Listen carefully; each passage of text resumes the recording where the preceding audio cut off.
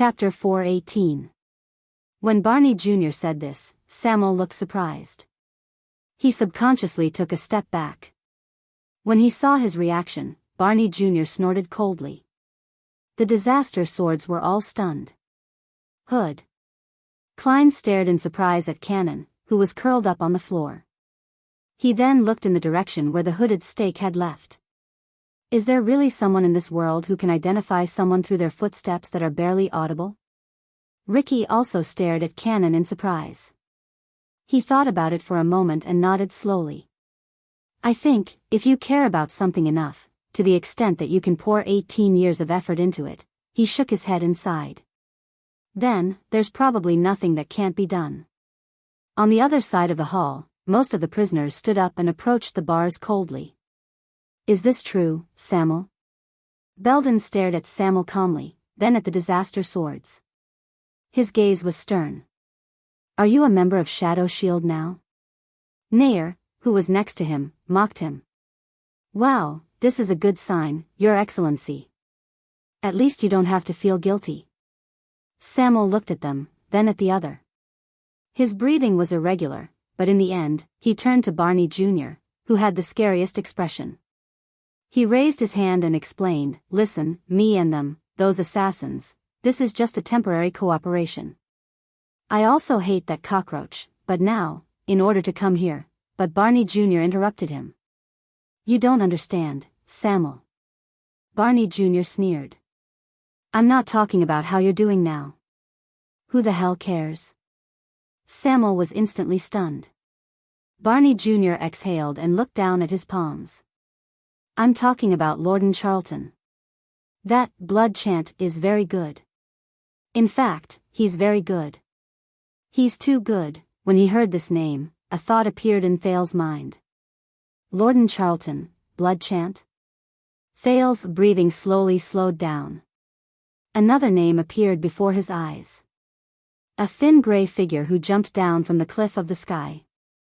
Baronet Charlton. Flying Locust Blade. Samuel was obviously a little surprised. Charlton? Lorden Charlton? But Barney Jr. ignored him and continued on his own. But he was far from being strong enough to charge into Renaissance Palace alone, assassinate His Majesty at will, and then leave. At least, 18 years ago, when we intercepted him and fought him for a short time, he was not that strong. Thales was shocked. He came to a realization. Barney Jr. was talking about the shocking and bloody scene in Renaissance Palace during the Bloody Year. The death of 82. Samuel frowned. What are you talking about, Barney?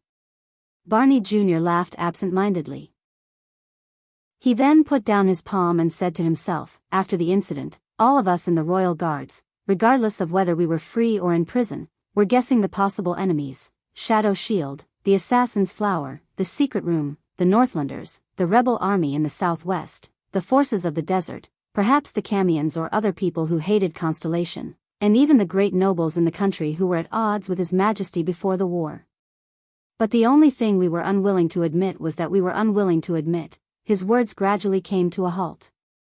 He hesitated between a few words, as if he was unwilling to continue. Thale's breathing quickened subconsciously. Possible enemies. He did not forget the map King Nuvan gave him 6 years ago when he was still in Heroic Spirit Palace. The map of Horus Jadestar. The map of Renaissance Palace. It lay quietly in the luggage, wrapped in an inconspicuous food bag, and rested on Marina's shoulder behind him. In the hall, Samuel's expression had never been so serious. He took a step forward. What do you mean? Barney Jr. laughed again. What I mean is... Barney Jr. raised his complicated gaze and revealed half of his ferocious face, which was branded with the seal of sin. He said coldly, maybe we deserved it. Belden lowered his head in pain. Nalji did not say a word. Barney Jr. finished his sentence, maybe Prince Kessel back then, no, the new king's decision to throw us into the prison of bones after the incident was the most correct one. Samuel's pupils widened slightly. Barney, why are you saying this? Barney Jr. snorted and ignored him. He just gazed into the distance with an unfocused gaze. Perhaps, back then, there was indeed a traitor who collaborated with the enemy among the glorious and dazzling royal guards. He said faintly. Samuel was stunned. In the 5 cells, every prisoner's breathing became more and more tense. In the next second, Barney Jr. turned around and stared at Samuel. His eyes were cold. And he betrayed His Majesty, the Crown Prince, and the entire royal guards. He turned all of us into what we are now.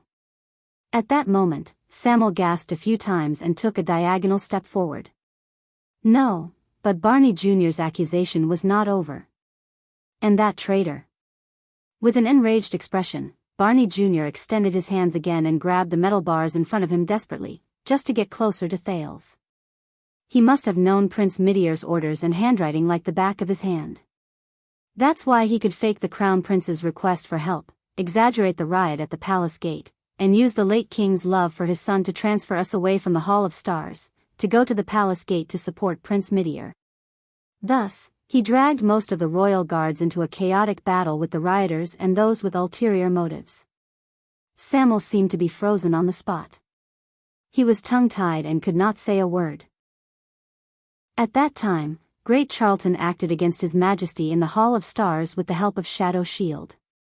Master Vitano went to the battlefield with Duke John, and Instructor Ida was in the Sacred Tree Kingdom. Even when old Captain Cullen risked his life to face Blood Chant and a group of assassins, he could not protect His Majesty from the assassins. Barney Jr.'s voice became hoarse and unpleasant to the ears, as if the silk on a loom was being cut inch by inch. At that moment, be it the disaster swords, their hostages, Samuel, or Thales himself, all of them were completely stunned. As Barney Jr. narrated, the Prince of Constellation felt as if he had returned to half an hour ago. At the gate of the Prison of Bones, when Stake raised his hand slightly, the sneaky masked assassins appeared from the shadows, unexpectedly tore open the guards' necks, pierced their hearts, and cut off their lives. Then, they quietly disappeared into the darkness. Within a few seconds, everything happened so suddenly that it was as if nothing had happened. The prince could not help but feel a chill run down his spine. Barney Jr.'s palm, which was holding the railing, began to smoke. His face was contorted. It was obvious that he was in great pain, but he still endured the pain. When the riot at the palace gate gradually subsided, the news of the Hall of Stars being invaded also came. The Crown Prince urgently ordered us to return and provide reinforcements, and we, who were exhausted and anxious, returned according to the traitor's expectations, leaving only my father and a few others behind. Thales listened to all of this in a daze. This was something that his father should have told him. Barney Jr. hissed.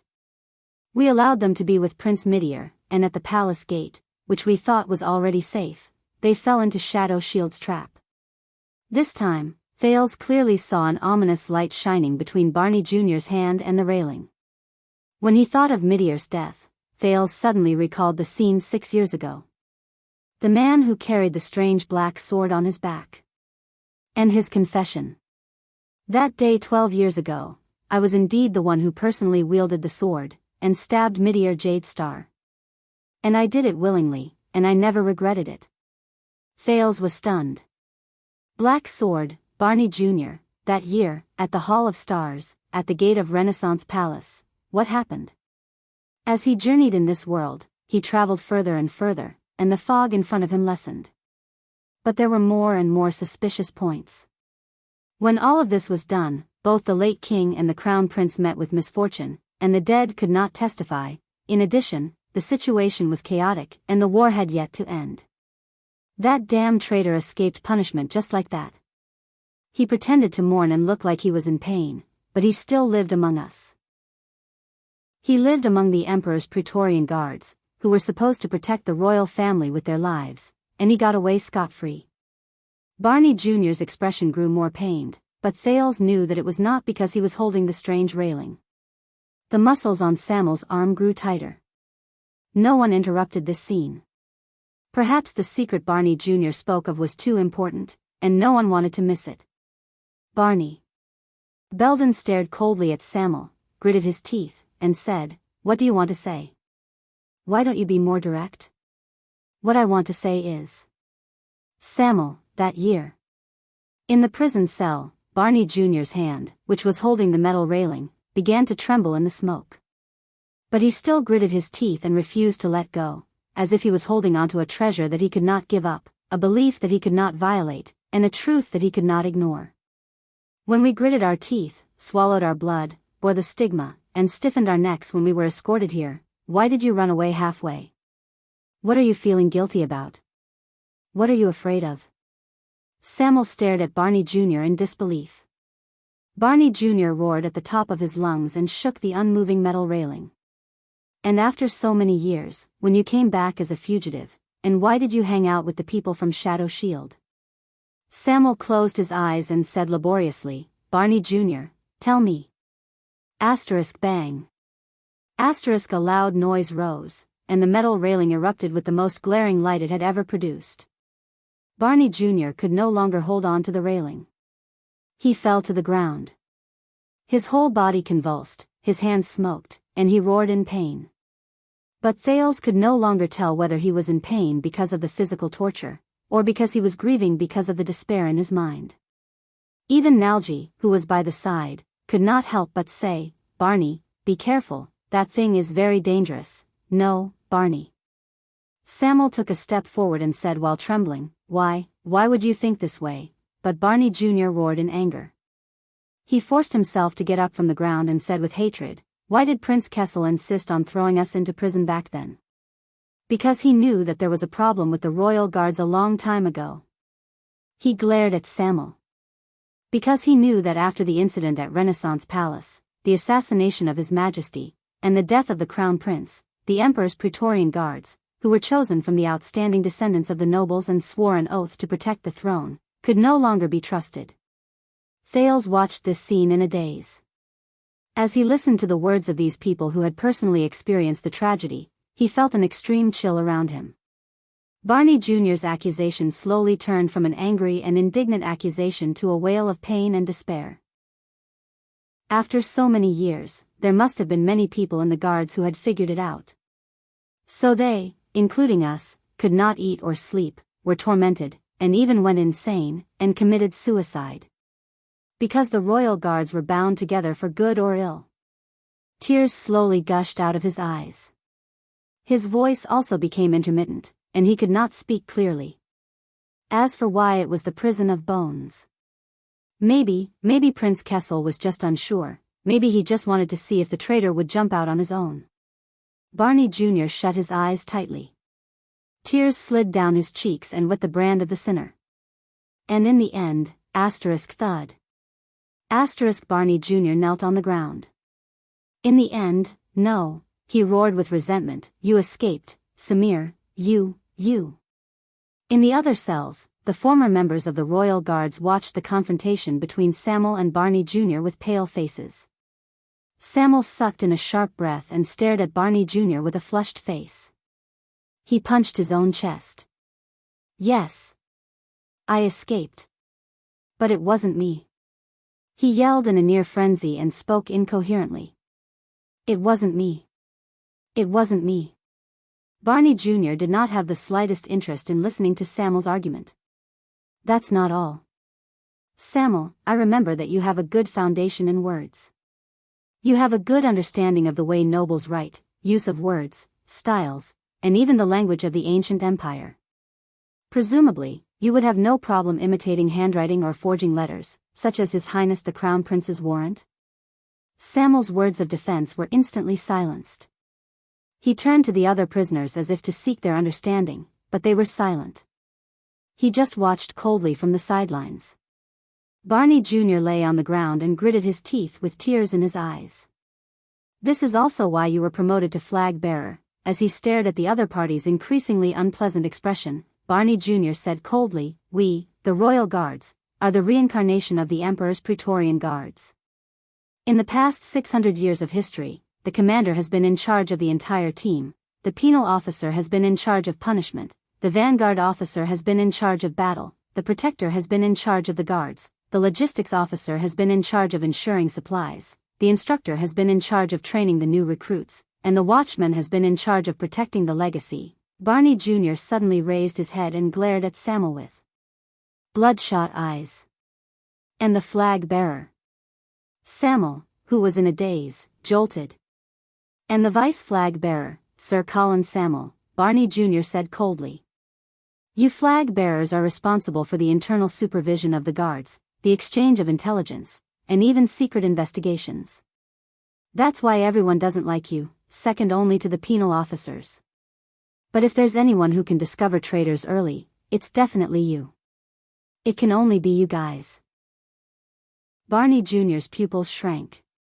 On the other hand, if there's anyone who can protect traitors, overlook traitors, or even, he did not continue. At this moment, Samuel's body swayed a little, as if he had suffered a blow.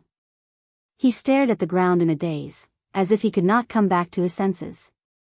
Barney Jr. stood up slowly. There were still traces of tears on his face. Tell me, Samuel, the one who escaped from prison 18 years ago and returned with Shadow Shield 18 years later. Barney Jr. restrained his anger and asked in a deep voice, Are you that traitor? The one who caused the deaths of His Majesty and His Highness the Crown Prince? The one who caused the deaths of His Majesty and His Highness the Crown Prince? The one who destroyed the royal guard's honor that lasted for hundreds of years? That heinous and unforgivable traitor? The hall became quiet. Barney Jr. and his companions stared at Samuel, wanting to get an answer from him. The disaster sword stared at the two of them without blinking. Perhaps they were just curious about the truth of the past, or perhaps they wanted to understand their companion's past. Among them, perhaps Thales was one of them. But no one dared to break the silence. Until Samuel. The former vice flag bearer seemed to have lost all his strength. He staggered a few steps back and only snapped out of his daze when he knocked against the torch he had dropped earlier. The light from the torch illuminated Samuel from bottom to top, making his face look gloomy. Only the brand of sin on the side of his face was bright red. It was as if he was burning in hell. Barney Jr. continued to stare at him coldly. Samuel stared at the fire on the ground desolately. He stooped down in a daze and picked up the torch. His body was hunched, and his movements were slow. He looked like an old man with one foot in the grave. I know that you won't believe anything I say now. Am I right? After a long while, Samuel finally spoke with great difficulty. It was as if he had used up all the strength in his life. Thud. Penal officer Belden punched the wall beside him and said angrily, Then what are you running away from? Come on, Vice Flag Bearer Colin Samuel. You are now standing in front of us, in front of the 7 remaining royal guards. Tell us that you will solemnly swear on your honor, your dignity, your blade, your ancestors, and the name of the Samuel family, which has been rooted in the capital for hundreds of years. You have never done anything against the Jade Star royal family, against the royal guards, and you have never let down the oath you swore as a Praetorian guard. Samuel's body swayed slightly. Belden pressed his entire body against the bars and roared, Tell me. Crack. There was a loud bang. Belden fell to the ground in pain under the power of the bars. He gritted his teeth and moaned. Samuel instinctively wanted to go forward, but he stopped in his tracks. In another prison cell, Tardin spoke slowly with his unique desolate voice, Yes, tell us, Samuel. In any case, you and we have nothing more to lose. His voice was filled with a deathly stillness, and it sounded even more sorrowful. Tardin's roommate, Bruley, who had not spoken all this while, also walked forward slowly. He expressed his opinion with a cold gaze. Samuel bit his lower lip. His eyes were lifeless. Damn coward. You even dared to run away halfway and abandon your companions. Is it that difficult to swear an oath? This was Sazelnay from the other side. He gritted his teeth and stared at Samuel as if he was staring at a murderer. On the other side, Cannon, who was originally trembling on the ground, was no longer cowering. He only stared blankly at Samuel, who was being questioned. Behind him, Nalji stared at the vice flag bearer without a word. He sighed softly, and there was only sorrow in his eyes. In the name of the chief penal officer, Lieutenant Belden, I hereby order you, Colin Samuel. Belden stood up again. While he panted, he said solemnly, tell us. Tell us. When he heard this title, Samuel stared at the gazes of his 7 former colleagues. He looked at the brand on each of their faces, and he was dazed for a moment. He quietly raised the torch and turned around. He gritted his teeth, and there was indignation on his face. Good, good, very good. In the end, Samuel seemed to have figured something out. He sucked in a sharp breath, raised his head, and said angrily, I, the vice flag bearer, Colin Samuel. I swear on my honor, my dignity, my blade, my ancestors, and the name of the Samuel family. With every sentence Samuel spoke, he took a step forward. His eyes were burning with anger. In my entire life, I have never done anything wrong to the Jade Star King. When he said this, Samuel suddenly stopped talking. He was like a windmill that got stuck, and he stopped at this word. At that moment, Samuel seemed to have remembered something. His face turned incredibly pale. The vice flag bearer lowered his head and turned his gaze away with a trembling voice. He glanced behind him. Thales, who was watching this scene from the side with an unknown emotion, suddenly felt a chill in his heart. He soon realized that Samuel was looking at him. He was looking at the Prince of Constellation, Thales Jadestar. As he stared at Samuel's surprised, pained, and hesitant gaze, Thales suddenly understood Samuel's hesitation at that moment. He knew that Samuel could not make this oath. Because, Thales wanted to speak, but Marina pressed the tip of her sword against his thigh again. The latter's resentful gaze clearly expressed her attitude towards the prince's interference. This is bad. The Prince of Constellation closed his eyes in pain. He had offended Marina so much that, I have never, Samuel turned his head around with great difficulty. He looked like he was struggling, but he subconsciously repeated, I have never done anything wrong to the Jade Star King. I am sorry, Jade Star. His words kept lingering on his tongue, as if he could no longer form a coherent sentence. Finally, Samuel closed his eyes and exhaled in pain. He did not speak anymore. It was as if he had accepted his fate. He did not dare to look at his former colleagues' faces. He knew that he would only see disappointment, hatred, and... Ha ha ha ha ha, a long burst of laughter came from the prison. It was relieved, sorrowful, desperate, and pained. It was Barney Jr. He stared at Samuel, who could not make the oath.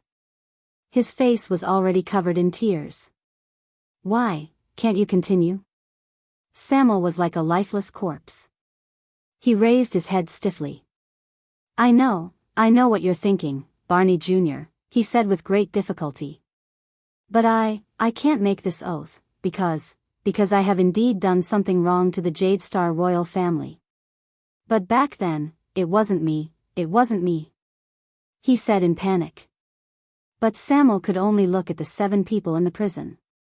All of them looked at him with the most unfamiliar gaze. It was as if they were looking at an alien in their own race. It wasn't me. Samuel seemed to have realized something. He repeated in a daze. Samuel, my father, Barney Jr. sobbed and shook his head with a broken smile. You know, he, Chief Protector Tony, and a few new guards whose names I can't remember, are guarding the poisoned Prince Midir in front of the palace gates. They're fighting against 100 enemies alone, and they're not retreating. Barney Jr.'s tears flowed down his cheeks as he smiled in pain. Do you know how many times he was stabbed when I dug him out from the pile of corpses? My father, the deputy commander of the Royal Guards, our oath keeper, Quill Barney Sr. Samuel shut his eyes tightly. His facial features were contorted. And King 80. Barney Jr. raised his voice. You know, when we rushed to the Hall of Stars, we could only see his body, which had died with his eyes wide open. Barney Jr.'s words made all the other prisoners lower their heads, as if they had returned to the most terrifying past. Not just these, there were also the 3 princes' wives, their children, and the beautiful Princess Constance. No. Samuel suddenly opened his mouth and interrupted him. No, Barney, no, I beg you, don't, that wasn't me. His expression was already numb, and his tone was almost pleading. It wasn't me. But everything was set in stone. Bah. On Samuel's left, Belden spat fiercely in his cell. The penal officer looked at the glaring and ugly brand on Samuel's face. He spat out the most terrifying word with great hatred. Chapter 419. Samuel's face was ashen as he faced Barney Jr. and Belden's questions in Black Prison. He looked as if he had suffered a heavy blow. As Thales watched this scene of brothers turning against each other, he suddenly gained a deeper understanding of the royal guards and the bloody year. No matter who the traitor was, and no matter what the truth was, it seemed that the problem with the Constellation royal guards themselves had been proven beyond a shadow of a doubt when they faced that terrifying assassination in Renaissance Palace. But that was not the point. Betrayal was far more than just a matter of two people going against the same path or a process of good friends falling out with each other. Under the most obvious and superficial fuse, there was often a deeper truth hidden. In Northland, Lampard's rebellion stemmed from the Born King's ferocious counterattack after he descended upon Extet. The secret room's wavering was, in fact, a rational choice made after Extet's royal authority declined. The Raven of Death's betrayal was also rooted in King Nuven's ruthless methods in the past. In Constellation, the Duke of the Northern Territories' conspiracy to usurp the throne had always revolved around the Jade Star royal family and the Arund family's game against Broken Dragon Fortress and Constellation's Northern Territory. The collective conspiracy of the New Star nobles, such as Covendier and Nanchester, reflected their expectations and ambitions towards the distribution of power in this country. Even before Thales' eyes, this Blade Fang's camp, which was chaotic and even convenient for foreign enemies to infiltrate the camp and land him in a predicament, was it not also a stage where the Baron of Blade Fang's camp and the Duke of Western Desert, the regular army and the recruits, the Jade Star royal family and the nobles of Western Desert, Eternal Star City and the ruins, the center of the kingdom and the western borders? Then, what about the bloody year? When he thought of this, Thales suddenly came to a realization. The split in the royal guards on the surface was not an exception, nor was it the main cause. It was just a reflection that reflected the greatest contradiction of that era. In the turbulent waves of that era, even if these pitiful people persisted in their own hearts, they could only drift with the waves, unable to reverse the situation. Even if they were peerless experts. Even the king of a country. Even if they were mystics. There was a long silence in the cell. Until Ricky's cold laughter rang out. Just as I thought. Barney Jr., who was drowning in resentment and unwillingness, and Samuel, who was lost in sorrow and despair, turned their gazes at the same time. The leader of the disaster swords walked forward slowly and stood next to Samuel. Do you understand now, Samir? As Ricky spoke, he suddenly raised his torch and illuminated the brand on the latter's face. Samuel, who had a desolate expression on his face, was stimulated by the fire. He subconsciously raised his hand to block it and took a few steps back. No matter how much you want to go back to square one, no matter how much you want to make up for your past regrets and heal the scars of the past. Ricky said expressionlessly, no matter how much you want to get rid of that ugly brand on your face. Samuel put down his palm pathetically and straightened his back again. His expression was one of struggle as he lowered his head and panted. Ricky sneered. He suddenly pulled back his torch and turned around to light up the cell on the other side. But this is the answer.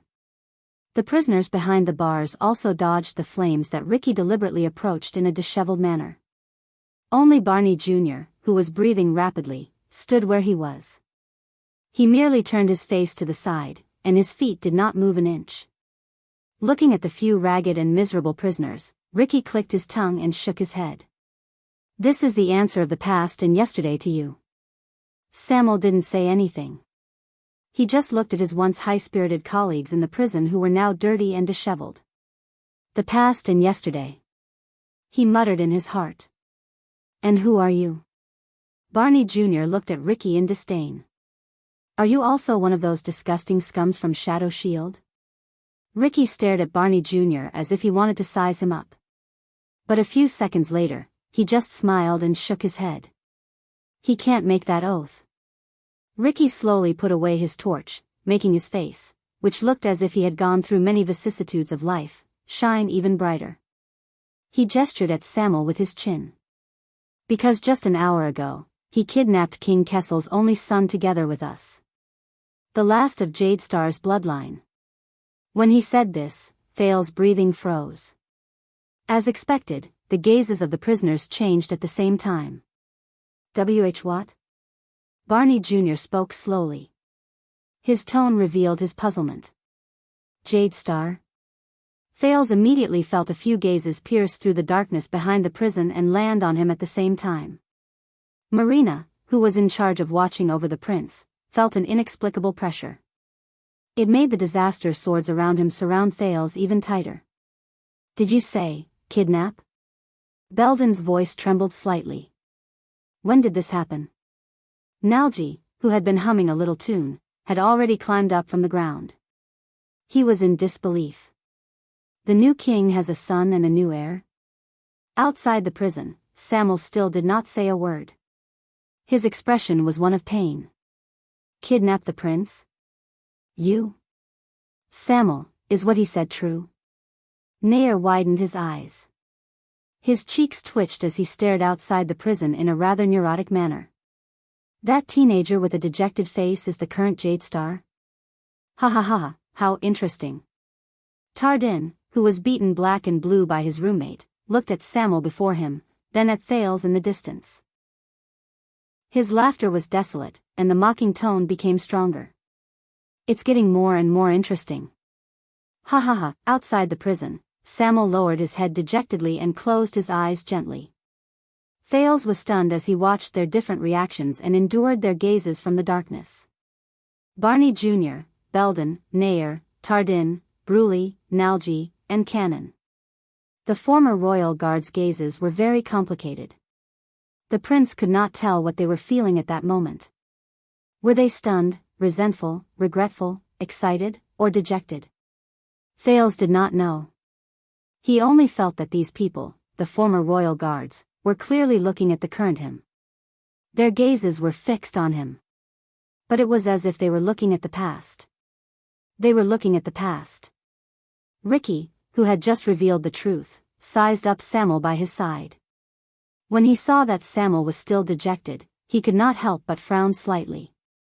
The silence and surprise inside and outside the prison only lasted for a short while.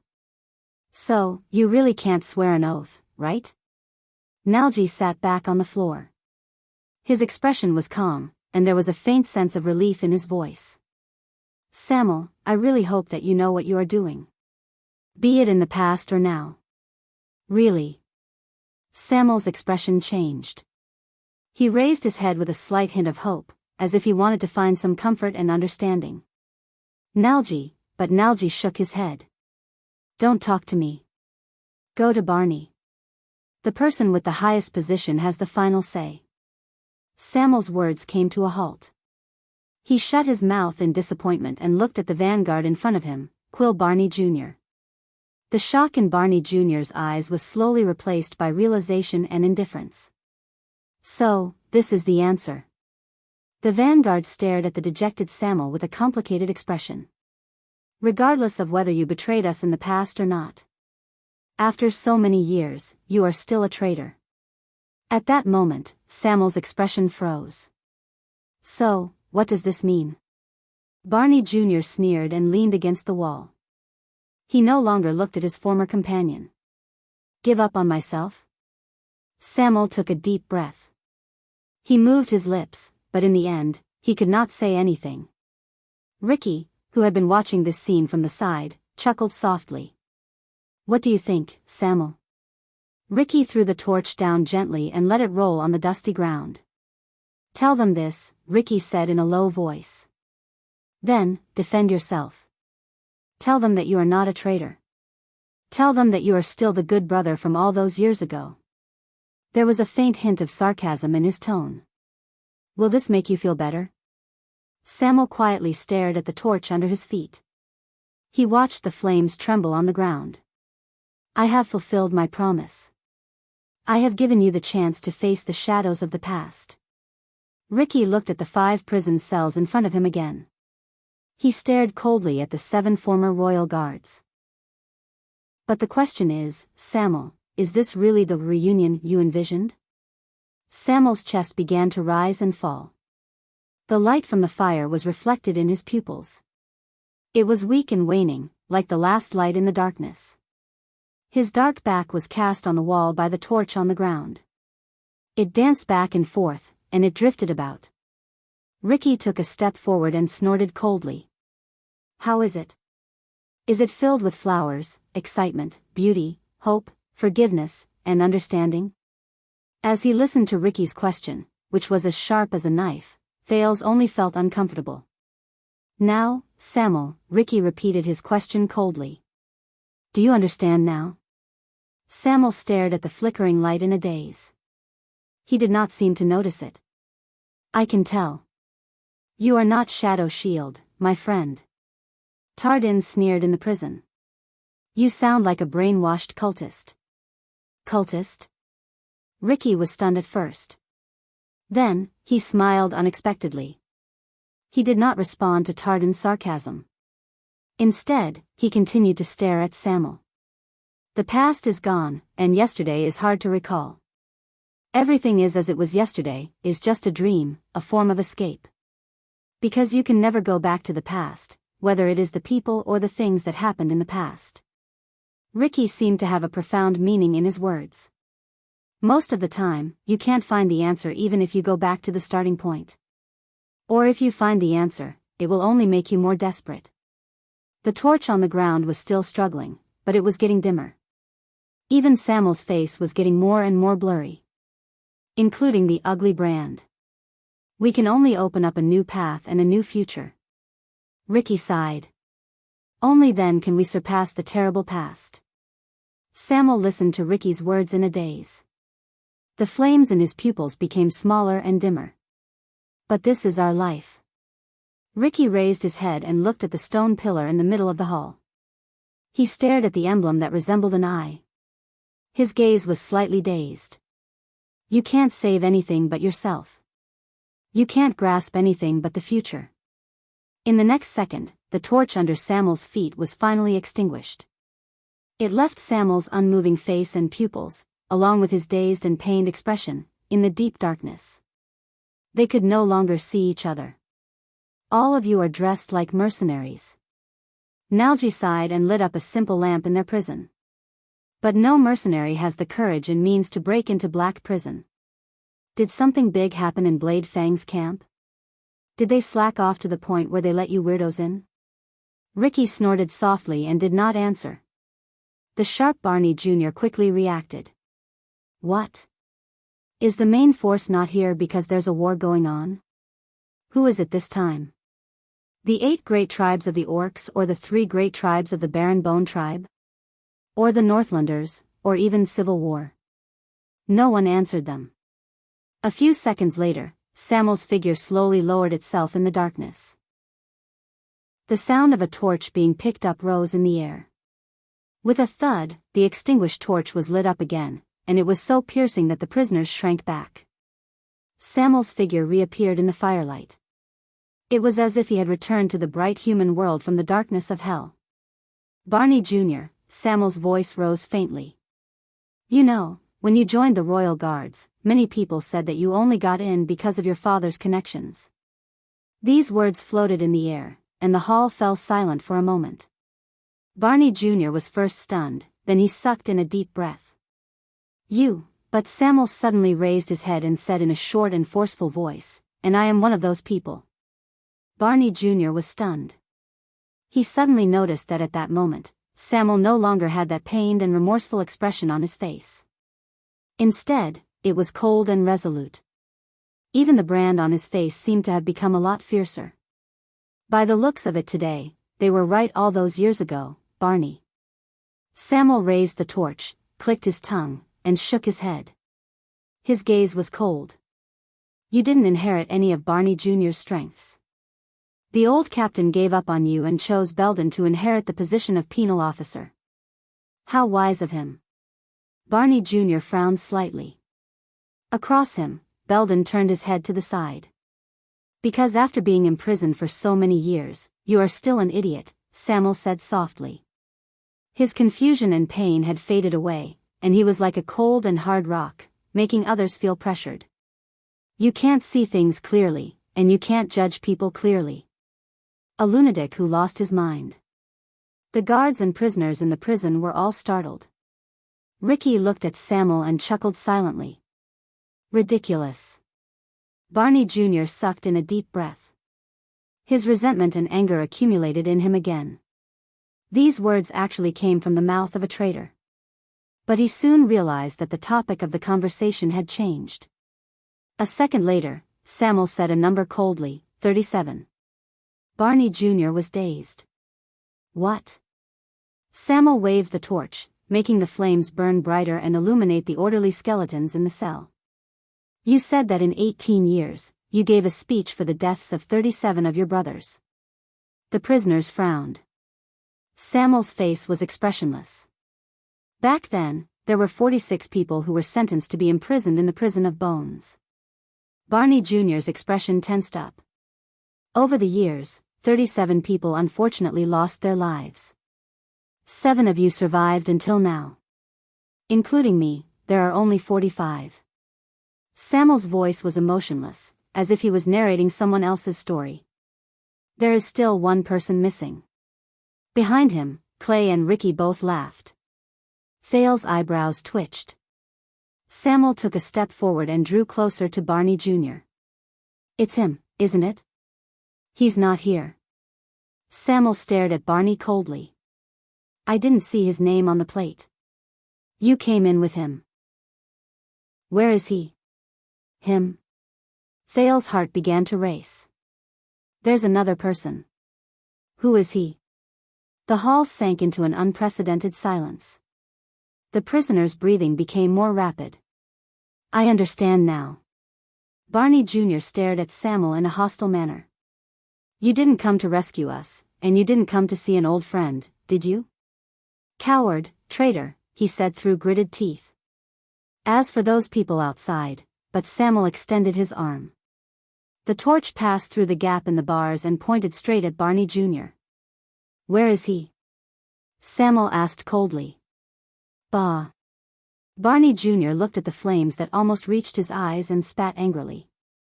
Samuel snorted coldly and turned to the other side. Belden, you took over the penal officer position from him. You should know. Belden only shut his eyes tightly and shook his head. Samuel's expression was unhappy. He turned his head again. Where is he? He said coldly, Bruley, tell me, but the robust Bruley only shook his head continuously in the prison cell. His face was ferocious, and he made muffled sounds from his throat. Don't look at him. Tardin, who was in the same cell as Bruley, crossed his arms and sneered sarcastically. Bruley can't tell you. After he broke Larley's neck with his own hands, he couldn't speak anymore. What? Samuel frowned in a barely noticeable manner.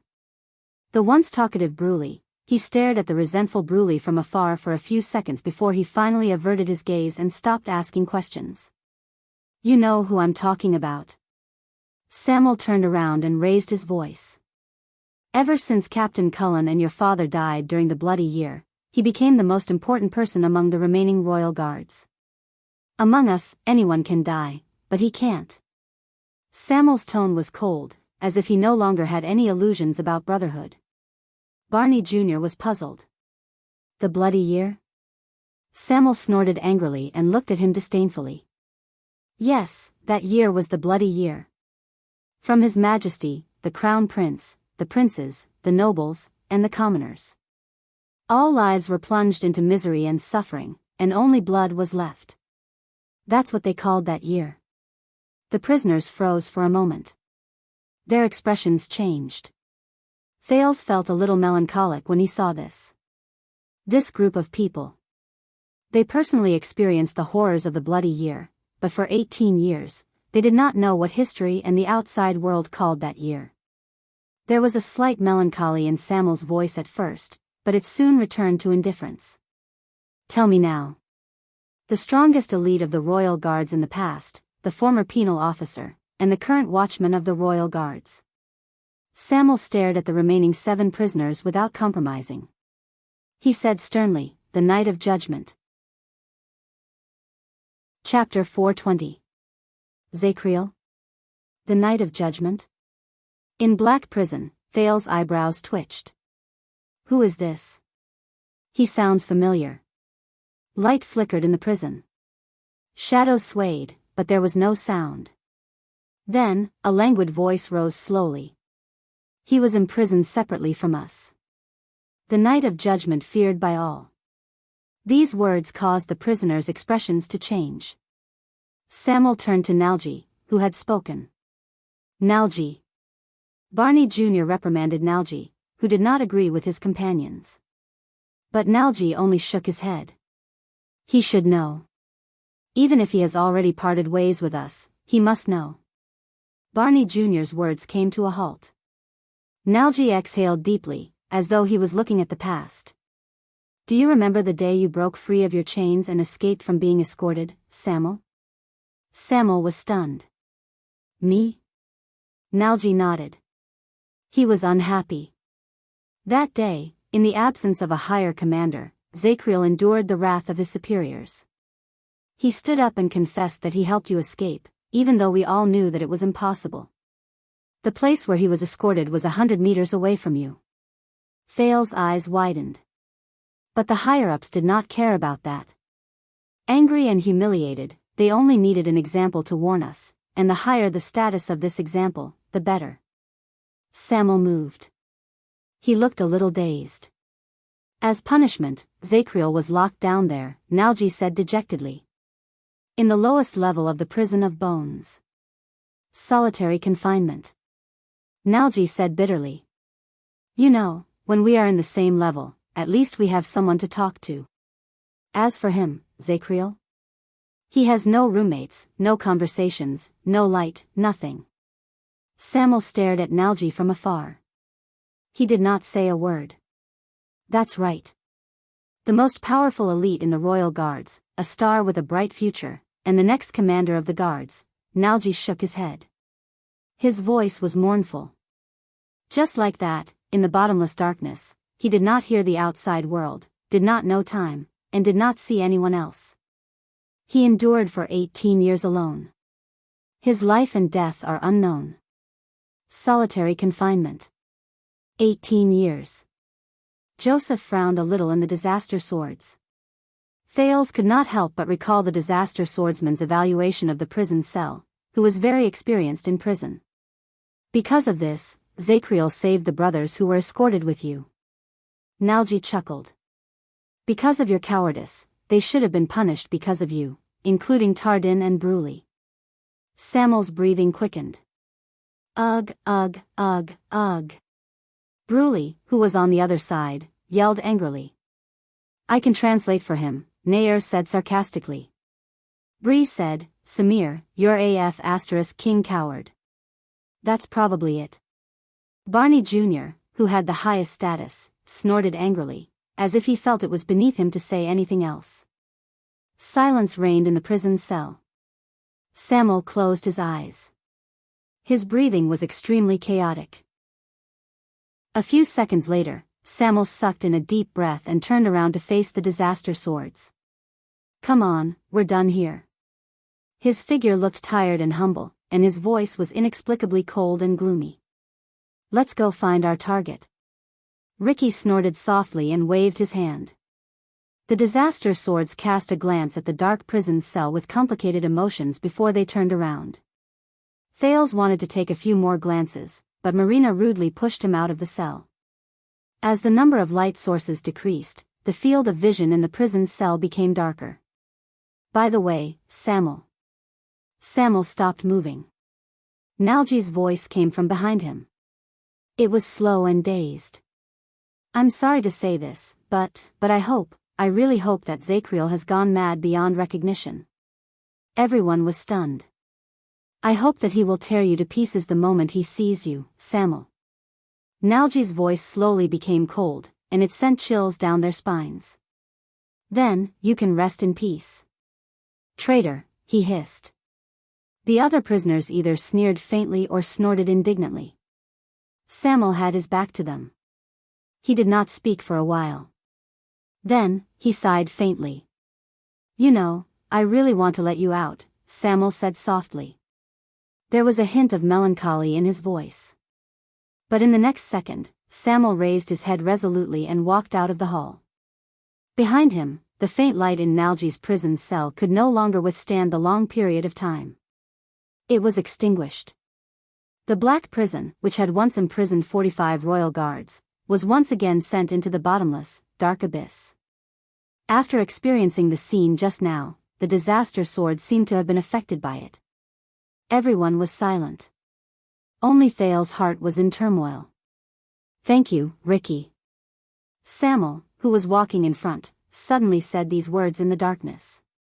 Thales, who was listening attentively, heard them. Ricky chuckled softly. "For what?" Samuel's words were mixed with the sound of footsteps, but Hell's senses allowed Thales to hear them clearly. "For you to agree with my selfishness." Selfishness? No. Ricky did not seem to care. "You think this is just your selfishness." Ricky's next sentence was laced with a hint of sentimentality. But in ancient times, this was one of the legacies of knights. It was the greatest and most important test for every knight. Samuel did not speak.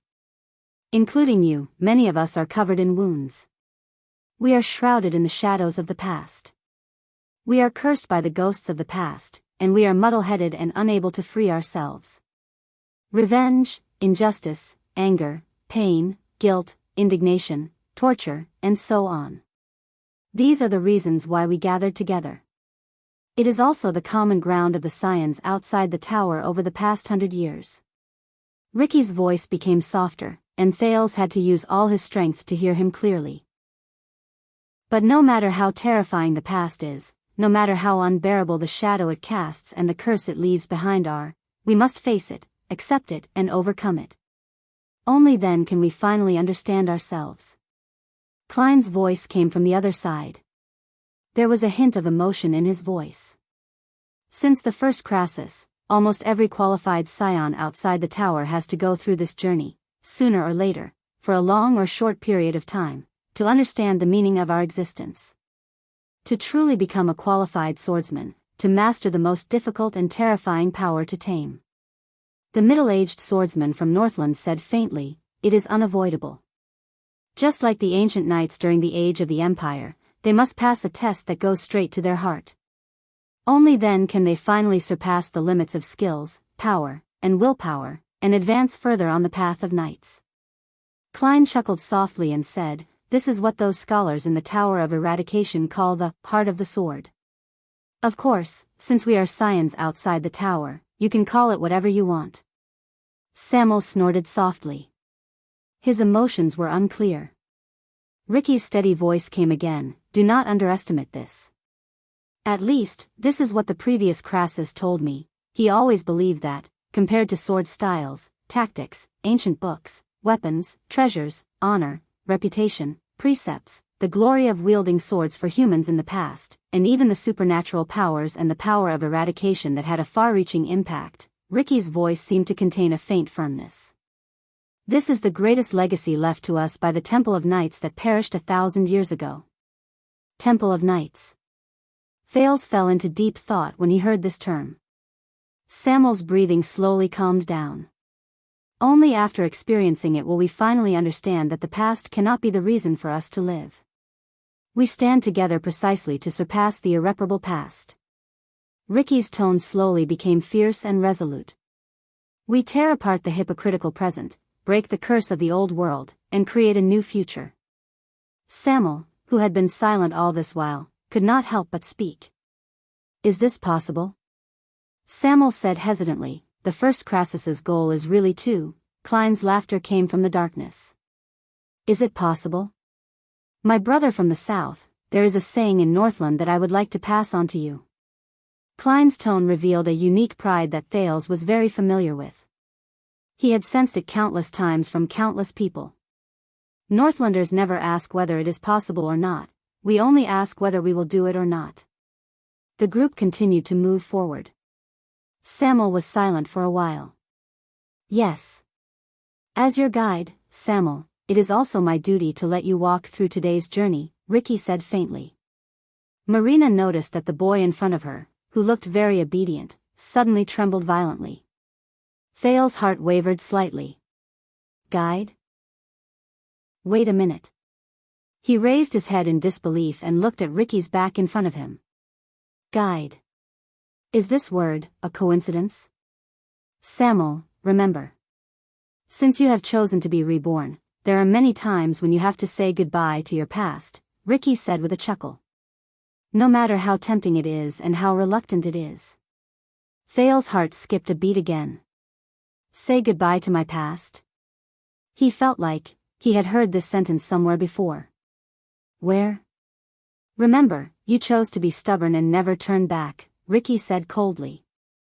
It's not a moving confession.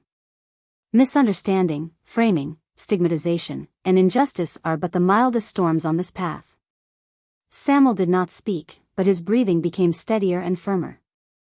Compared to the tower of eradication that hides itself in the castle and the greenhouse to shelter from the wind and rain, cherishes its wings, and remains stuck in its old ways, Ricky sighed softly. The scions outside the tower of eradication are persistent. They never hesitate because of the vastness of the road, and they never become overcautious and indecisive to avoid the past. Thale stared at their backs in a daze. He suddenly remembered the strange origins of this group of people, as well as the other people's even stranger but thought-provoking names for them. Because this is who we are, Ricky said resolutely. There was a hint of resolution in his tone, as well as a hint of fearless pride. This is who we are, even though we have experienced many things along the way, we still have no regrets, disaster swords. At this moment, Thale's eyebrows were arched deeper than ever. His thoughts were soon interrupted. The disaster swords did not stop. Instead, they went straight to the bottom of Black Prison according to Nalji's instructions. However, when the disaster swords stopped abruptly at a rather large corner, Thale sensed that something unexpected had happened. No, to be exact, this is not an accident. What does this mean, Stake? Thale stood on his tiptoes and moved past a few figures. With the help of the torch in Klein's hand, he saw the hooded man standing in front of the group. Stake.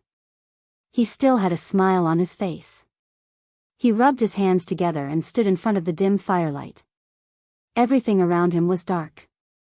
Didn't I say that I'll wait for you outside? And Ricky took a step forward and said coldly, you know that's not what I'm talking about. Ricky waved his hand gently. Almost in the span of a breath, Thale sensed that the atmosphere around him had changed. The disaster swords turned sideways and bent their knees. They pressed down on their weapons and switched to the most suitable position to attack. Marina did not forget to grab his shoulder with one hand to prevent any changes from happening. At this moment, everyone was like a soldier at the front lines. They instantly entered a battle-ready state. Thales carefully held his breath and paid attention to every slight change around him. It's here. I can feel it. Ricky stared at Stake, whose smile froze in front of him. His gaze swept across the man's surroundings, and he cast it into the seemingly empty darkness. The cold air in the darkness. It's like an unsheathed sword. Stake's smile slowly disappeared. He rubbed his forehead, as if he was wiping off sweat. Baron LaSalle saw that the situation was not good, and he quickly said, everyone, but at this moment, no one gave the spokesperson of King Chapman any face. Ricky's aggressive words were still going on. Stake, you went out for a while. Did you summon all the people from Shadow Shield on the ground? Then, you blocked our path here and waited for us? There was silence. Even LaSalle looked at the assassin in front of him in surprise. Thales noticed that the disaster swords, be it Klein or Samuel, were staring at the dark corners around them warily and fearfully, as if someone would suddenly appear in the darkness. Soon, the prince was no longer puzzled. Through Hell's senses, he received multiple breathing sounds. They came from the ominous darkness where the light from the fire could not illuminate in a regular and rhythmic manner. It was steady, drawn out, and frightening. This scene was divided into two sides. One side was filled with disaster swords. Their gazes were fierce, and they were filled with murderous intent. With Ricky at the center, they were as fierce as a cold wind. On the other side was Stake, who was alone. He stood in the darkness. Only his silhouette could be seen in the firelight, but he seemed to be ruling over the darkness that did not allow any light to pass through. Thales felt that the cold air Ricky mentioned seemed to have materialized, and it slowly froze the two sides, who had been working together happily just now. Steak's expression was indifferent. He coughed softly. "What keen senses you have." He sighed. "Then I'll be straightforward." In the next second, Steak's smile disappeared. His movements tensed up, and even his tone became flat and emotionless. "Honorable Crassus, and everyone else. Can you please hand the prince over to me right now?" Steak asked expressionlessly. Thales exhaled softly. "Here it comes." The prince could not help but frown when he saw Steak like this. Ricky's lips curled up. "Humph," Klein snorted coldly to express their attitude. Baron LaSalle sensed that something was amiss.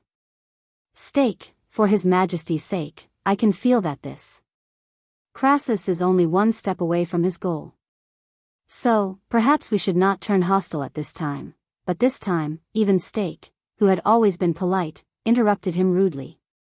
"It is precisely because he is only one step away that I cannot ignore him, Your Grace." LaSalle's eyebrows twitched. He looked at the mercenaries. "What do you mean?"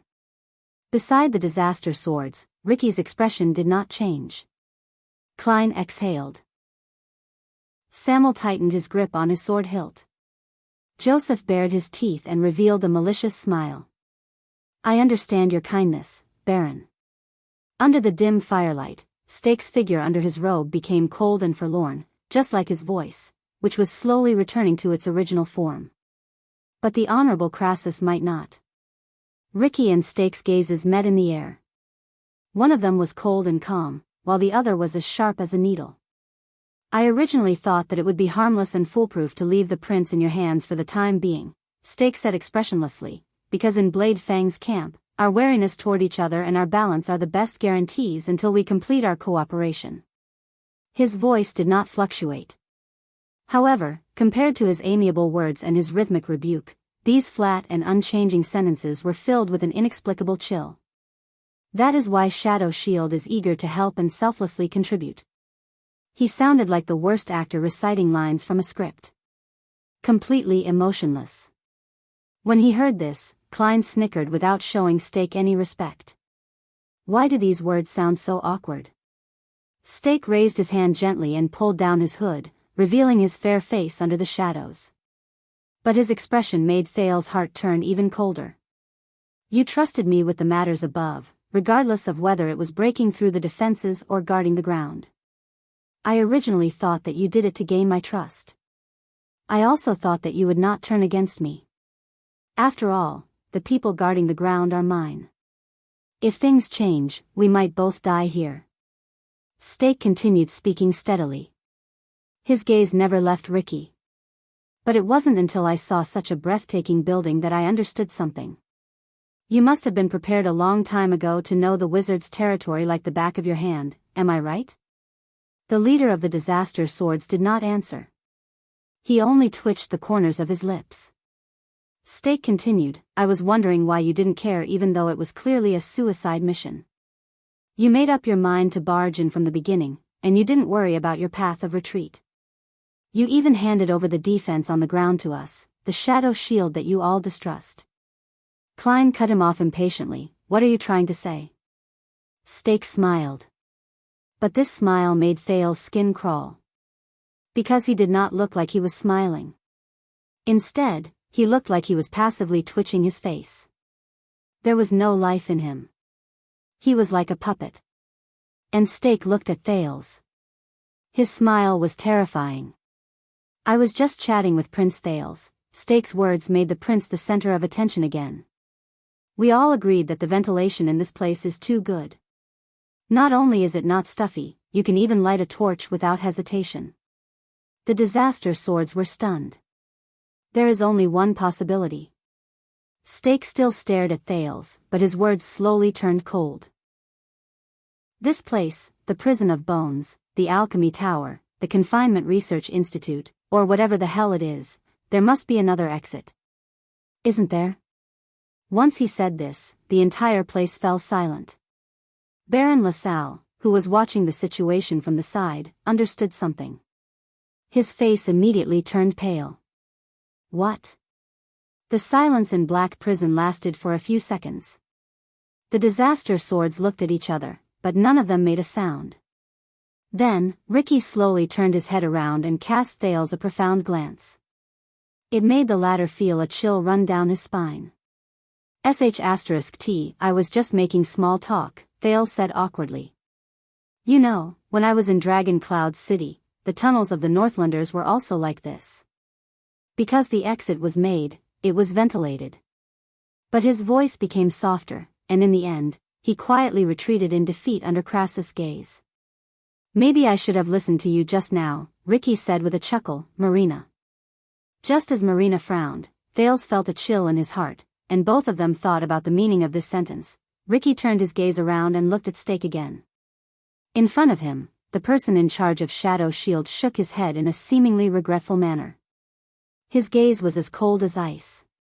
Just now, my people searched around. Even though they did not find the exit, judging from your reaction at this moment, it should be right. Stake's gaze became sharper. So, you are not willing to let go of the prince in your hands, nor are you worried about your retreat on the surface. Because you did not intend to abide by our agreement from the beginning, my honorable Crassus. Stake gritted his teeth coldly. Ricky snorted, his intentions unclear. Why do you have to go through so many twists and turns? I am not a fool. Stake sighed and said, in the tavern, our troublesome prince must have given you some bargaining chip, and that changed your attitude. When Thales heard this, his eyebrows twitched. He lowered his head quietly. Stake slowly narrowed his eyes, and a cold glint shone from between his eyes. You did not intend to go out the way you came. Instead, you planned to disappear from another exit after you completed your goal, with your spoils of war. Stake said softly, and our prince. Perhaps, while you were at it, you killed us here and left us in Blade Fang's camp for the furious Constellations? LaSalle stared at the disaster swords in disbelief. He subconsciously took 2 steps back and left the team with their swords drawn. 1 second, 2 seconds, 3 seconds passed. Ricky took a slow breath. He laughed faintly. You are not Tang, after all. Ricky sighed, as if he was regretful. If it were him, he would have done everything he could to take action when we were in the prison of bones, and when we were in a dilemma. Ricky did not answer Stake's question, but Stake did not pursue the matter. I will not repeat myself, disaster swords. Stake retreated slowly in the darkness. His face became more and more blurry, and his gaze on Thales became colder and fiercer. Give him to me immediately, and we will be safe. Ricky shook his head and laughed. Or else? Stake sneered. Or else, maybe you know the magic tower better than all of you, but, Stake clicked his tongue and chuckled. He disappeared into the darkness and only left behind a sentence that made people uneasy. Darkness, however, is our home ground. In the next second, before Ricky could respond, an incredibly clear scream of pain rose from the back of the disaster swords. Ah! Almost at the same time, without waiting for anyone's reminder, the battle-hardened mercenaries drew their weapons without hesitation. Whoosh. Clang. Clang, countless sounds of metal rubbing against leather, and metal rubbing against metal rose in unison. Thales felt as if he had experienced another black storm in the desert, and he had to cover his ears with his hands. However, in the next moment, thud. Bang. Bang. With a few shrill sounds of wind being torn apart, almost everyone's torches were extinguished in an instant. All the light in the field disappeared, and Thales' vision instantly turned dark. Ah! They're here. Be careful of ambush. By your feet. Clang. Kill him. In just the span of a breath, weapons clashed, flesh was torn, screams of pain, angry shouts, and countless sounds of intense fighting rose in the deep darkness, and they intersected with each other. At the same time, they rang in Thales' ears. Disaster swords. Shadow shield.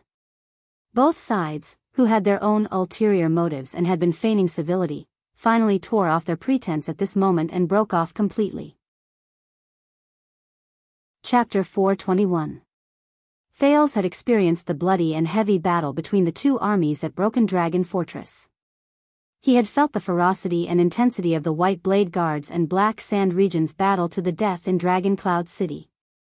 He had also experienced the terrifying power of the Orc army and the Cavaliers charging at each other in the desert. However, the sudden encounter in Black Prison was definitely the strangest battle he had ever seen.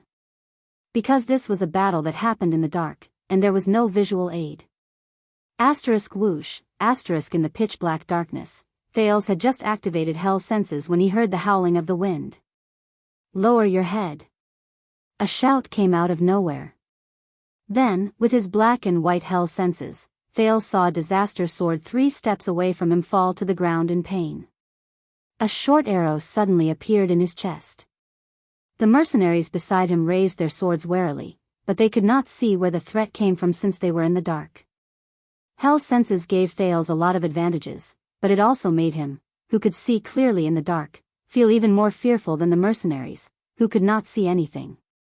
They were like two people who were driving on the edge of a precipitous cliff during the day and night. 3:00. Crossbows. Sean the mercenary's angry shout traveled into Thales' ears. Thales saw Sean's figure turn around quickly, and a hand axe flew out of his palm. Suppress the perimeter. A few throwing axes and knives flew out from the disaster swords at the same time. They flew towards the darkness on the right as Sean gave the order. Thud. A low grunt instantly traveled into the air, indicating the result of the counterattack. However, the disaster sword's counterattack was only temporary. Everything had just begun. The sounds of a chaotic battle came from all directions in the dark. Above. Thales only heard the sound of robes fluttering in the air above him. He turned his head and was shocked to see a strange black shadow fall from the ceiling. It went straight for a mercenary on the perimeter to his left. Thud. The two of them fell to the ground. The mercenary struggled for a while, but he could no longer move. The assassin nimbly rolled backwards to avoid the enemies who surrounded him. Watch the hostage. Ricky's voice traveled into the distance in the chaotic battle. Thales did not even have the time to be surprised. He felt a weight on his shoulder, and Marina pushed him to the ground in the dark. Stay here. If you dare to play any tricks. The swordswoman in red gritted her teeth and said rudely. She pressed her entire body weight on Thales' body. He was abusing his position to avenge a private grudge. Thales was still coughing in the stirred-up dust as he thought in pain. When he finally managed to calm himself down, he inexplicably recalled the scene from 6 years ago when he fought against the elite vampires in the northern birch forest. The scene at that time was the same, clang. The sound of weapons clashing interrupted his thoughts. No. Not far away, a mercenary swung his sword instinctively and parried a stab that came from the dark. However, he immediately cried out in alarm and slipped. It seemed that he was dragged down by a rope that he did not know when. Then, he was dragged into the endless darkness, and all that was left was a scream. Damn it! Even further away, an experienced swordsman cursed as he cut down an assassin who wanted to sneak an attack from behind. However, he was immediately greeted by 7 or 8 hidden weapons that tore through the air. With a grunt, he fell to the ground and died. Thales, who had an extra layer of vision compared to the others, watched all of this while drenched in sweat. Stake was right. Darkness was the assassin's home ground. Besides, they came prepared and did not hold back. In the first round of ambushes, the disaster swords could only defend passively because they could not get used to the darkness. They were caught off guard by Shadow Shield's endless assassination methods. Coming. Use your shields. One of them is heading to your right. Ah. Go up, I've been hit. Arrows, throwing knives, tore through the air, and screams echoed in Thales' ears. The assassins nimbly moved past the periphery of the formation. They were either looking for a chance to attack or making sounds to probe. It made people nervous. Even Thales, who could barely see clearly, found it difficult to suppress his fear. However, the disaster swords lived up to their reputation as the famous blood whistle. In the face of the tense, difficult, and terrifying situation where they could not see, these mercenaries displayed outstanding qualities that did not lose to an army. No one panicked, no one ran, and no one even retreated. All the people in the darkness stood their ground like the most qualified soldiers. Don't panic. Guard the front, don't let them infiltrate. Cut down all those who move. Klein's impatient command rang out. Cover, light up. Soon, a torch was lit again, and it was lit at the center of the formation of dozens of disaster swords. It illuminated a small area. When everyone instinctively closed their eyes, they could not help but feel their spirits lift. There's light. However, at that moment, the light from the torch was like the blood that attracted sea sharks, and it attracted countless attacks from the assassins. From arrows, throwing knives, daggers, and unknown weapons, thud. Bang. Thales heard a series of chaotic sounds. The disaster swords had been prepared for this since a long time ago. They raised 3 shields and blocked the hidden weapons that came from all directions. Quite a number of people even used their bodies to protect the light. Sean raised his shield and bared his teeth. Don't even think about it. Quick, past the fire. With the light from the fire, the disaster swords could see everything in front of them clearly. They saw the figures of assassins moving through the darkness at the periphery. They were either running or lying on the ground, waiting for an opportunity. There were even some who hung on the wall in a bizarre fashion. All of them were dressed in black and masked, revealing only a pair of eyes that shone with a cold light.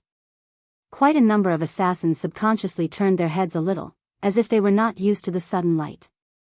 Light up, counterattack. Klein shouted angrily.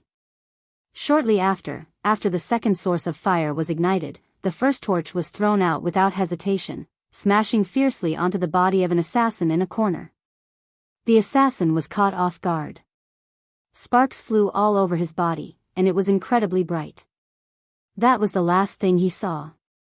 Sean's second hatchet came after him and pierced his chest. The torch he threw was still burning, and it illuminated another assassin in that direction. The 2 mercenaries immediately caught up to him. Aya! The 2 disaster swords roared and attacked. One of them slashed the assassin until he lost his balance. Go to hell. The person who came later swung a 2-handed hatchet and swung it in a sharp arc without holding anything back. Bang. At the same time the blade of the hatchet cut open the assassin's neck, blood sprayed everywhere. It was a very intimidating sight. The hatchet man was still roaring, as if he was venting his anger. Thud. His head hit the wall and bounced back. A few drops of blood splashed into Thales' mouth, causing the prince to turn his head and spit in disgust. Damn it. He hated the smell of blood. No matter what. The fanatical roars still rang in his ears, and the sounds of chaotic battle became more frequent. The tables seemed to have turned at that moment. After the first wave of panic, the disaster swords counterattack soon arrived. 9 o'clock, behind you. Straight ahead, suppress them in one go. Orders were given in an orderly manner. More torches were thrown, and they either hit the assassins hiding in the dark, or illuminated their indistinct figures. The disaster swords caught up to them with great teamwork. They either worked together to suppress them, or killed them in one strike. Most of their gazes were filled with anger, and their attitudes were fanatical. They cut down the assassins who had been nimble in the dark. Obviously, Shadow Shield was better at sniping and ambushing. But when it came to a head-on battle, these assassins who were used to living in the dark immediately revealed a weakness that could not be ignored. Bang.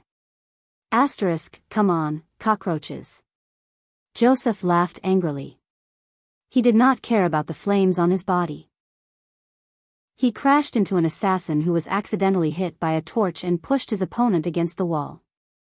The moment he touched Joseph, the assassin trembled and could not move, as if he had been cursed. Under the assassin's terrified gaze, Joseph stabbed his sword into his abdomen, then laughed and dragged the hilt horizontally. The tip of the sword drew a string of bright red liquid, and the assassin screamed in pain as it spilled on the ground. It was terrifying and disgusting. That's not all. Thales frowned and looked at an assassin who wanted to hide in the dark again.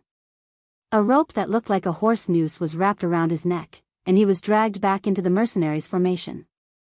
A tall swordsman coldly turned the hilt of his sword upside down. He deliberately and cruelly pointed the tip of his sword at the assassin's mouth. After letting out a delighted sigh, he roared and stabbed down with all his might. Ah ah ah ah ah ah ah. Asterisk rip. Asterisk the poor assassin, whose mouth and the back of his head had been pierced, let out a muffled groan. He wanted to scream, but he could not. His limbs flapped violently on the ground, but the only sound he could make was the sound of the blade piercing through flesh, and the melody of death. Thales furrowed his eyebrows again. The assassins who showed themselves were no match for the mercenaries who had fought in wars. Coupled with the strange power of eradication that Thales had experienced before, many of the assassins were beaten to the point that they could no longer move. Then, with the second or third blow, they fell to the cruel fate of dying tragically. But this was not what Thales cared about the most. Ha! Sean rammed his shield against an assassin's head, rendering him unable to move. Having used up all his hand axes, he threw away his shield and held the assassin's upper body. He licked the corner of his mouth and drew a dagger from his bosom. Do you like to kill people like this? Sean shouted in delight. He held the assassin and took 3 steps forward. The dagger in his right hand stabbed the assassin's chest a dozen times, as if he was driving a pile of wood. Every time, under the assassin's dazed gaze, warm blood would splatter on Sean's face. It made him look even more ferocious. Do you like it? Rats in the sewers. Then, Sean, whose face was flushed red, pushed the unconscious and twitching assassin away. He turned around with a smile. Then, he licked the corner of his mouth again. It was as if he had just finished dinner. Humph, Marina sneered and said, you didn't even wipe your mouth clean. Thales felt a chill run down his spine as he watched. No, the prince stared at the disaster swords in disbelief. He watched as these experienced but ruthless people mercilessly cut open their opponents' stomachs and killed them in the most horrifying way possible. He watched as almost every swordsman who fought against the enemy came back covered in blood or wounds, with expressions of delight or satisfaction. No. Thales watched these swordsmen who killed without batting an eyelid. He suddenly felt a panic that he had not felt for a long time. It's not like this. Over the past 6 years, the prince could be said to have seen a lot of things. Whether it was the unparalleled strength when the vampire sisters turned against each other, the kingdom's wrath's indomitable charge when he broke through the army's formation, Aida's precise attacks when she weaved through the encirclement, or Nicholas and Monty's bloody battle to the death in the wilderness, every confrontation was incredibly exciting, and it was difficult for a normal person to witness one of them. But, Thales stared blankly at the group of mercenaries who were bathed in blood. But those people, be it the Blood Clansmen, Araka, the Elves, the Star Killer, or the Raven of Death, were the most outstanding, the most efficient, and the purest warriors. They did not move, but once they did, they only wanted to win, advance, and achieve their goals. Be it slaughter or bloodshed, they were just the most superficial and peripheral side products of this process. But, these people before me, Thales watched the battle in a daze. He watched Joseph, who was laughing maniacally, Sean, who was licking his blood, and the countless swordsmen who were merciless in their attacks. It was not a warrior's personal style, not a martial art's unique moves, not one person, and not 2 people. Almost everyone was immersed in a frenzy during the battle, enjoying their enemies' wails, cries of grief, pain, and blood. They seemed to have forgotten themselves. Thales became more and more frightened as he watched. No, there's definitely something wrong with this group of people. A normal battle is definitely not like this. He suddenly noticed that among the disaster swords, only Ricky, Klein, and a few other leaders did not move. Their expressions remained the same. They were like bystanders. At that moment, beep, an ethereal, long, and strange whistle suddenly rose. The disaster swords froze at the same time. But they were not the ones who reacted. They were the enemies. The assassins from Shadow Shield gave up on fighting after the whistle. They no longer attacked. They turned around, either dragged their companions' corpses, or ran away on their own. They fled for their lives.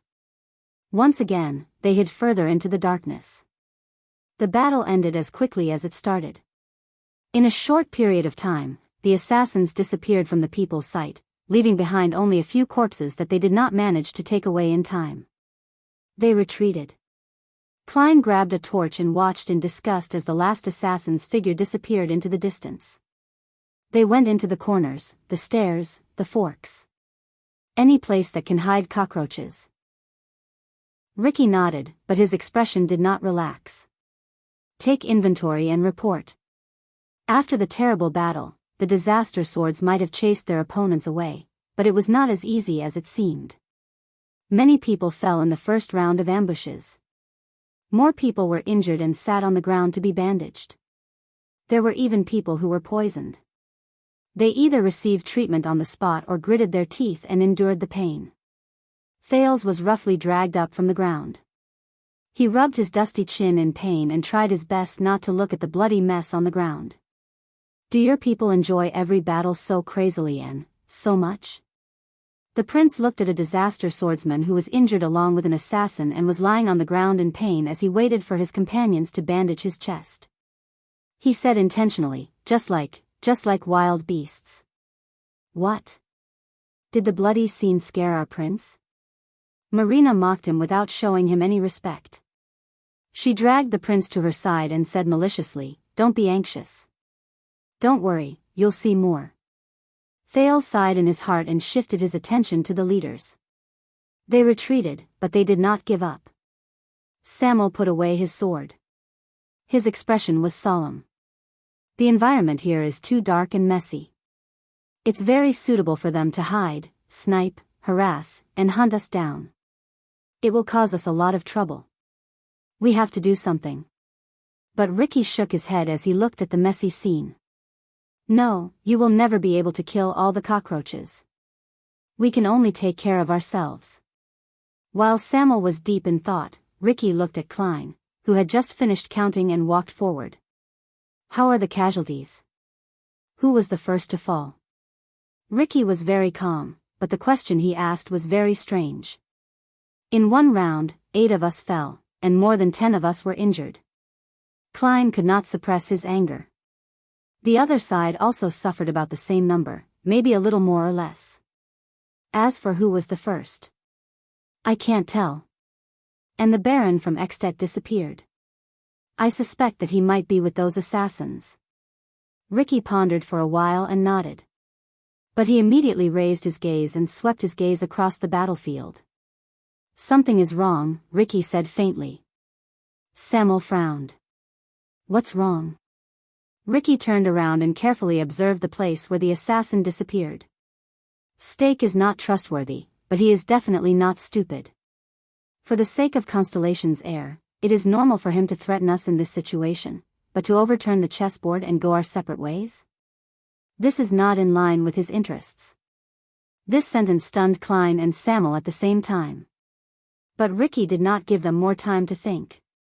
Crassus of the disaster swords turned around resolutely and gave his orders. Carry out the defense during wartime.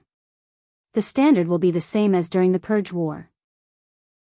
Compared to before, Ricky's words had a harsh and awe-inspiring tone, as if he was going to war. Klein, Joseph, Sean, follow behind me and guard the rear. From here on out, assign people and communicate with each other regularly. We must guard the 5 floors from top to bottom, especially the corners and the ceiling.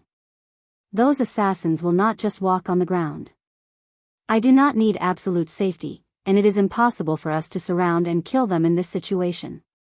But I want to make sure that when we are attacked, we can send the news over immediately. Under their leader's orders, the disaster swords moved efficiently and swiftly. The disaster swords, who had experienced bloodshed, were like a pack of wolves that had just woken up. Their ruthless aura, which they did not bother to hide, was now covered in frost. Be careful, everyone. This time, our opponent is not the Tower of Eradication, Ricky said coldly, but the terrifying assassins whose name shakes the entire Western Peninsula. They will never attack head-on, they will only attack from the shadows. Samuel, come with me. This time, we will go straight to the target and end this as soon as possible. Samuel followed without a word and came to Ricky's side.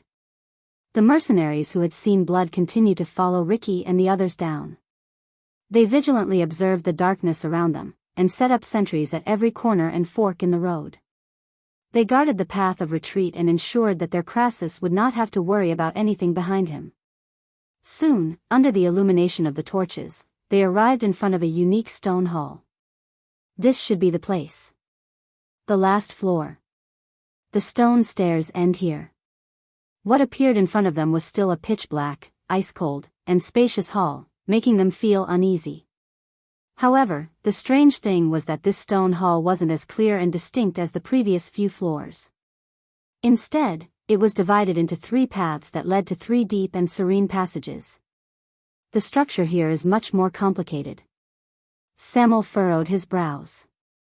Ricky raised his torch and carefully observed the 3 tunnels.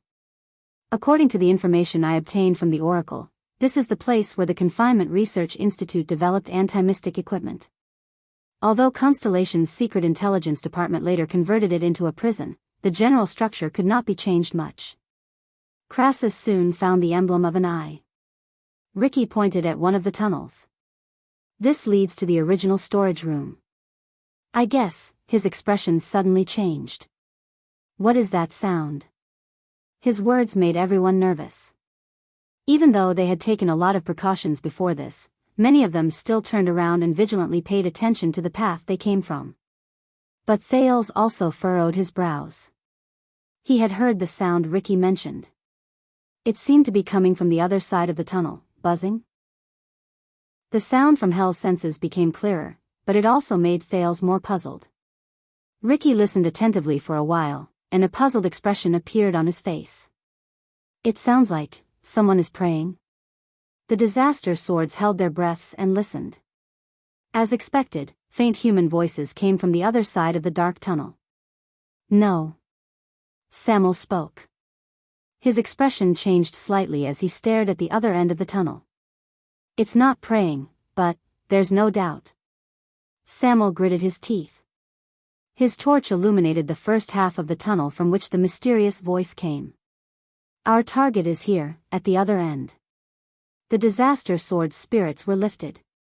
Bring some people to ensure the exit first. If I remember correctly, it's the other 2 tunnels. Ricky nodded at Klein. Don't let the cockroaches and rats block it. Once we're done. Klein smiled faintly and led the others to the other tunnel. The rest of you, guard outside. Pay special attention to the back, Ricky said to Sean and Joseph solemnly. Samuel can follow us in. Just when Thales thought that Ricky was going to search for his target, to his surprise, Ricky walked over and stared at the prince with a spirited gaze. You can rest now, Marina. From now on, I will personally watch over our guests. While Thales was still in shock, Ricky walked forward and dragged Thales away from the puzzled Marina's hands without giving her any explanation. The prince staggered as he followed Ricky through the crowd. Samuel followed behind them. The 3 of them walked forward step by step and entered the dark tunnel. Why me? Thales managed to steady his feet after much difficulty. He followed Ricky's torch and groped his way forward in the tunnel that was only as tall as 2 people. Ricky chuckled. Our friend lurking in the dark is too worrisome. I'd rather watch you by myself, and listen carefully. Ricky's expression changed. As expected, the moment Thales activated Hell's senses, he heard an unusual human voice. It was a dry and cold male voice. There was a faint drawl to it as he mumbled. I know. I know. I know very well. Something is coming. The voice gave off the impression of an antique covered in dust. It echoed through the narrow stone wall and spread faintly. It seemed to be mumbling to itself. The expressions of the three people in the tunnel changed at the same time. It's him. Samuel could not hide his excitement as he looked at the other end of the dark tunnel. That's right, it's him. He's still alive. Ricky remained calm.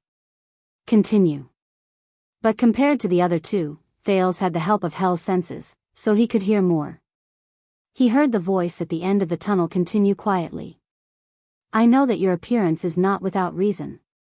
You must be foretelling something, and you want to remind me. Thales frowned deeply. It sounds like the dry male voice is talking to someone. But he did not have the time to ask his question. He was forced forward by the two disaster swords' footsteps. They were getting closer and closer to the source of the voice. But what do you want me to do? Give you another sacrifice? Save you one more time? Regret one more time? The voice was filled with doubt and longing. It seemed to be asking for his opinion, but it also sounded like it was begging for forgiveness. But the emotions contained in the voice that were about to overflow made Thales feel a little uneasy. The person at the end of the tunnel. What is he doing? Soon, as the torch trembled slightly, they walked out of the unsettling tunnel. The light from the torch shone and illuminated the stone hall that was neither too big nor too small. The scene before them was still gray and ruined. The only difference was that there was only one prison cell in this stone hall. It was surrounded by a thick iron curtain, and it was located on the other side of the hall. And the dry male voice that had been lingering for a long time came from behind the iron curtain. No, I know that you are testing me. But please believe me, I have never wavered because of sacrifices. I know that this is what I must give. No matter whether it is merits or sins, good deeds or evil deeds, I will accept them calmly, and will never run away. The voice rose and fell, but its rhythm was orderly. Ricky and Samuel looked at each other. One frowned, and the other nodded. They slowly approached the prison cell. Yes, I have foreseen my mission, my salvation, but when will it come? The voice continued. Thales looked at the iron curtain, and an ominous feeling rose in his heart. So, the person locked in that prison cell is, *clack. Before he could finish his thoughts, Ricky had already walked to the wall and stuffed the long, dark green key into the center of the alchemy tower's emblem. Soon, the iron curtain slowly descended amid the rumbling sounds of machinery. The cover was opened, and light shone in the prison cell. The final goal of the disaster swords was revealed. Chapter 422. The iron curtain fell completely. The light from the fire shone into the space behind the bars, revealing a figure half kneeling on the ground. Ricky and Samuel stood in front of the cell and stared at him. Thales narrowed his eyes and saw the person in the cell clearly under the flickering light. It was a middle-aged man. He knelt on the ground behind the bars and placed his hands on his chest. His head swayed continuously as he mumbled to himself. Of course, I will bear my responsibilities, and I will face my sins. It was as if he did not hear the iron curtain fall, nor did he see the flickering light. No wonder Ricky said it sounded like he was praying. But, Thales stared at the man in a daze. What is he doing? Ricky and Samuel looked at each other again. They were puzzled. With faint emotions, Samuel took a step forward and asked tentatively, Zacriel. Zacriel? With his previous experience, he was especially careful this time. He did not even hope for a response. But the man responded. The man who was kneeling on the ground and mumbling to himself slowly stopped speaking. He raised his head slowly. The movement of his shoulders was so slight that he looked like a porter who was carrying a heavy burden. As he raised his head, Thales saw his face clearly. He had brown hair, a long face, and sharp features. He looked even younger than Putre, who looked like a little old man. Obviously, compared to the 7 miserable and filthy former royal guards locked up, this man took care of himself well. At least his messy hair did not reach his chest, and the ends of his hair had traces of being cut. The beard on his chin did not look like a bird's nest either. Instead, it was only a few inches long. In fact, at first glance, he did not look sallow and emaciated. In the center of his forehead, there was a clear brand on his exposed skin. If it were not for his dirty clothes, stained face, and the smell that could not be underestimated, Thales would have had a hard time suspecting that the person in front of him was a prisoner. The man stared at the light in front of him. He narrowed his eyes and looked puzzled. A few seconds later, he raised his palm to block the glaring light.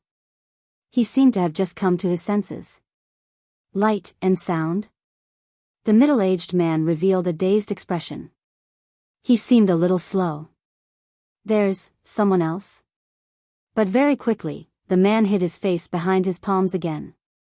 He pressed his head against the ground and curled up on the ground, letting out a painful cry. No, no, no. Samuel and Ricky looked at each other in surprise, not understanding what was going on. The middle-aged man who buried his face in his hands asked vaguely, "Is this another test for you?" You. Samuel took a step forward and stared at the reaction of the person in front of him in disbelief. He wanted to say something, but in the end, he still answered him. What test? In just a few seconds, the middle-aged man suddenly raised his head. The test before us. This time, the long-faced man looked nervous. He finally shifted his gaze to the three visitors. 3 of them. They look like they're alive. 2 of them are armed, and 1 is young and immature. What is this? An opponent that must be defeated, or a hostage that must be saved? Or is it an illusion forged by hope to lure me into a trap of despair? The 3 people who were mentioned shuddered. Very suddenly, the long-faced man's expression changed again. He turned to Ricky, who was outside the prison cell. Hey, are you a demon? The torch in Ricky's hand trembled slightly. The disaster swords gritted their teeth and looked at their companions in confusion. Samuel shook his head. His expression was grave, and there was pain in his eyes. The long-faced man did not seem to want them to answer him. He took a deep breath, got up from the ground, and smiled. I have to admit that I always see them. They are the demons who bewitch people in legends, the monsters who never see the light of day in hell. Their claws are always scratching my heart. Their tongues never stop whispering in my ears. Their gazes are always hidden in the dark. Every minute, every second, they change their own scenes, trying to tempt me into falling into the abyss, into hell. The man leaned against the wall and stared into the distance with a profound gaze. He seemed to be talking to them, but he also seemed to be talking to himself. They will tell us to give up, accept it, and compromise. There's no hope in your world anyway. Samuel could not take it anymore. He took a step forward, and the torch illuminated the man's face. He shouted his name loudly, Zacriel. His voice was so loud that it shook the hall. The long-faced man in the prison cell shuddered. He froze for a moment. His dazed gaze slowly focused. Zacriel, the middle-aged man repeated slowly, almost enunciating each syllable. Samuel gritted his teeth. An inexplicable resentment rose in his heart. He waved the torch in his hand fiercely, making it burn even brighter.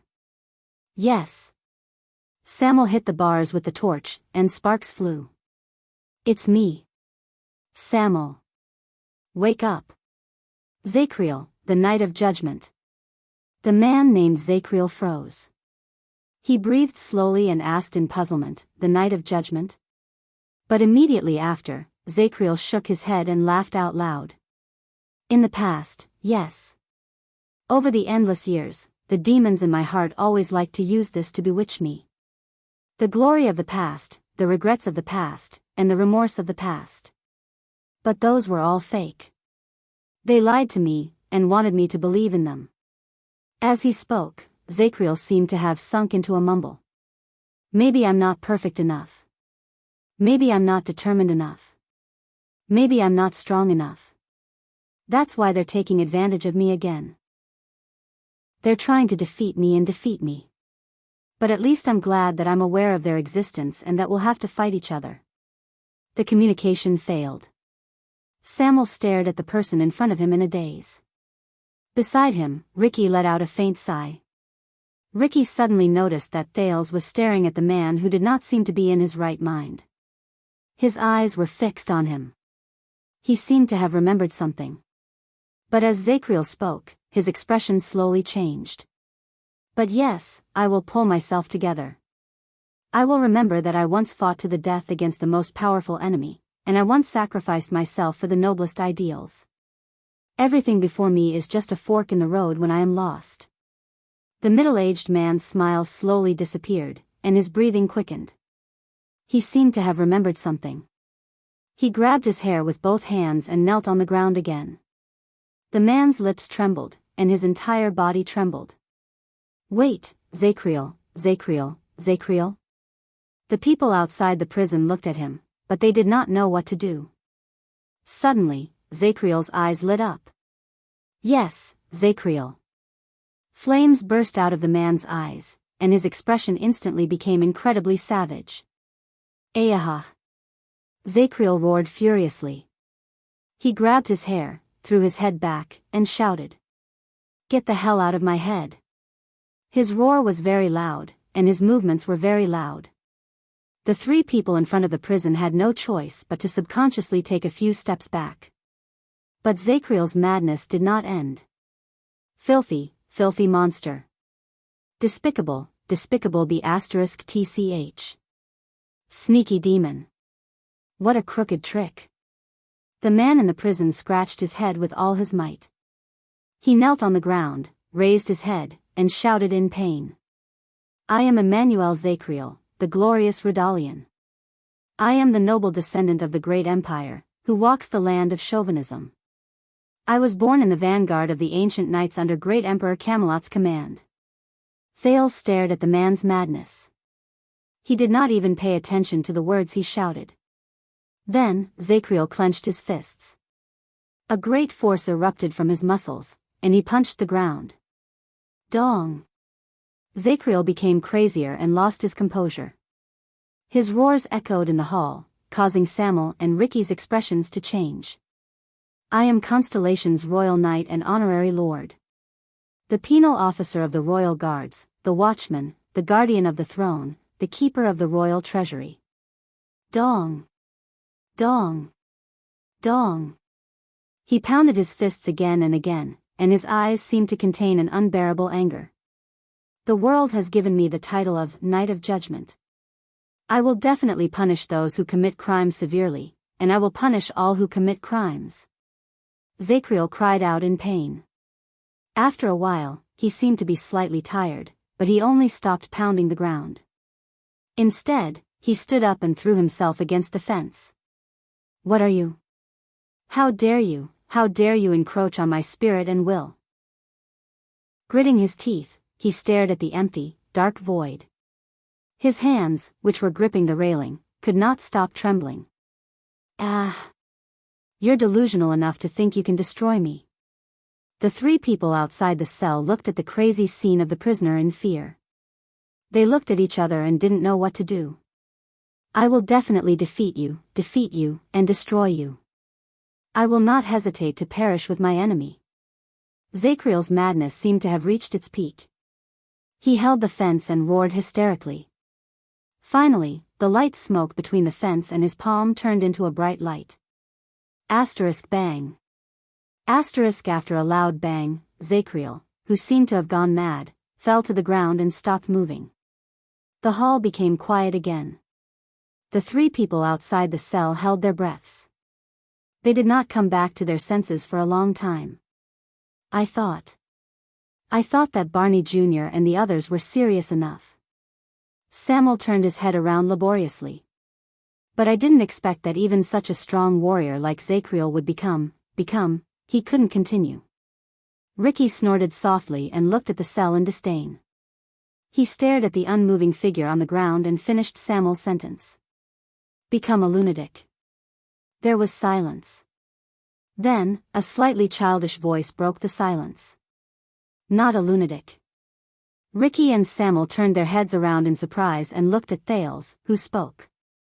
At that moment, the prince was staring at the person in the cell. His eyes shone with a deep pain that no one knew where it came from.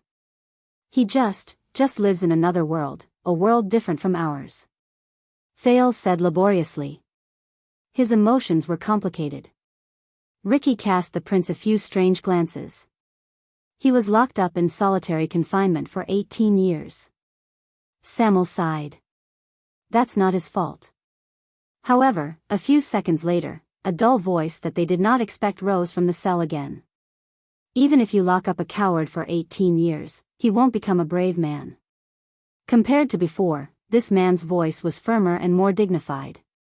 But you locked up a powerful man for 18 years and made him face his own heart. Zacriel crawled up from the ground again and supported himself against the wall with some difficulty. He will only become stronger. The current prisoner, who was once the watchman of the royal guards, Zacriel turned his indifferent and cold face around. His eyes were incredibly clear as he looked at them through the bars. The three of them stared at Zacriel, who spoke again in surprise. They remembered his performance just now, and they stared at his posture in puzzlement. Ricky looked at the prisoner, then turned his head around and asked Samuel in disbelief, "He's talking to us?" But Samuel only stared at Zacriel in the cell in a daze and did not answer. Zacriel snorted coldly and glanced at the three people outside the cell. There was no trace of the madness he showed just now. Thales, who was under his gaze, felt his entire body tense up. But the prince was not certain whether the prisoner was rational at that moment. "Is there someone else?" Zacriel's dull voice was a little deep, and it was filled with a rhythm that made people nervous. "So, I have a visitor today? That's rare." The three of them looked at each other. They were finally certain that the long-faced man was talking to them. Samuel stared at the prisoner, and shock slowly appeared in his eyes. "Zacriel? Are you all right? Don't worry about me. I'm very clear-headed now. It's just that I haven't seen the light for a long time." Zacriel frowned and patted the bars. He then swung his palms. He was obviously not very comfortable. "This thing is quite useful. As for what happened just now, it's just a daily process. It might look a little strange, but it's nothing." Indeed, at that moment, Zacriel looked very normal. He was so normal that he was a little, unlike a person who had been imprisoned for 18 years. Ricky stared at him distrustfully and said in a slightly mocking tone, "A little strange? Are you sure?" "It's just another journey," Zacriel answered him coldly. He then looked at Thales in particular. "It's just as you said, child. It's another world, a different world." His gaze was very calm, but it always made Thales subconsciously clench his fists and tense his muscles. This person. In this state, he's the legendary Knight of Judgment? But Samuel and Ricky still looked at each other worriedly. "Do you still need to ask?" Samuel lowered his head and whispered, "He might not even recognize me." I can't be sure of what he said in this state, but Zacriel obviously heard their whispers. The Knight of Judgment chuckled softly in the prison. His shoulders, which were pressed against the wall, trembled slightly. "Didn't I tell you a long time ago?" Zacriel exhaled while he leaned against the wall. He narrowed his eyes and observed his fingernails with the help of the firelight. He looked rather casual. "Most of the time, you have to fight against yourself, and this enemy known as yourself is very powerful." He clenched his fists and turned to Samuel in a profound manner. "But you just can't give up, Colin Samuel. You can't." Samuel's expression changed slightly. He seemed to have remembered something. He sucked in a breath and took a step forward. He looked a little agitated. "Zacriel, why you still recognize me?" Zacriel twitched the corners of his mouth. He unclenched his fists and began to look at the fingernails of his other hand. "I know everyone in the guards, and I also recognize the brand on your face." He grabbed a tool that looked like a stone knife, and as if there was no one around, he gently ground his index finger. "As I said, I am very clear-headed now. After all, the sounds of fighting coming down from the floors above are not common." Ricky watched his calm actions, and his expression became even more solemn. Zacriel blew at his fingernails, which were ground flat by the stone knife, and stared at Samuel from afar. You just said that it was 18 years, right? Samuel's cheeks trembled. 18 years. Ricky and Thales moved at the same time. This is what I just said when Zacriel went mad. He actually remembers all of it? So, fugitive Colin Samuel. It's been 18 years. They finally caught you and sent you down here to rot. Zacriel narrowed his eyes and looked at his old colleague. Or did you break the rules and laws again, and appear here not quite legally? Thales sized up the legendary figure of the royal guards who did not seem to be normal again. He wondered what kind of person he was. Samuel pursed his lips. After the previous reunion with the guards, he did not know how to speak. Ricky, who had been suspicious all this while, said, "Very good, he can still talk. Although he still doesn't look normal." He nodded at Samuel. "Let's try." When he heard the leader of the disaster sword speak, Zacriel's gaze swept past Ricky and Thales. His eyes sparkled, and he seemed to be thinking about something.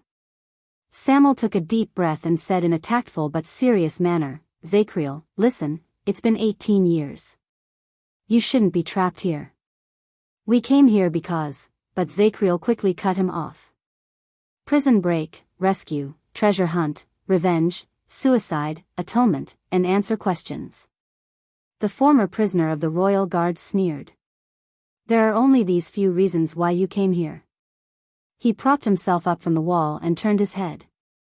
"I'm not interested in any of them," Zacriel said coldly without turning his head around. "You can leave now."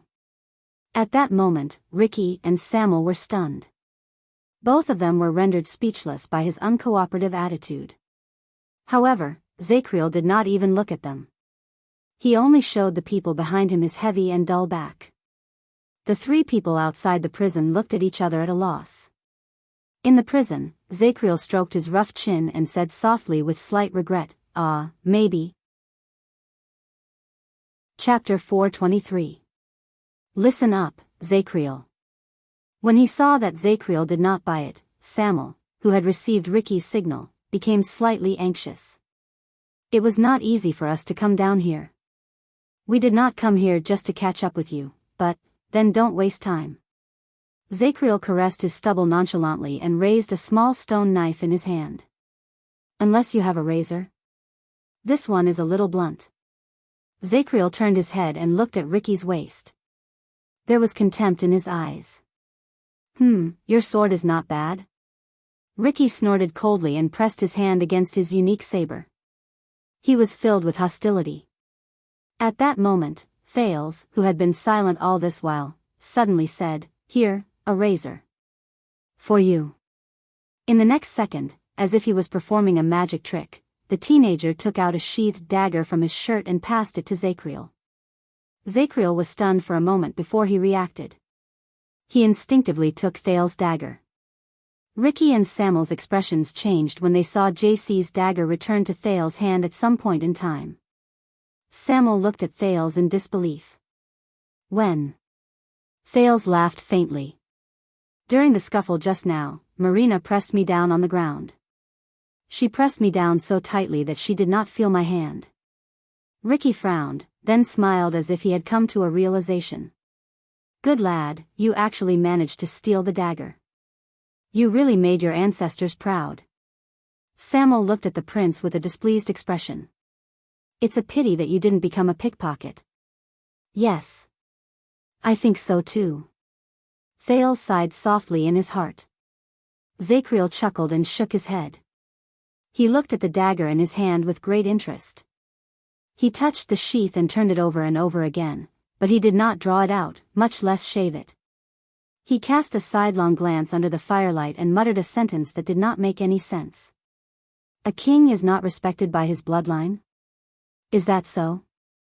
Ricky and Samuel looked puzzled. Only Thales smiled.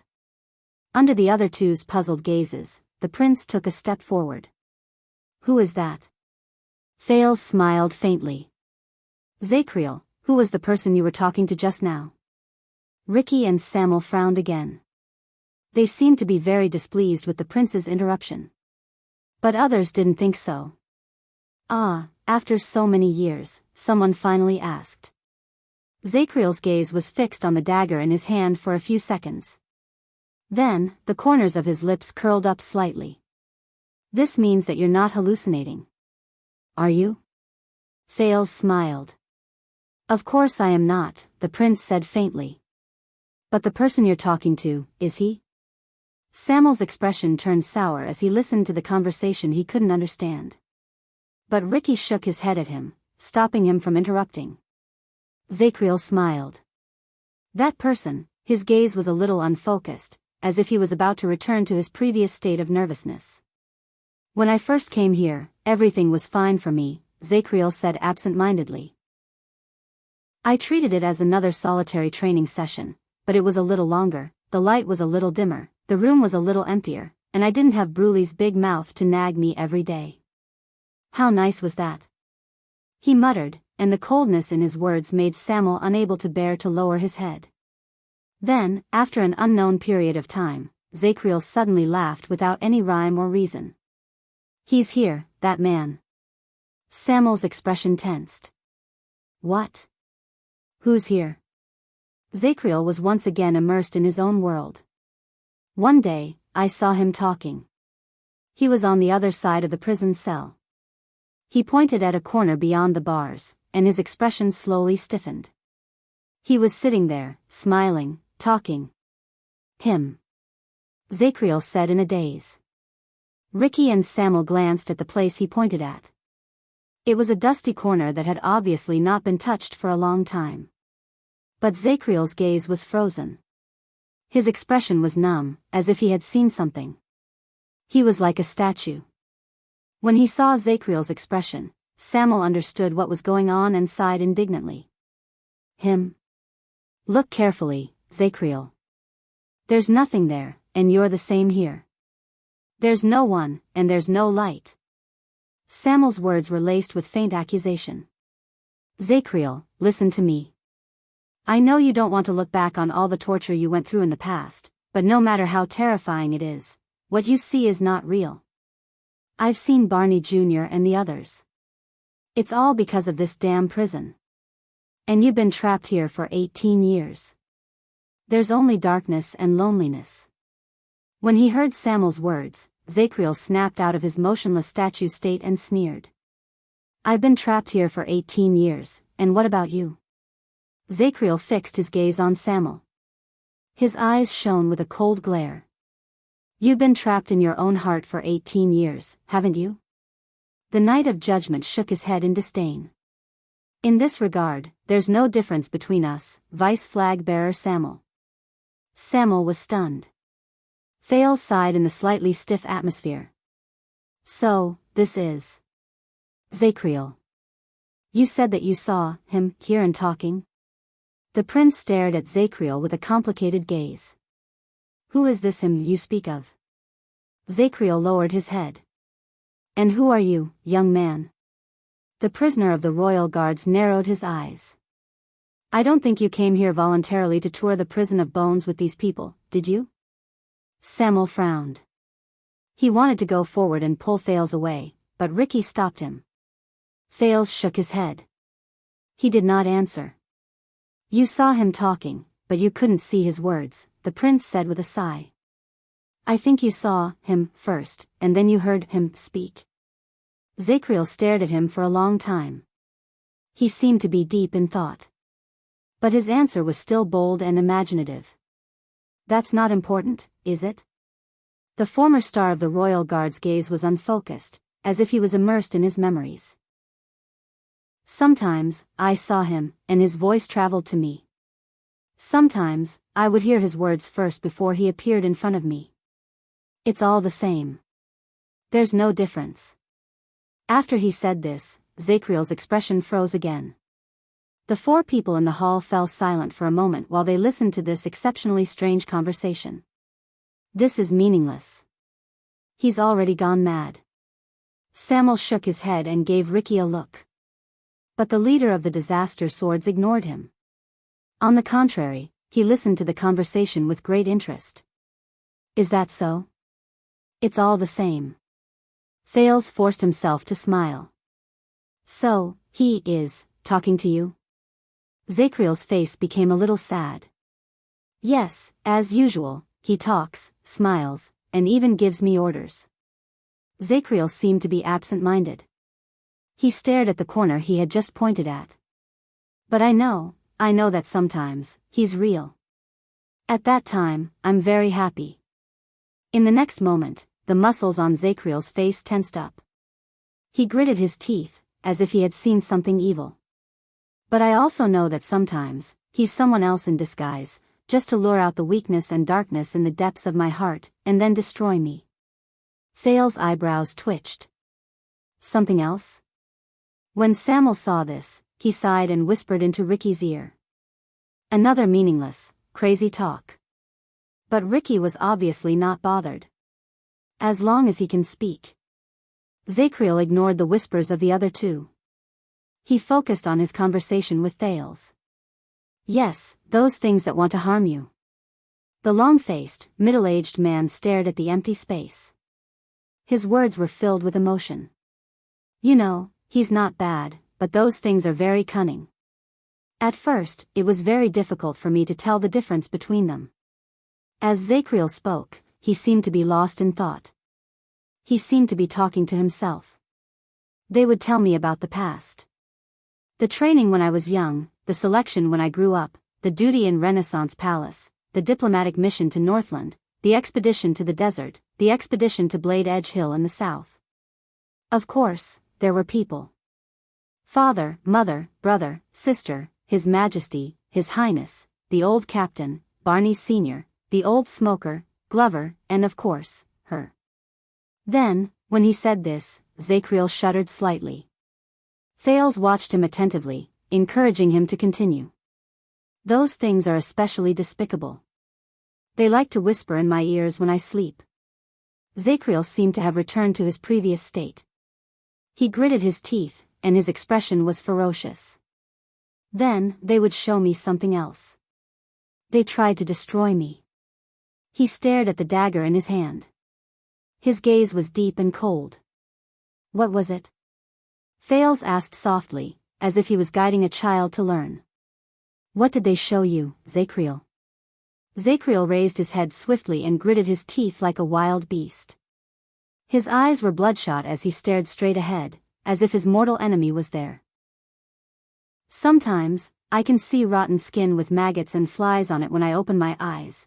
Zakriel's words were filled with a chilling aura, and his body trembled along with it. They're so rotten that they can't be recognized, but they're still moving. But I know that they're the royal guards. It's their faces that appear from the darkness and suddenly appear in front of your eyes. Samuel looked at him with a pained expression and shook his head softly. He's really crazy. Ricky ignored him. Sometimes, there are countless heads stuck on the tips of spears. They fill every corner of the cell, leaving me with no place to hide. Even when I sleep, I can only stand with my back against the wall. Thales listened quietly. His gaze was compassionate. Those heads have been dead for a long time, but they can still speak. They like to suddenly open their eyes and speak when I squeeze past them to get food. Some of them even try to bite me. Zakriel clenched the dagger in his hand tightly. He covered his shoulder with his left hand, as if the monster he spoke of had bitten him there. I have to say that the head that looks like Prince Banker is quite similar. His words made me unable to sleep for a few days. Zakriel squeaked with the ghost of a smile on his face. He widened his eyes and stared at Thales in a rather frightening manner. One day, when I woke up, I saw hanging corpses all over the ceiling. All of them had their eyes rolled back and their tongues hanging out, but they seemed to be looking down at me. Zakriel pointed at the top of his head. His breathing became increasingly rapid. They swayed back and forth above my head, twitching slowly. Sometimes, the feet and robes of the dead would brush against my hair. This would last for about the time it takes for 3 meals. He said faintly. Samuel could not help but speak. But you don't even have light here. The flag bearer looked at the former strongest elite of the royal guards mournfully. Wake up, Zakriel. There's nothing in the prison. It's just an illusion created by your own imagination. We're here to save you. Zacriel sneered and looked at Thales again. Sometimes, they simply don't let me see anything at all. They only let me hear the sounds in the darkness, he said coldly. Thales forced a smile. Thales forced a smile. Voice? Zacriel nodded. His face became blank. Baby's tears. It's like the cries of a baby in the boundless darkness, again and again and again, again and again. Sometimes, it's close to your ear, and you can hear it clearly even if you block your ear. Sometimes, it's so faint that you can't hear it, and you can only hear it when you concentrate and calm down. Sometimes, it's mournful and tragic, sometimes it's filled with malice, and sometimes, it turns into a strange baby's laughter. Zacriel sat down against the wall and curled up. His expression was absent-minded. Thales swayed a little. He tried his best to maintain his emotions. It must have been very hard, he said laboriously, to live in a different world. Zacriel's expression became a little indifferent and numb. A different world, at first, yes. I could only tell myself over and over again that this was a test. Eventually, I got used to it. He raised his head and said in a daze, "You know, the good thing about this is, whether it's him or those things. At least when they appear, I can hear his voice. Whether it's true or not, that's his voice before he died, his laughter, his words, and his orders." Zacriel pressed the hilt of the dagger against his forehead. "Let me console myself in this eternal purgatory." Thales was a little sad. He took a deep breath and asked, "Who? Whose voice is that?" This question attracted the attention of the other two. Zacriel was dazed for a moment. "Of course it's him." The former watchman of the royal guards showed a sad but gratified smile. "The former crown prince." Samuel swayed slightly. Thales was also slightly stunned. "The one I saw, the one who spoke to me, the one who smiled at me, the one who tested me, the one who tortured me, the one who visited me all the time, was him before he died." Zacriel hugged himself even tighter and said in a trembling voice, "The eldest son of the king, Midir Jadestar." The hall sank into a long silence. Only Zacriel's faint sobs could be heard. Thales' expression was gloomy. He closed his eyes gently. To live in a different world. He repeated this in his heart helplessly. But when he closed his eyes, Thales felt as if he was thrown into a stormy sea in his thoughts. He rose and fell with the waves. Then, he ran into a memory fragment that he had not seen for a long time, and it brought him back to a world that he had not cared about for a long time. It stimulated the same unfamiliar feeling that he had not felt for a long time. That voice. It was still that voice. It was a pleasant, gentle, soothing voice that always made him laugh heartily. "Chiron, are you afraid of ghosts?" This despicable man, asking even though he already knows the answer. He's probably going to laugh at me again. "Yes, I remember that you're most afraid of ghosts. You can't even watch horror movies." As expected. He sighed softly and scratched his head. "But you've never seen a ghost, right? Because in many people's worlds, it doesn't exist. Of course, you can't see it." The female voice on the other end of the phone paused for a moment. She sounded a little depressed. "But why don't you imagine that there is a kind of person who sees, ghosts exist in the world they see?" "Exist?" He frowned. "What?" "So, when they sleep at night, they might see a hideous face on the pillow, or stuck to the ceiling. Or, when they open their eyes in the morning, they might see a bloody head standing at the window, and a pale dead person squatting in the corner.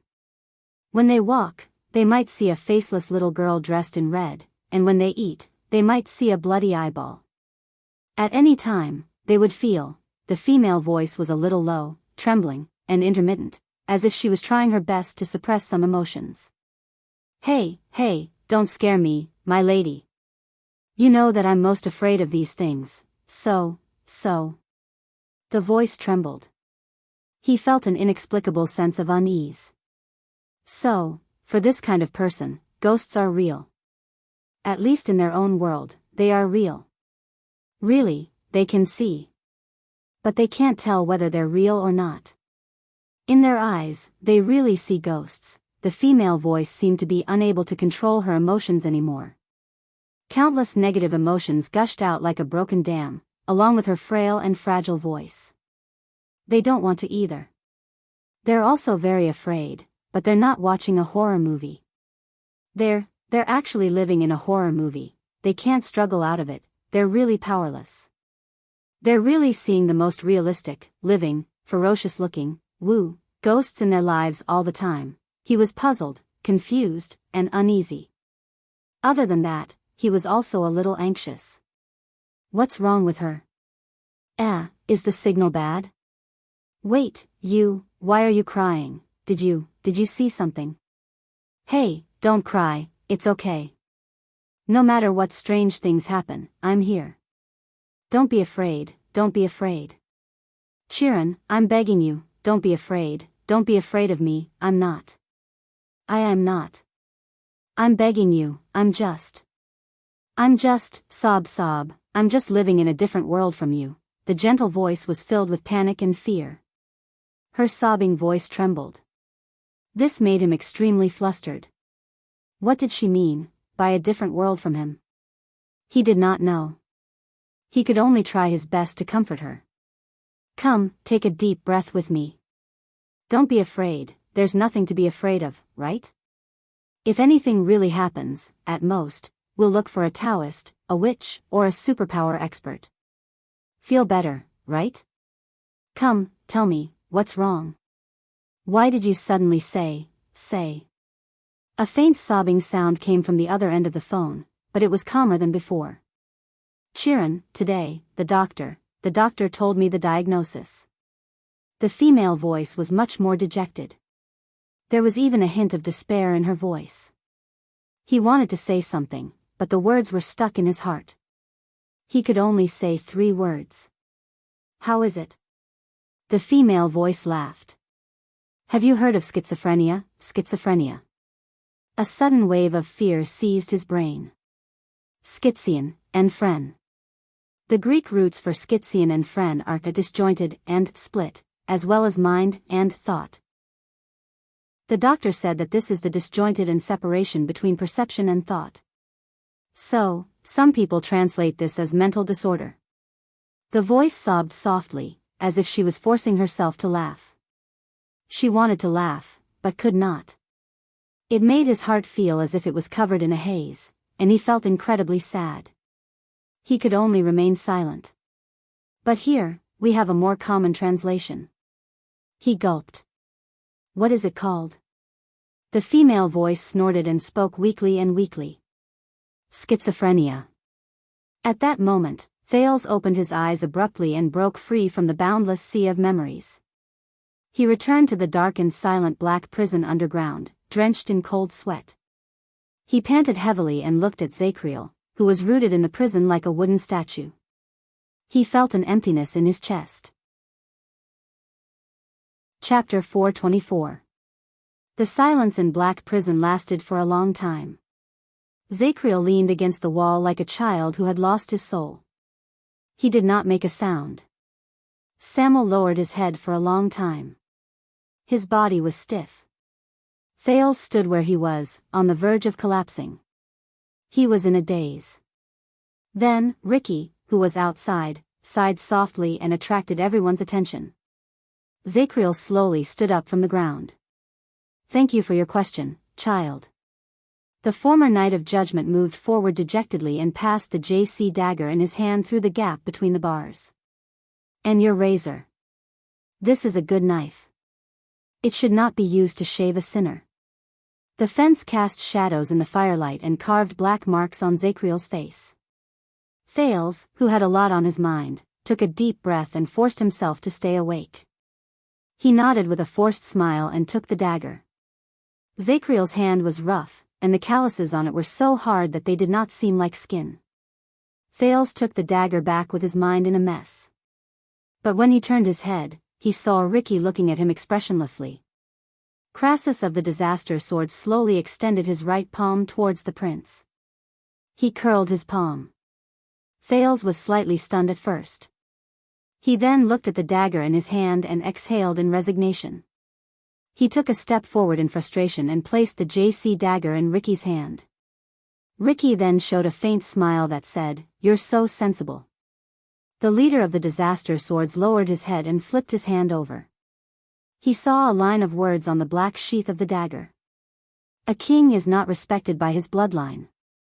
Ricky came to a sudden realization. He looked at Zacriel, then at the gloomy Thales. He snorted softly. Zacriel watched their interaction and curled up the corners of his lips. His tone was indifferent. "Thank you too, thank you for not being a hallucination."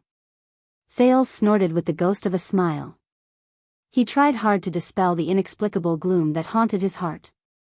"How would you know?" Zacriel smiled. "Of course. Or perhaps your hallucinations are even more powerful than the ones in the past. We don't know." The Knight of Judgment shook his head and combed his hair. He seemed to have sobered up a little. "But you know, every time it happens, it's like my head has turned into a big pot, and 20 people are taking turns to use it to stew beef." He frowned, but his expression was somewhat absent-minded. "They never shut up, but they don't ask me anything. They don't ask me how I feel, and they don't ask me who I saw. They don't ask unnecessary questions, just like you." Zacriel sometimes gritted his teeth, sometimes smiled bitterly, and in the end, his expression turned into one of helplessness. Because they already knew. He shook his head in self-mockery. "Just like I know." As he spoke, Zacriel seemed to be amused by himself. He suddenly slapped his thigh and could not stop laughing. "Ha, I know. Ha ha ha ha ha." Amidst his laughter, the wrinkles on his forehead appeared and disappeared, pulling at the brand of sin on his forehead, causing the sinister S to tremble back and forth. Thales felt rather bitter when he saw this scene through the cell door. Samuel, who was beside him, could no longer hold it in. The former flag-bearer took a deep breath and said, "You know, Zacriel, I can still save you. No matter what happens after that, you won't have to face this." Zacriel stopped laughing. "There's no need for that," he said gloomily. "Everyone has a price they have to pay." Zacriel looked around his cell. "The price I have now," he said in a daze, "is what I deserve. It's just right." Samuel closed his eyes gently. A few seconds passed. "What about the others?" Zacriel sighed and said, "You've been to the top, right?" This question made Samuel speechless again. Samuel wanted to say something, but he stopped. Barney Jr.'s roar and the remains of his 37 brothers appeared before his eyes at the same time made his lips tremble. In the end, Samuel forced a smile and said with great difficulty, "I've seen them. It's all right." Zacriel did not reply immediately. He stared at Samuel. He stared at the way Samuel turned his head slightly after he finished speaking, not daring to meet Zacriel's gaze. "I see." Zacriel smiled faintly, as if he had understood something. "That's good." He nodded slowly, turned around, and repeated his words. "That's good." Suddenly, Thales felt that the man's back had become hunched and small. It was as if he had aged 10 years in an instant. Samuel no longer dared to speak. He just stood by the side with a pained look on his face. Ricky, who was watching everything from the side, did not speak. He only watched the prisoner and the prison with interest. Then, Zacriel sighed softly. "Speak," the Knight of Judgment said in a surprisingly gentle tone. "Why did you come here?" He looked at Thales. "For the sake of this child." Thales smiled at him in return. At that moment, Samuel and Ricky were shocked at the same time. They looked at each other. But they quickly realized that the other party was working together. With faint joy and excitement, Samuel nodded at Ricky and spoke resolutely. "We just want to verify some things, Zacriel." Zacriel did not speak.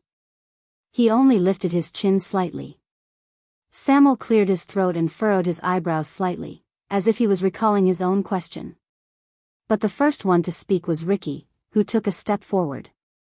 "First of all, Zacriel, how much do you know about the Tower of Eradication?" When he said this, Thales frowned slightly. He suddenly remembered what he saw and heard when he was held hostage in the tavern. The disaster swords ambushed the Tower of Eradication, and after suffering heavy losses, they retreated to Blade Fang's camp. They regrouped their men and invaded the prison of bones while the army was on a westward expedition. There must be something that drove the disaster swords to move from the Tower of Eradication to the prison of bones. And that was the Tower of Eradication? Zakriel's lifeless tone snapped Thales out of his thoughts. He crossed his arms and leaned against the wall. The corners of his lips curled up into a disdainful sneer. Not much. A sinister, cunning, and self-righteous shameless force of power. What? Thales was slightly stunned. Sinister and cunning? Self-righteous? Shameless? He scratched his head. He suddenly realized that this description did not fit with the impression he had of the Tower of Eradication in the past. In the past, whether it was the loyal attendant Waya, the forthright and simple-minded Cohen, the scheming schemer Raphael, the cold beauty Miranda, the former enemy, the loud Croche, and even the old tavern head Caslin, who was known as a beast in human skin, Cohen's language, these people from the Tower of Eradication constantly used their ideas and actions to instill this impression in Thales. The Tower of Eradication was a noble and neutral place of inheritance. It taught people combat skills and their powers of eradication. It vowed to preserve the vitality and combat power of humans, and to pass on the spirit of being united and treating each other with sincerity during the battle of eradication. It was to pass on from generation to generation the spirit of being united as one. But today, Thales frowned as he looked at the disdainful Zakriel and listened to him continue to describe his impression of the Tower of Eradication. They claim to be neutral and never build a country, but in reality, they are a separatist force, and are no different from local military leaders. They sway left and right on international affairs, act according to the situation, have no shame, and constantly encourage their subordinates to go out and do dirty mercenary business, which is dirtier than most countries. They call it training. The more Zakriel spoke, the more ferocious he became. He seemed to have a deep prejudice against that place. For centuries, that group of hypocrites who call themselves swordsmen lie on the bones of their ancestors that have been cold for centuries. They bask in the fame and glory that do not belong to them. They habitually use hypocritical and pretentious excuses to attract generation after generation of hot-headed youngsters. In the name of passing down skills and protecting humans, they are actually training their minions and gathering troops to strengthen themselves. He gritted his teeth. When he spoke to the extreme, he even spat on the ground. Samuel, who was outside the prison, frowned. Ricky's eyes lit up. They study how to kill all day long, then teach their subordinates so that they can wield their swords and risk their lives for the wars of other countries. They kill more people, shed more blood, fight more wars, and make the world more chaotic. It's all thanks to those disgusting scumbags from the Tower of Eradication. After that, generation after generation of war orphans, filled with the hatred and ambition left behind by the previous generation, came to the Tower of Eradication's doorstep again, and handed over their loyalty and allegiance to those hypocrites who consider themselves to be virtuous in exchange for the skills to kill. Then, they continue their fated cycle. Zakriel clenched his fists, as if he was in that situation. He looked like a hero who hated evil. And those despicable and shameless people still stay out of it. They still have the nerve to maintain their so-called noble integrity and valuable neutrality, because they only give out swords, and the ones holding the swords are only others. It's as if the filth and despicable acts have nothing to do with them. Bah! The night of judgment cursed. Damn the Tower of Eradication. Thales stared at Zakriel with a strange expression. He thought that Ricky had asked him how much he knew about the Tower of Eradication. You call this not much? However, Zakriel's evaluation, or rather, accusation, had not ended. Have you ever seen shameless scumbags who carry out their missions with a face full of compassion, shout that they love peace, and protect mankind, but never stop for a moment, and never hesitate to sell weapons that kill people all over the world? Zakriel curled his lips and fiercely bared his teeth. That's them. Scumbags from the Tower of Eradication. Once he finished speaking, Zacriel snorted through his nostrils and ended his brief sharing of his thoughts. The atmosphere in Black Prison became awkward for a moment. Samuel did not know how to continue the conversation. Thales also raised his eyebrows. Ricky, on the other hand, laughed out loud without a care in the world. I like this guy. Ricky was done laughing. He scratched his chin and looked at the Knight of Judgment with interest. Are you sure you don't want to get out of prison? We will work well together. Zacriel returned him a cold smile. Samuel coughed and whispered to Ricky. Because of many things in the past, he has a deep prejudice against the Tower of Eradication. Ricky shook his head nonchalantly. Back to the topic. Samuel sighed and took out a piece of paper from his bosom. This action attracted Thales' attention. He had a feeling that this was the disaster sword's true goal. Samuel gently opened the paper and spread it out in front of Zacriel through the bars. He used the light from the fire to illuminate it. Zacriel, do you remember this? Zacriel narrowed his eyes.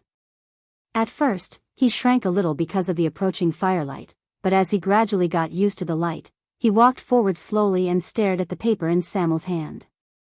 At that moment, Thales suddenly felt that Zacriel's aura had changed. His gaze became fierce, and his expression was no longer as casual as if he did not care. It was as if he had turned from a pitiful man who had experienced the vicissitudes of life and was exhausted back into the Emperor's Praetorian Guard he once was. But he only scrutinized the things on the paper without saying a word. This made Thales even more curious. What is written on the paper in Samuel's hand? But Samuel was standing closest to the prison cell, and Thales could only see the blank back of the paper. Samuel also held the paper up so high that Thales could not see it. Just as the prince was hesitating whether he should stick his head out to peek at the paper in front of the two powerful kidnappers, Zacriel, who had become serious, suddenly extended his hand and took the paper. It crushed Thales' hope of seeing the truth. Zacriel furrowed his eyebrows and stared at the contents of the paper. Outside the prison cell, Samuel and Ricky waited quietly. Thales could feel that they were holding their breaths and staring at each other, waiting for each other's response. After a long while, Zacriel finally raised his head. His expression was solemn. He waved the paper in his hand and slowly asked the two uninvited guests. What is this? Samuel was obviously encouraged by their unusual reaction. He curled up the corners of his lips. This is a sketch I drew based on my impression of it after I saw it once. As you can see, the real thing has color, and it is much brighter. Zacriel's eyebrows furrowed even more. He first cast a glance at the two people outside the prison cell, then snorted coldly. How would I know what it is just based on this piece of paper? Samuel stared coldly at his former colleague. If it were someone else or something else, the answer might be no, but Samuel raised the torch high and shrouded Zacriel's entire face in its light, but Thales only felt that the latter's expression was a little gloomy. Do you see its outline? Do you see how special it is? More than 10 years ago, when I was still in Renaissance Palace, I saw it when I was on duty at the entrance of the royal treasury. Samuel stared at the prisoner very seriously. At that time, I only caught a glimpse of it from afar, but I will never forget it. Thales' heart skipped a beat. The royal treasury, in Renaissance Palace? Zacriel did not answer. He only shifted his gaze to the paper, and his grip on the edge of the paper gradually tightened. As if talking about the past, Samuel's tone became a little gloomy. The secret treasures in the royal treasury are all invaluable and hold great significance. In all of Renaissance Palace, aside from the royal family, there is only one position in the guards who can directly come into contact with them. That position protects the inheritance of the royal guards and knows countless secrets. Only those who are trusted and have high hopes can take up the position. Based on convention, that person is basically the next captain and commander of the royal guards. Zacriel still did not speak, but everyone in the room understood what Samuel meant. Samuel composed his emotions, pointed at the paper, and said solemnly, guarding the royal treasury and controlling the movement of the secret treasures is one of his unique responsibilities. Guarding the royal treasury and controlling the entry and exit of secret treasures is one of his special duties. I can guarantee that this item is definitely on the list of people he should be guarding. When he said this, Samuel took a step forward and almost leaned against the bars. Tell me, Zakriel, former watchman of the royal guards, the former flag bearer said coldly. What exactly is the thing drawn on the paper that was hidden in the royal treasury many years ago? In that second, Thales felt the atmosphere in the room turn cold. The pressure around Zakriel seemed to have dropped by another level. Ricky's gaze on Zakriel gradually became sharp. This made Thales even more curious about the paper in Zakriel's hand. The Knight of Judgment sneered. You spent so much effort just to get me to appraise an antique? He looked up and glanced at Samuel and Ricky. Samuel gritted his teeth in a barely noticeable manner. But he knew that he could not use force against the person in front of him. So, Samuel only took a deep breath and said gently, Please, Zakriel. Please, Zakriel. This is very important to us. Ricky did not move.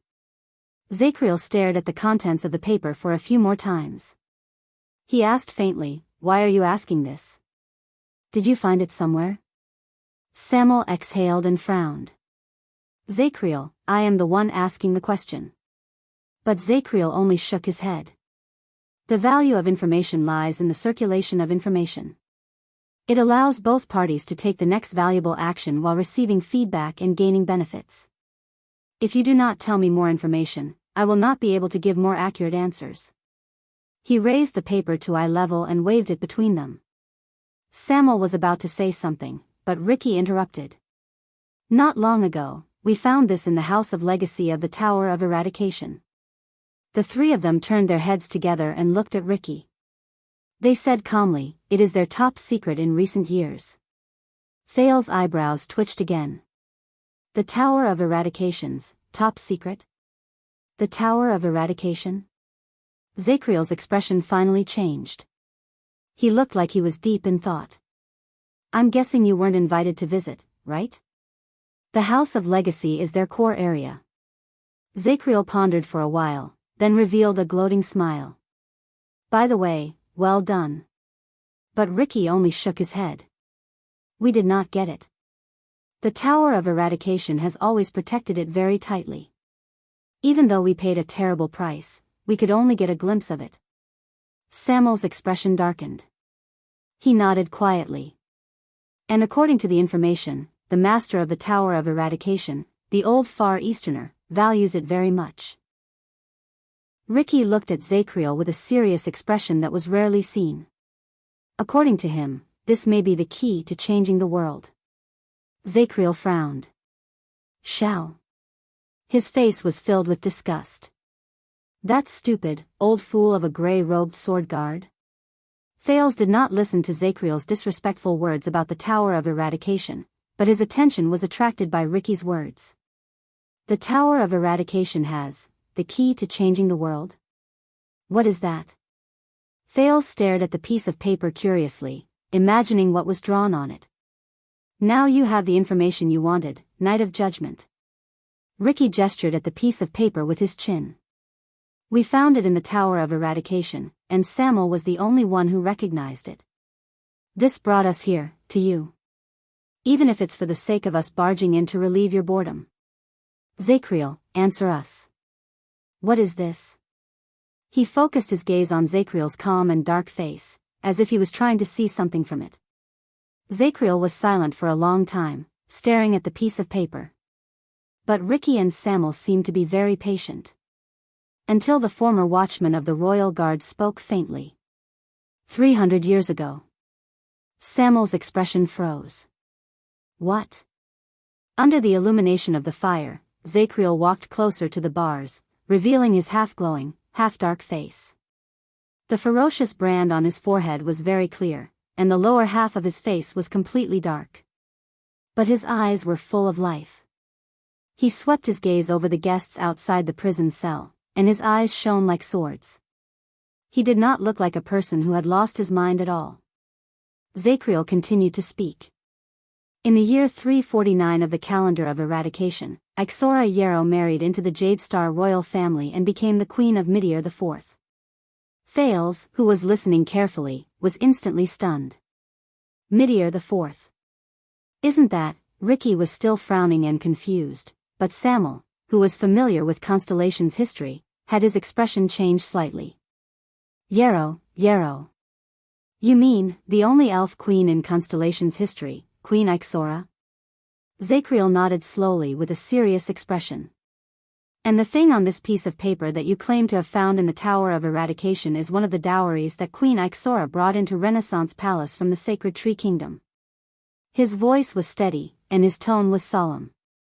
As the people outside the prison looked at each other, Zacriel raised his right hand and gently flipped the piece of paper in his hand so that it faced Thales.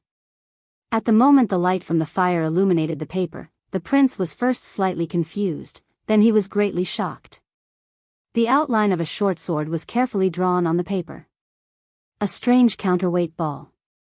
A gemstone in the middle of the sword's guard. A handguard that was curved in the opposite direction of the blade. Thales was stunned. That's, even in the royal family's treasure vault, which is full of treasures, it is a rather special one. Because this is the last weapon left in the world since the uncivilized era. It is said to be an ancient weapon that can slaughter great dragons. Thales stared at the picture on the paper. The Night of Judgment's unhurried but strangely powerful voice traveled into his ears. The sacred elves call it.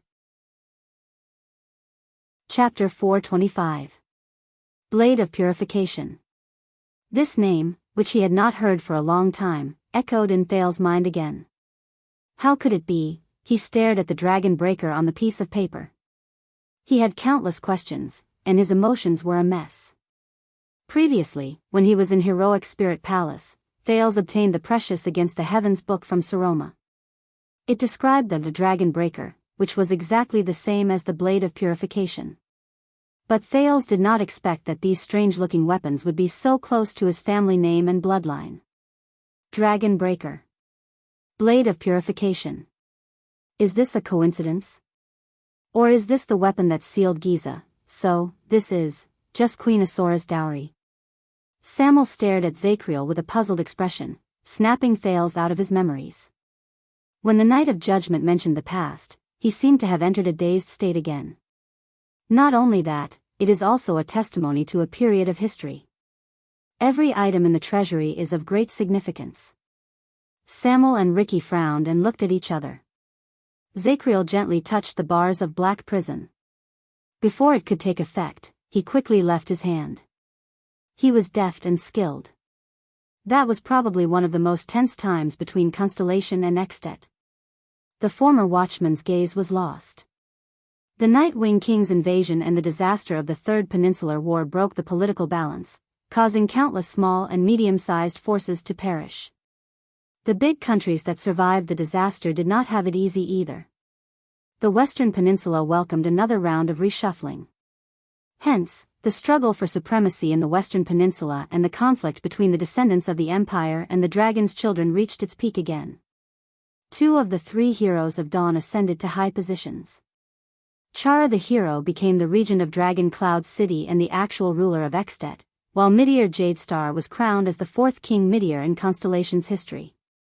But due to the hatred between their countries and their families, they turned against each other.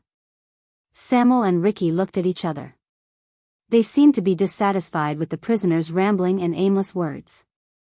Thales listened quietly to the man's narration, which sounded as if he was sleepwalking.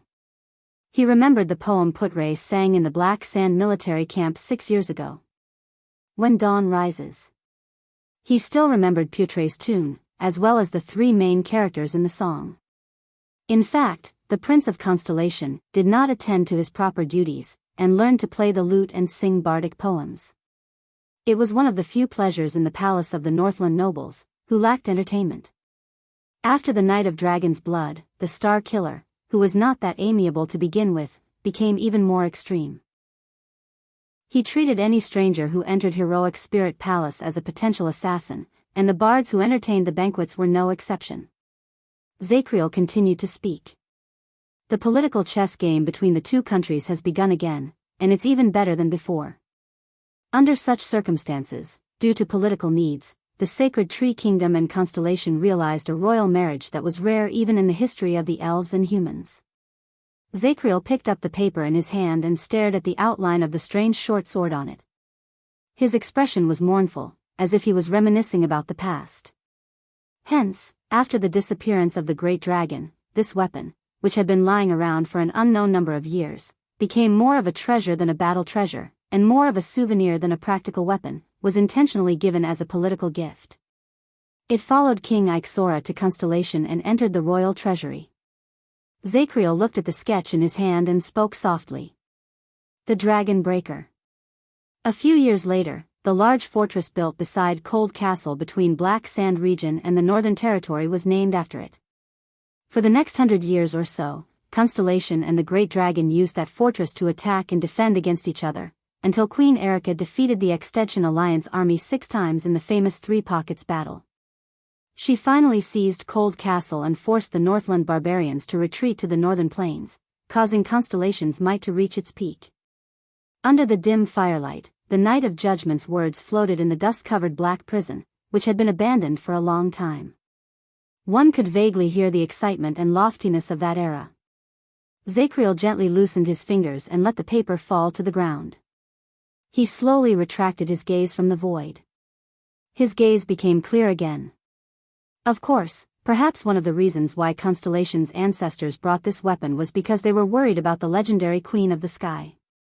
They were worried that it would intervene in the political situation when Extet was at its weakest. This way, they at least had a weapon that could theoretically restrain it, even though it never showed up. Zacriel said faintly. It showed up.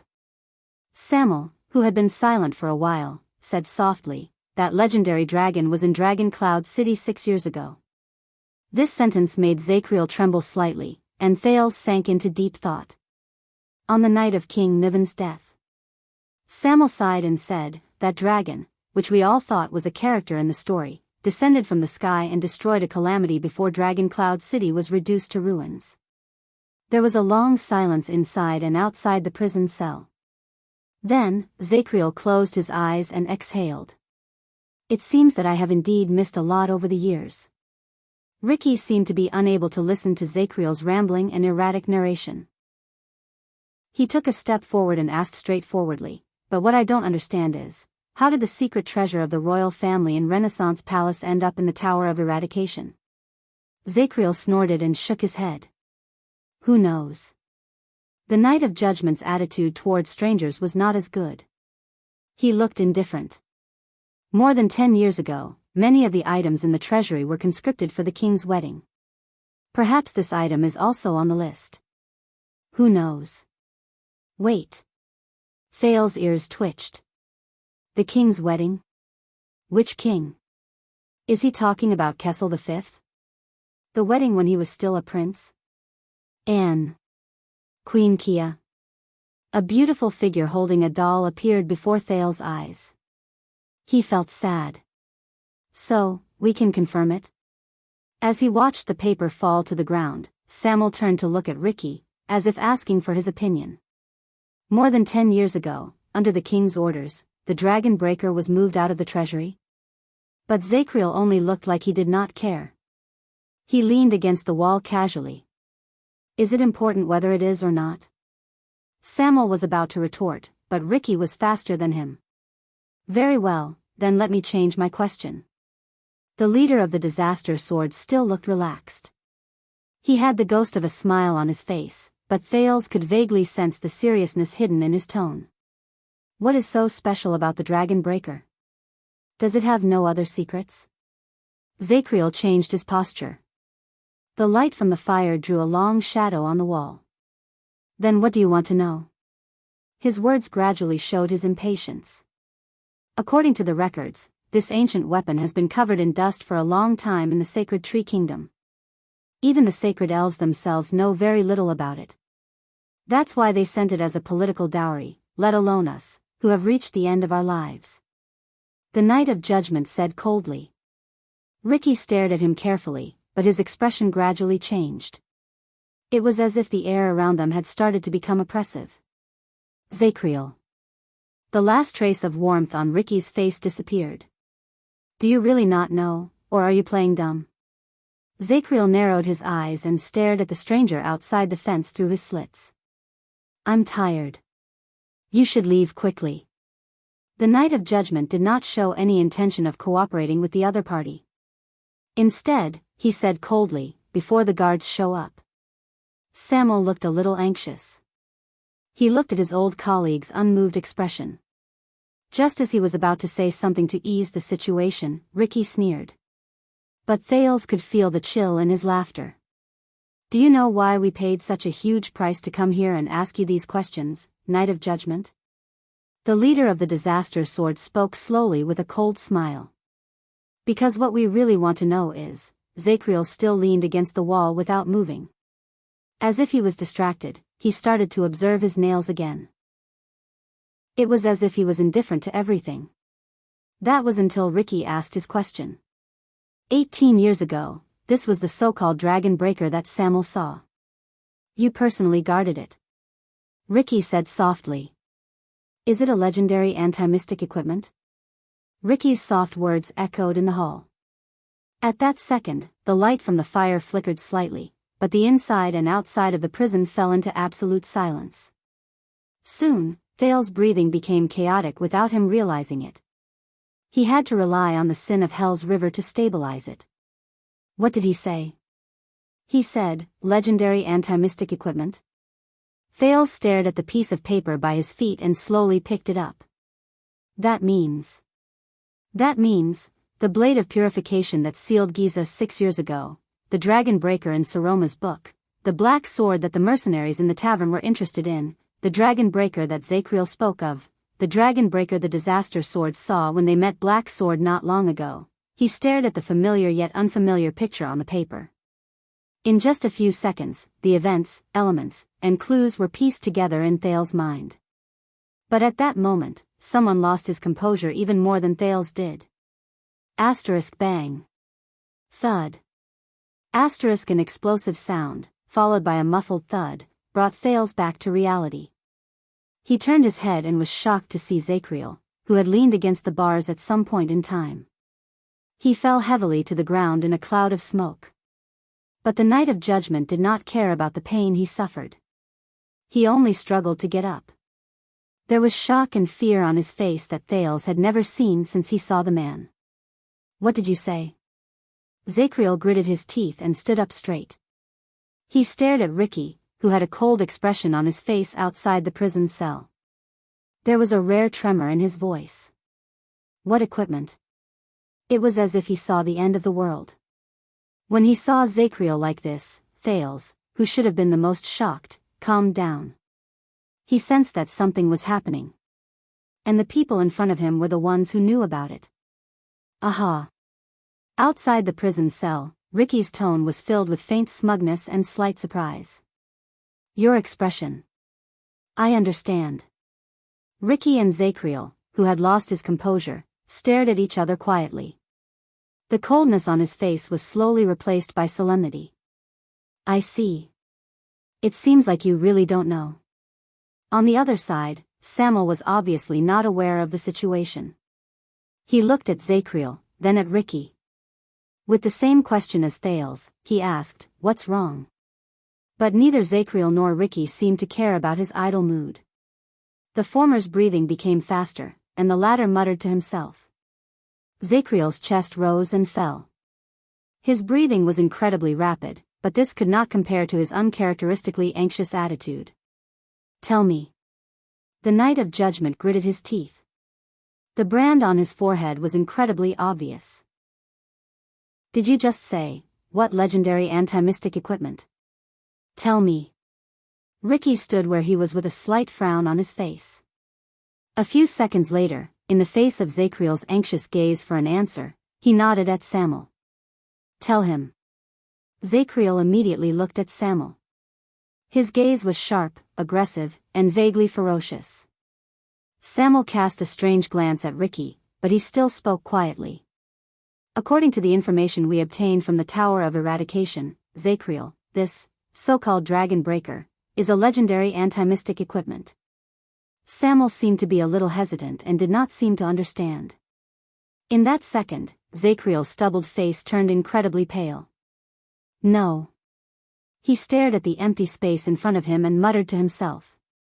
Samuel said with a serious expression, "Our information is unquestionable. It is said that this legendary anti-mystic equipment has been verified, and it can seal the calamities." Thales subconsciously clenched his fists. He remembered the scene 6 years ago. The short sword that shone with red light seemed to resonate with the blood in his body, as if it had a life of its own. In the prison cell, Zakriel's gaze shifted back and forth, as if he had seen the most unbelievable thing. "No, no, impossible," he mumbled. In the end, he widened his eyes and slid down to the floor, as if he had lost all his energy. He was dumbfounded. Samuel sighed softly. "Yes, we never knew that the royal family had such a legendary anti-mystic," but before he could finish speaking, Zakriel suddenly raised his head from behind the bars. "No." The prisoner's expression changed abruptly as he shouted, interrupting Samuel's words. "No, it's not like this. It's not, it's not." He shouted at the top of his lungs while he pounded the floor with all his might. Asterisk thud. Thud. Thud. Asterisk the Night of Judgment's sudden outburst caught Samuel off guard. He stared in shock at Zakriel, who was breathing heavily and trembling. He could not understand what was going on. Did he go crazy again? Outside the prison cell, Ricky stared at the prisoner, who had become abnormal again. He did not say a word. Thales, on the other hand, was as confused as Samuel. He was filled with questions.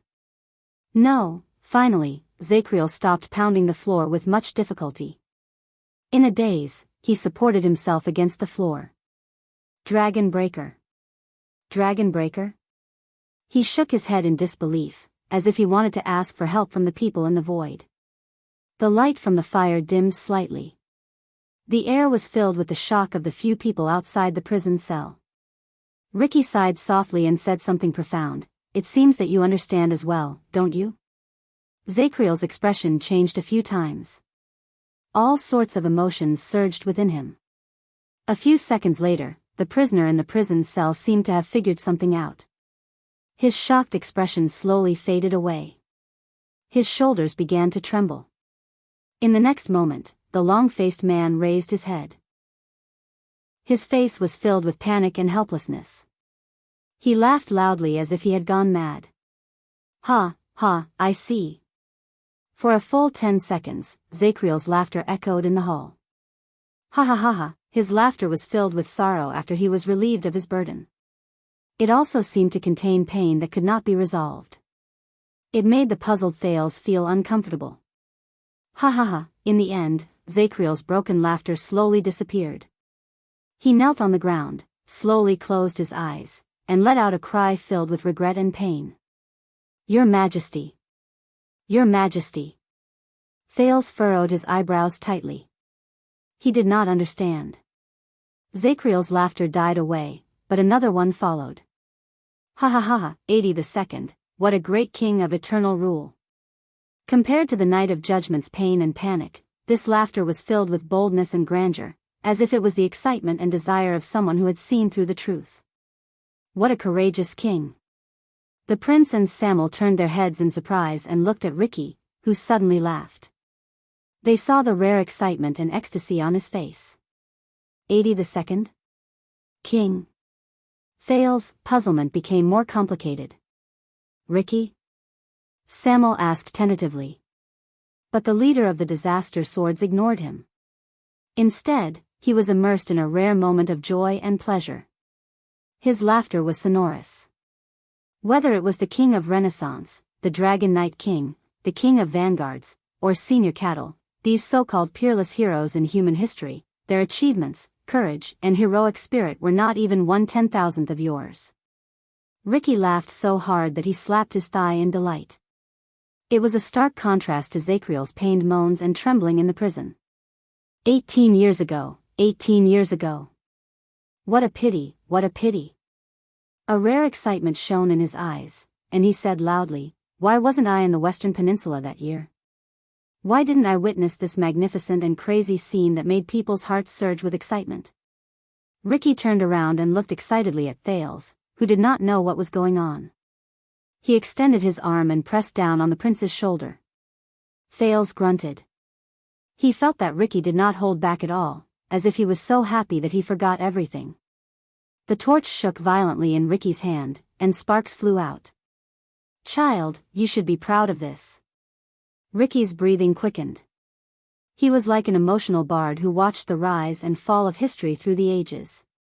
He sighed and said, "Your grandfather was practically the greatest and most fearless supreme king in human history since the Battle of Eradication." Thales stared at him in a daze. He sensed the unusual passion in his words, and he could not help but open his mouth to ask. But Samuel was faster than him. The former flag-bearer of the royal guards asked sternly, "Zacriel? Ricky? What is going on? What are you talking about?" Ricky's laughter slowly disappeared. He let go of Thales' shoulder and took the paper from the prince's hand, but he did not answer Samuel's question. "Night of Judgment, let me confirm for the last time." Ricky's expression returned to normal, and he stared solemnly at the dazed Zacriel in the prison cell. "This thing, the so-called Dragon Breaker, when it flowed out of your hands from the treasury 18 years ago, was it just the Dragon Breaker?" Zacriel shuddered slightly, as if he had just woken up from a nightmare. He gave a nervous snort of laughter. "Ha ha ha ha ha." Zacriel's gruff laughter came from his chest, and it was hollow. "Look at the present, think of the past." The Knight of Judgment lowered his head and said softly, "Do you still need confirmation?" Ricky smiled. He turned around. "Samuel, let's go," Ricky said casually. Ricky said casually, but his eyes were filled with unprecedented confidence. "We didn't come here for nothing." He strode forward, leaving Zacriel behind him. He remained in the boundless darkness. But Samuel made a low sound. "Ricky." The flag-bearer raised his head coldly and raised the torch. His tone was filled with dissatisfaction. "I need an explanation." Ricky stopped in his tracks. Thales frowned as he watched the interaction between the two men. Ricky let out a sigh and turned his head. "Samuel, you are a noble in the capital. Tell me, how did we win the Battle of Eradication?" His expression was indifferent, and the corners of his lips curled up slightly, as if this was just a normal conversation between friends. Samuel was slightly startled at first, then he instinctively said, "The legendary anti-mystic equipment." Ricky snapped his fingers, which showed how relaxed he was at that moment. He turned around and walked closer to Samuel, completely ignoring Zacriel, who lowered his head and trembled in the prison cell. It was as if he had already lost his value. Yes, for more than 600 years, as their greatest nemesis, every legendary anti-mystic equipment concealed the calamities. Ricky said softly, "But the irony is that every legendary anti-mystic equipment that concealed calamities was forged during the Battle of Eradication with the power of the two most powerful calamities, along with the wisdom of human wizards, as well as countless costs as a foundation." At that moment, Thales shuddered. "Wait. They're talking about..." A pleasant male voice rang in his mind, awakening memories from not too long ago. Unbeknownst to us, the two mystics, who had always seemed to stay out of the matter and remain neutral, had long since started working together with the humans and the survivors of the Magic Tower. They created the mystics' greatest nemesis: legendary anti-mystic equipment. In Black Prison, Ricky faced Samuel's burning gaze and continued to speak. "When the war was won, the wizards were wiped out, the two magic empresses went their separate ways, the human alliance collapsed, and the Calamity Hunters group, which was famous for a time, disbanded. The limited number of legendary anti-mystic equipment was scattered everywhere with them. However, what most people don't know," Ricky said with a cold smile, "Blood Spike and Helen, the two most powerful calamities who were once on the same side as us, were the creators of the legendary anti-mystic equipment. They secretly tampered with their works." Samuel was slightly startled. "Tampered with?" Thales' breathing quickened, and he subconsciously straightened his body. Memories of the past seized his mind again. "Wait, I thought of a problem. If the legendary anti-mystic equipment is the mystic's greatest nemesis, what about the two empresses? Won't the weapons they created pose a threat to themselves? At that moment, what appeared before Thales's eyes was the elegant smile of the man in blue, as well as his faint gaze, which was suffused with blue light. Good question. You're getting closer to the truth of the world, Your Highness. Thales was stunned. He understood something. Then, Ricky's faint voice traveled into his ears. After the war, the human heroes used tragic facts to prove that all the existing legendary anti-mystic equipment could not seal Blood Spike and Helen. In Black Prison, Samuel raised his eyebrows slightly. Ricky smiled and threw down the torch. That's right. The strongest weapon in the Battle of Eradication could seal almost every mystic and end the disaster they brought, but it could not hurt their creators. Not even a little bit, not even a little bit. The torch fell to the ground, and sparks flew. But as it rolled, it gradually dimmed. It no longer shone or heated up. Yes, it makes sense when you think about it. If I were them, why would I do something that would harm others without benefiting myself? Ricky raised his head and sighed softly in the much dimmer Black Prison. So, Blood Spike and Helen, the two magic empresses, the most powerful mystics in the world, were exceptions that could not be sealed. They were like two unbreakable taboos that hung over the entire world. For many years, no one could control them. They stood above all things, transcended above all else, and forged a terrifying balance in Errol that lasted for 7 centuries. All the countries and races were as silent as cicadas in winter, not daring to voice their anger. As he listened to Ricky's words, Thale's thoughts became more and more agile. There was a hint of shock and understanding in his heart. The words of his mysterious teacher rang in his ears again. But the secret of the legendary anti-mystic equipment has always been in the hands of the two empresses. We have no way of knowing. This is a shackle that has been pressing on our shoulders for nearly 700 years. It is still hard to understand.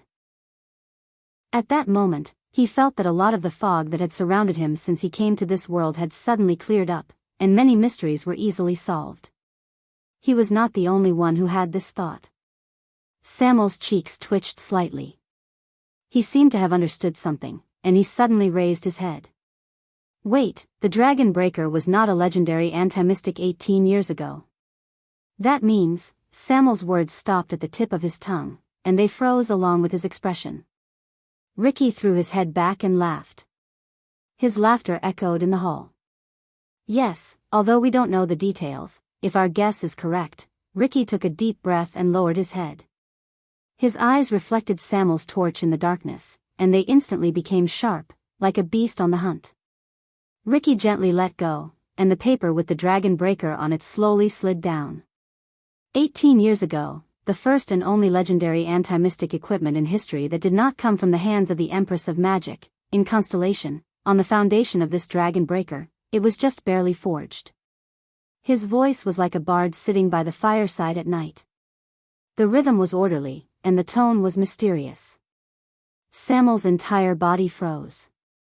As Ricky's words gradually spread out, the atmosphere in Black Prison had never been so terrifying. It was as if they were talking about the most unbearable secret in the world. Thales watched the paper float in the air a few times before it landed on the stubbornly burning torch on the ground.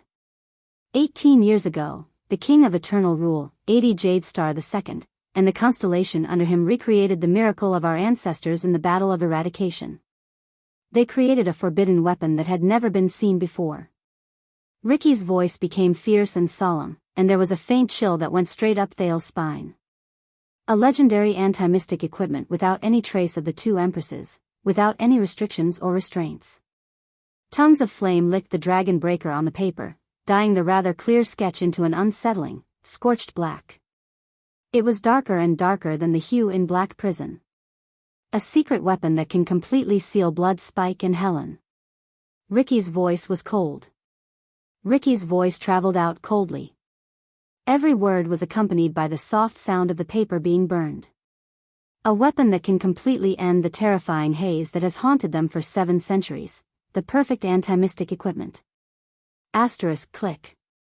Asterisk the flame trembled slightly, and sparks exploded. Thale's thoughts were almost frozen. He felt his breathing stop, and his hands and feet were cold. The Black Prophet's inexplicable attitude. Asda's fanaticism. The Duke of the Northern Territory's hysteria before he was imprisoned. King Nuvan's thought-provoking attitude when he told him the truth. Little Rascal's hesitation before she left. And the secret of the bloody year. Countless terrifying answers and questions crept into his mind. Of course. Ricky sneered.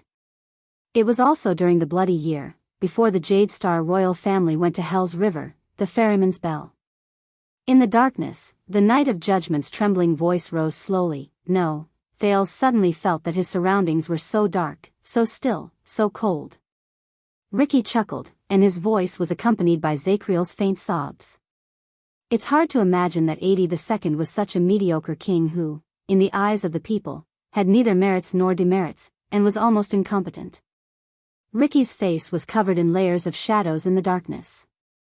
As he spoke, his voice was filled with endless lament and mockery. The shadows gradually spread. He was probably the first person since the Battle of Eradication who dared to trample on the authority and power of the Calamities, and the strength and pride of the two empresses at the same time, the human king. Thud. With a soft sound, the torch on the ground burst into the last sparks. The unusual and peculiar dagger on the drawing paper was completely reduced to ashes. It shattered inch by inch. Chapter 426. The ominous and horrifying atmosphere in Black Prison lingered for a long time. Even after Ricky's laughter and Zakriel's sobs faded away, Thales could still sense the ghastly atmosphere in the air, and it made his hair stand on end. The bloody year. 82nd. The Jade Star royal family. And the only thing that could threaten the Magic Empress, the perfect anti-mystic equipment. Thales breathed in a daze. He just realized that his limbs were trembling slightly. The secret just now had shocked the prince too much. Thales lowered his head in a daze and looked at his left hand. There were a few shallow wounds on his palm. If he did not look closely, he would not have been able to see them. 6 years ago, I used this hand to hold the forbidden weapon, and seal Giza. That weapon is highly likely to be the culprit behind the Jade Star royal family's death, Blade of Purification. Thales could not help but clench his fists when he thought of its name, which should not be a coincidence, and the strange call that seemed to have a life of its own. His chest tightened. What is that thing? Countless questions and goosebumps surged into his body and engulfed him. We should go. On the other side, Ricky put away his reminiscing and joyful expression. He became indifferent again. That's all for today. But just as he turned around, wait, Ricky. Samuel, who was also stunned, sighed and looked at Zakriel in the prison. One last question. Under the dim light, the Knight of Judgment's figure seemed to be sitting dejectedly on the floor. His face was filled with sadness. Ricky frowned slightly, but he did not say anything in the end. Samuel walked towards the bars step by step. The light from the fire forced the shadows of the bars to come close to him, and he continued to approach the corner where Zakriel was hiding. Just now, Zakriel. Samuel inhaled and hesitated for a moment. Barney Jr. told me that there was a traitor among the royal guards who betrayed His Majesty and His Highness. Zakriel shuddered in the prison cell. He raised his head in a daze. His expression was fleeting. Thales forced himself to put away the chaotic thoughts in his mind and looked at the scene. Barney's words are very convincing and logical. Recalling the scene just now, Samuel, who was holding a torch, had a pained expression on his face. He said that they worked together from the inside and outside, falsely passed down His Highness the Crown Prince's orders, intentionally led us in circles, and even hid among our team after the incident. Nonsense like that. Zakriel, who was sitting against the wall, continued to stare at Thales in silence. His face was slightly lowered, and he was immersed in the shadows. Thales could not see him clearly. Samuel chuckled, unsure if it was sarcasm or self-mockery. It seems like traitors really do exist. Samuel's tone was filled with indescribable sorrow. It's as if as long as we find him, Barney Jr. and the others will be freed, or at least atone for their sins. Zacriel exhaled softly in the cell, as if he had not recovered from the shock just now. But at least he spoke. His tone was casual, as if he was sleepwalking. Really? Samuel's expression tensed.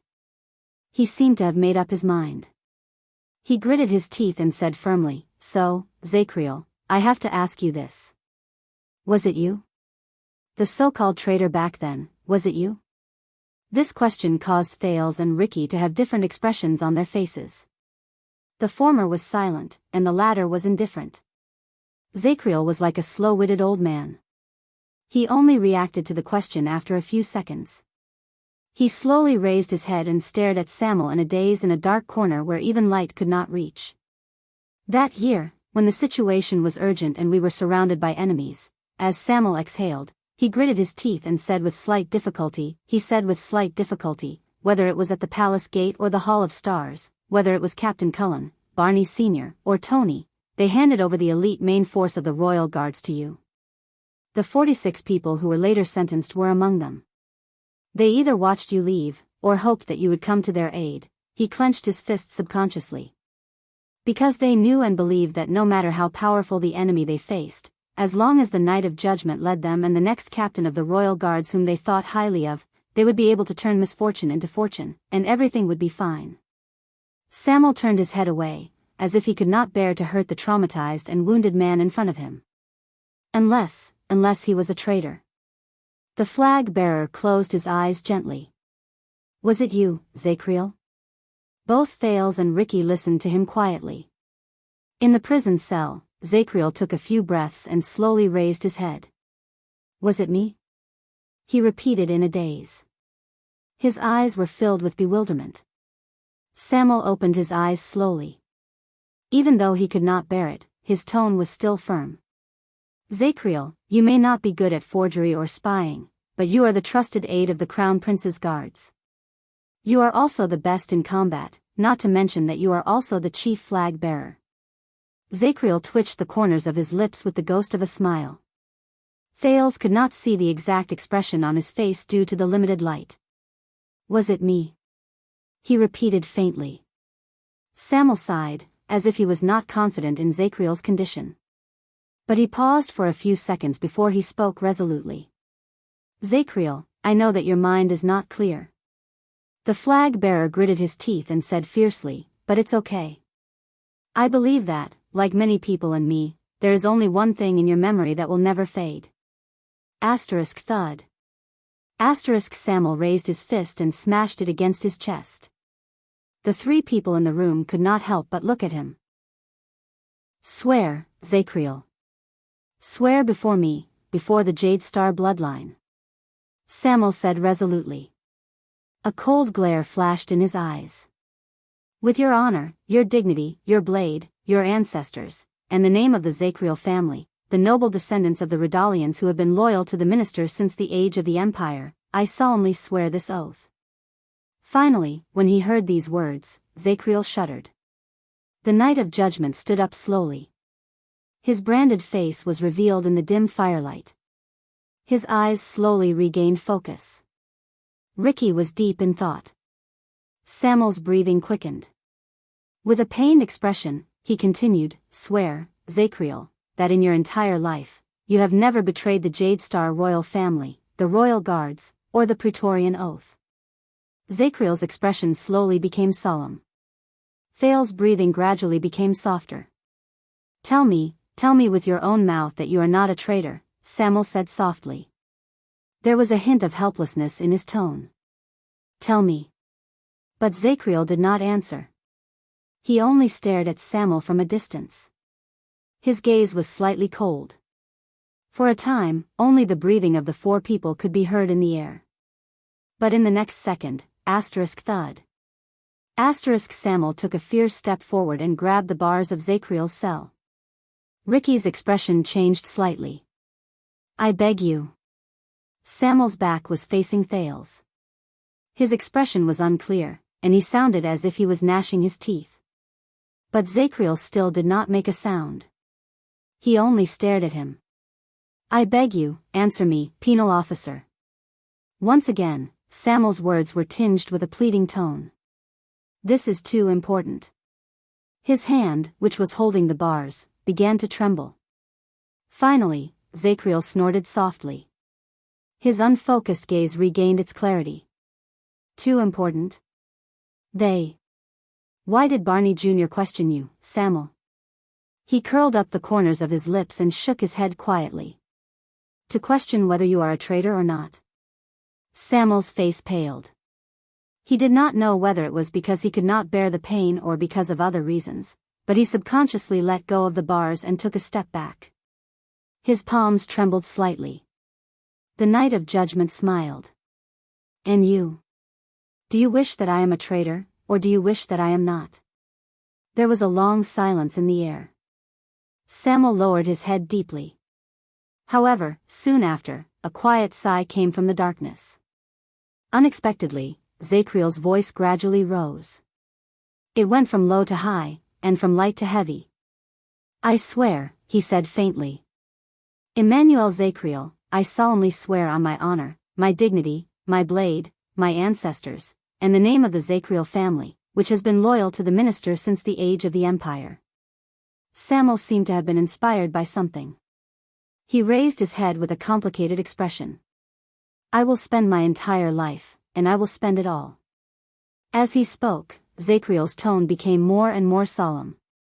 I have never betrayed the Jade Star royal family, and I have never betrayed the Praetorian Oath. Thales's eyebrows twitched. He seemed to have missed something. As expected, Zacriel's sigh came again. The only people I have let down are all of you. Samuel's breathing seemed to have been cut off. The Knight of Judgment's dispirited and sorrowful voice continued to rise. It's Captain Cullen, Tony, Morian, Belden, Kamal, Rogo, Tardin, Bruley, Nair, and you, Samuel. It was all the brothers of the royal guards. He sounded like an old man with one foot in the grave, repenting for the sins he committed when he was young. Samuel did not move. Zacriel stared at Samuel, then at the brand on his face.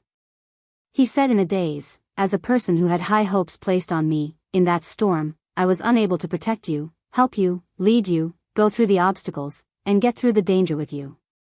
He said in a daze, I could only sit here, day after day, year after year, and watch all of you sink into this state and suffer. Thales turned his head and thought of the 37 emperor's Praetorian guards who died in the prison of bones. He thought of their dazed, desolate, liberated, or crazed gazes.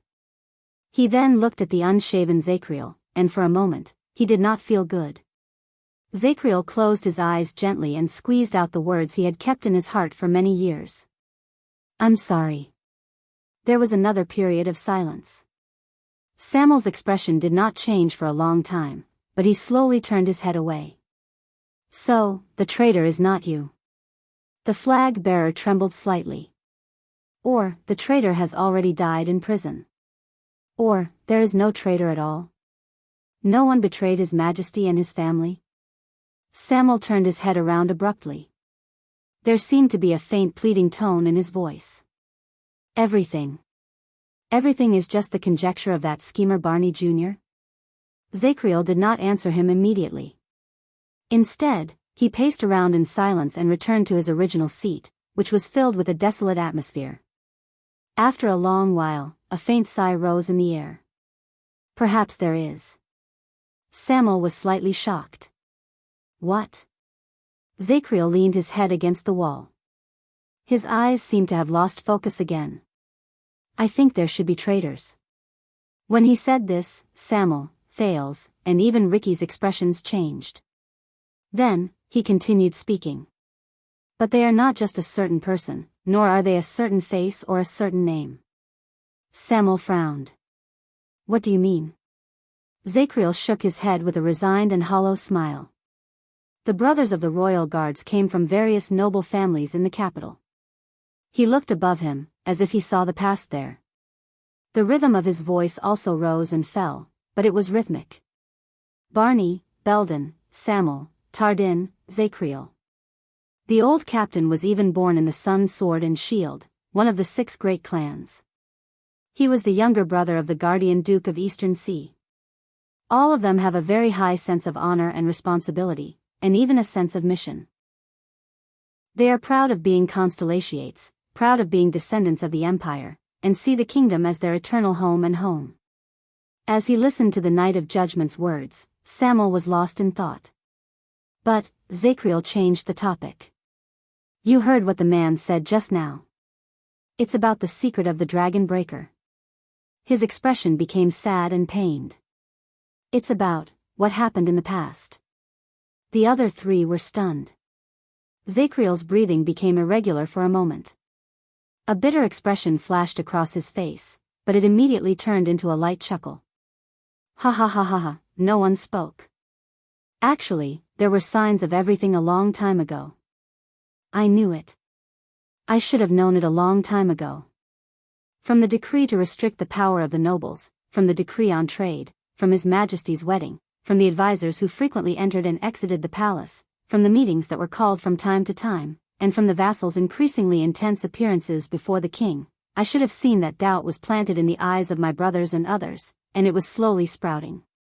Samuel did not speak.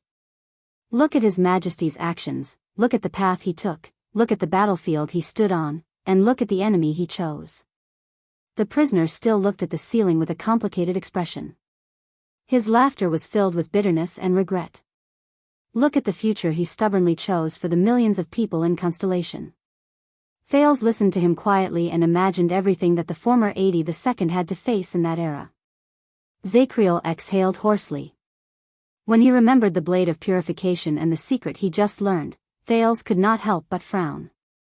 Samuel turned his head away fiercely, as if he could not bear to listen anymore. You and Barney Jr., both of you yearned to find that traitor so much, but I was thinking, if the so-called traitors you spoke of, if those people who had hopes and longed for Constellation's future, if they really knew something, such as the Dragon Breaker, and were willing to accept the rebuke of their conscience, even if it went against the king's will, Zacriel stared blankly at the air.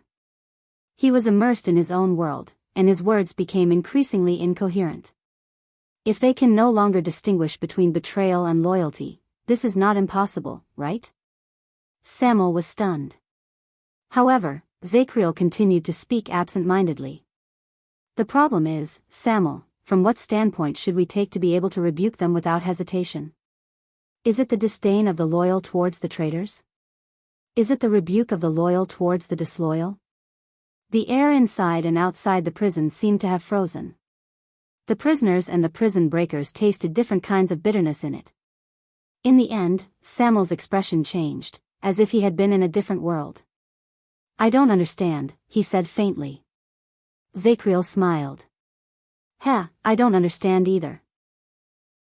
The Knight of Judgment seemed to have slowly recovered from his daze. He hugged his arms tightly and sank his face into the darkness. Go. You don't belong here, and you don't have to be here. You are not the one who should be rebuked. Zacriel slowly extended his hand and pointed at the empty corner outside the prison cell again, as if there was really someone there. You are also not the one who should face him here. After what seemed like a long time, Samuel turned around laboriously, like a hibernating animal who had suddenly woken up. He no longer looked at the Knight of Judgment. Samuel sucked in a deep breath, as if he wanted to swallow all the resentment and grievances he could not express into his chest. I told you.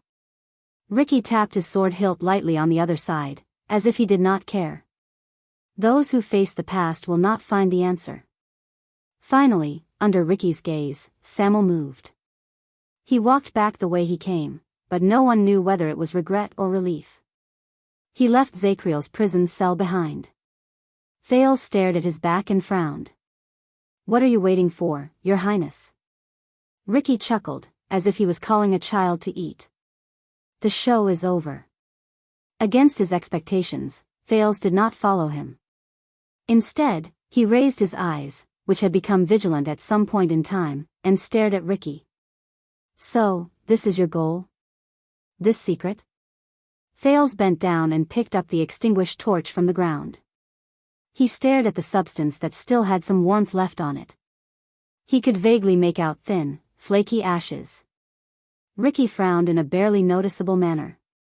The prince slowly raised his head and exhaled softly as Samuel walked further and further away from him. And then? Samuel's footsteps stopped. He also noticed Thales's behavior. And then, we go home. Ricky sized up Thales coldly.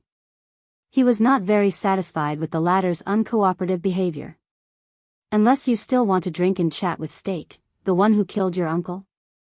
Thales sighed heavily. So. This is the last step for these people. Perhaps it was just as he had guessed. There was another exit in the prison of bones, and he could completely avoid the surveillance of the camp. After that, he had nowhere else to go except under their claws. Thales took a deep breath and whispered to himself, "I'm ready. I'm ready." In the next second, the prince raised his head with a brilliant smile. "Hey, can we talk about this?" Thales looked at the torch, which only had a wooden stick left in his hand. He scratched his head in annoyance. "What I mean is, look, since you've already gotten what you want, and I'm just a weak teenager." Ricky shook his head slightly and finished his sentence in an unquestionable manner. "It's also what we want." Thales froze. Ricky walked forward slowly, and there was a hint of threat in his voice. "It's even more than our original goal." Thales could not help but raise his eyebrows. He could not help but sigh and say, "But, you know, neither the kingdom nor the Secret Intelligence Department will let you leave the camp easily." Samuel walked back and looked at Thales, who looked like he wanted to negotiate with Ricky. "They won't," Ricky said coldly. "But they don't know."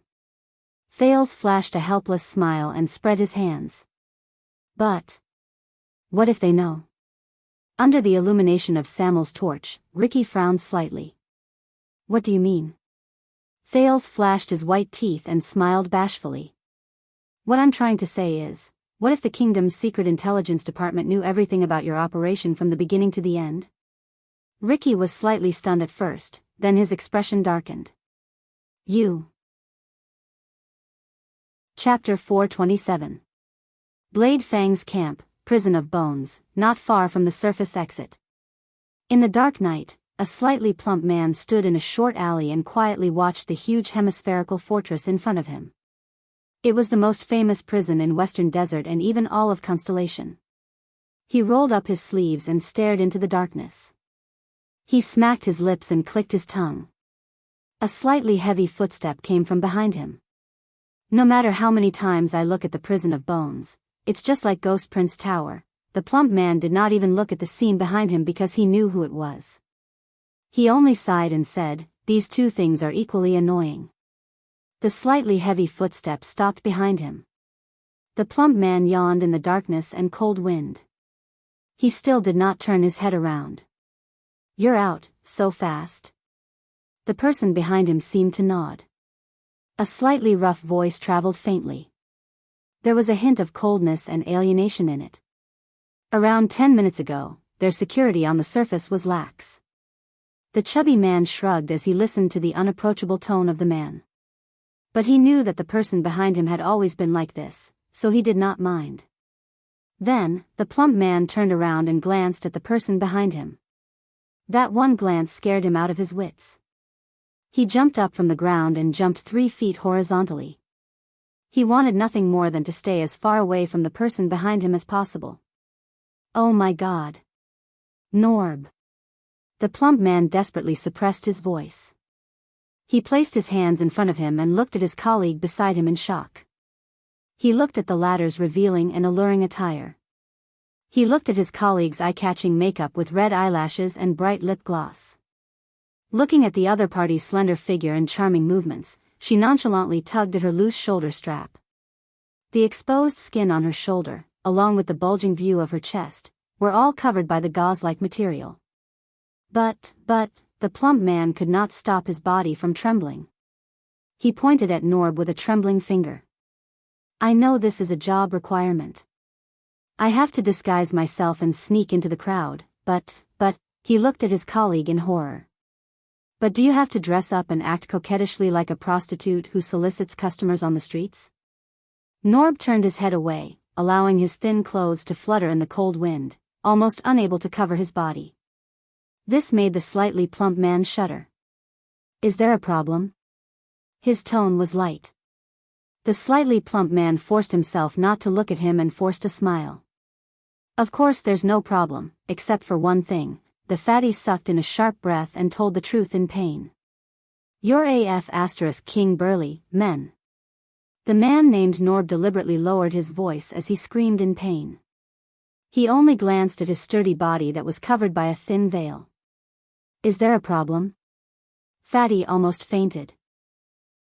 He hid back in the alley and pressed his forehead. My God, Norb, do you know that the way you cross-dress is simply polluting the environment? Look at your green stubble under your lipstick, your bloody mouth, your stocky waist. Norb couldn't help but turn around to look at him. Oh no, please don't turn your head, please don't turn your head to look at me. I have to go back and wash my eyes today. Your visual damage after you cross-dress is just too great. Out of the corner of his eye, Norb caught a glimpse of Norb's soft and sexy dress. He saw the faintly visible thick thighs and thick leg hair. His cheeks twitched involuntarily. Coupled with his large pectoral muscles, and he had a serious expression on his face, Fatty felt his stomach churn. Bright moon goddess above, don't wait until the end of the game. Throw a meteor down now and crush me and him to death. Norb looked at his shocking attire again and grinned lightly without a care in the world. The smile with the stubble on his face was charming, and it almost made the man, who had just caught his breath, feel his heart stop.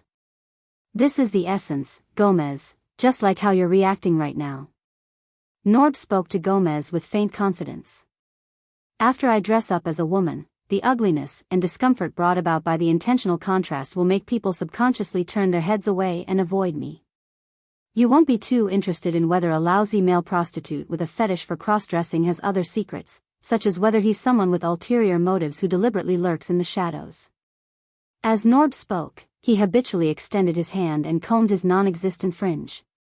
Gomez patted his chest in shock, but he still insisted on using the corner of his eye to talk to his colleague. Are you sure you didn't read too many bardic poems? Norb glared at Gomez. His eyebrows were furrowed, and he seemed to be angry. It made Gomez have the urge to immediately retire. Gomez could only exhale in pain. He pointed at the prison of bones in the distance, resigned to his fate, and said to his extremely calm colleague, forget it, forget it. So, what are we eating today? What are we eating? Norb no longer subconsciously swung his woman's sleeves. What do you want to eat? Norb no longer swung his sleeves subconsciously. He shook his head steadily. The list of information is clearly with you. The plump Gomez's face turned red. He coughed, took out a piece of paper from his belt, and slowly unfolded it. All right, let me see. Gomez looked at the paper in his hand. He was instantly in high spirits, and the gloominess he felt when he was almost scared to death by Norb seemed to have been swept away. First, appetizer and appetizer. He looked at the prison of bones in the distance with great interest. His tone rose and fell. A personal envoy of the Northland Kinslayer King. Gomez stopped talking and suppressed his disgust. He looked at the cross-dressed Norb. Did you see him when you were inside? Norb's expression remained indifferent. He only nodded slightly. LaSalle Weeder, the former border baron of Dragon Cloud City.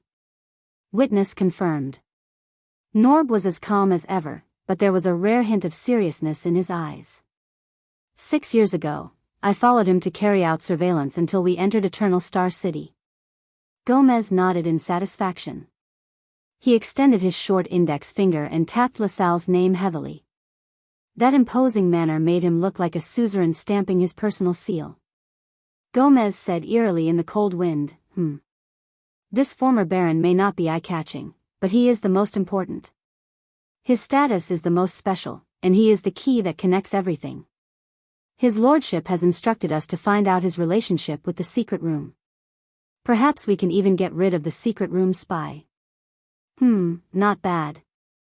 As for appetizer, the quantity is small, the quality is good, and the taste is exquisite. Norb nodded expressionlessly. Gomez blew on the paper in his hand and shifted his gaze to the next person. Then, the highly anticipated main course. Gomez's eyes lit up again. Wow, guess what we have? A whole pot of shadow shield assassins. Full of sincerity. He was in high spirits. Just like before, Norb spoke slowly in response to Gomez's gaze. Kos, family name inauspicious, former Northland vagabond, codename, Stake. Witness confirmed. Norb said calmly, he is the most valuable target. He fits the description of the shadow-catching operation 6 years ago. His lordship pays a lot of attention to him, especially to find the spy he placed in the upper echelons of the western desert. Gomez let out a sinister laugh and clicked his tongue, as if he was tasting the best steak. This might be the biggest gathering of shadow shields since 18 years ago. Phew, the meat is delicious, and the meat is of high quality. As long as it's cooked properly, it will definitely be the best in the world. Norb did not comment. He just elegantly lifted his dusty dress. Next, side dish. Gomez continued to read his list with great interest. The middleman of the mercenary business, the rather famous owner of My Home Tavern. Norb frowned slightly. Tampa, the successor of Half-Mouth Rooney more than 10 years ago. Witness confirmed. The cross-dressing man seemed to be deep in thought. He must have a lot of information and money in his hands. Gomez's eyes darted around slightly. This guy has always been very slippery, and we won't be able to use it against him. But after this battle, we can rub him flat, round, and trample on him however we want. Alright, this side dish is more or less a little greasy. Gomez shook his head in resignation and looked at the last line. Next is the final dessert. This time, Gomez's expression became solemn. Blood Whistle, the famous war mercenary group. Norb's expression also darkened. Disaster Swords. Witness confirmed. Their leader doesn't seem to appear often, I can't recognize him, but one of them stayed in the same cell with me for half a day before he went down. His companion called him Joseph, and he seems to be a regular in the prison. I can't get any information out of him. The other one is Klein, who is stationed in Northland. The last one is suspected to be a fugitive from our kingdom for many years. He is the former vice flag bearer of the Royal Guards, Colin Samuel. When he heard this, Gomez's lips curled up. The surprise is always at the end, isn't it? Those enemies of the Tower of Eradication are suspected to have escaped after launching the attack on the Tower of Eradication. They are large enough to be on the battlefield. The Lord is very interested in what they obtained after they broke into the Tower of Eradication, and he is also very curious about why they entered the Prison of Bones. TSK. It lingers on the tip of my tongue, and the aftertaste is endless. As a dessert, it's a perfect ending. He narrowed his eyes slightly and licked his lips, as if he was really enjoying the taste of the dessert. Norb looked at him and still did not say a word. Gomez rubbed his plump hands and put away the paper with an excited expression. He looked like a man who had just returned home after a busy day. So, this is the menu for today. All of them are here. That Sissy's people should be almost here as well. When are we going to take action, pull in the net, and eat? He looked at Norb, who was dressed as a woman, with hope in his eyes. He tried his best not to look at the latter's dress, which was fluttering in the wind, and the scenery that could be vaguely seen under the dress. No. But Norb only shook his head firmly. We are not going to take action. Gomez's smile froze. Say that again? The plump man seemed to be in disbelief. The prince is still inside, Norb said bluntly. We cannot take action. So what? It's just a prince. The plump man was very displeased at first, until he understood what Norb said. Gomez's expression changed. The prince? Wait, you mean the heir of the kingdom who came back from Northland? Norb did not say a word. He only nodded slightly. Gomez's lips opened and closed, and he twitched soundlessly. The decoy and fake bait for our operation this time. That troublemaker who ruined countless of our plans, Your Highness? Norb nodded. Gamus looked as if he had seen something unclean. He raised his chubby, stubby hands and covered his mouth in horror. You. This. Can't. That's the prison of bones. How did he get involved? Was he caught for prostitution? Or did he sell his ass like you? The plump man stared at Norb in shock. He even forgot about the latter's clothes and dignified appearance. I wish I knew. Norb shook his head. But that's what Nameless told me. The plump man looked like he wanted to argue. The words were at the tip of his tongue, but he could not say them. In the end, he could only slap his own face. I'm really King. Do you know what this looks like? It's like when the appetizers, main dishes, side dishes, and desserts are all served, and the guests are wiping their mouths and drinking wine while nodding in satisfaction. Then, the child prodigy prince suddenly jumps out with a big plate of prawns with pungent sauce and smelly sauce. He says, surprise. Hey, there's still one more dish. Haha. Pinch your nose and eat it, idiot. Fatty Gomez waved his arms and legs as he cursed in a vivid and hateful manner. What a genius. He practically ruined the entire table of dishes. And the most coincidental thing is that we are that idiot. Gomez looked like he was about to break down. But Norb was unmoved. He only shook his head and said in a low voice, the situation inside is unclear. Acting rashly will only be a meaningless risk. Nameless is the only person who can act. We must wait.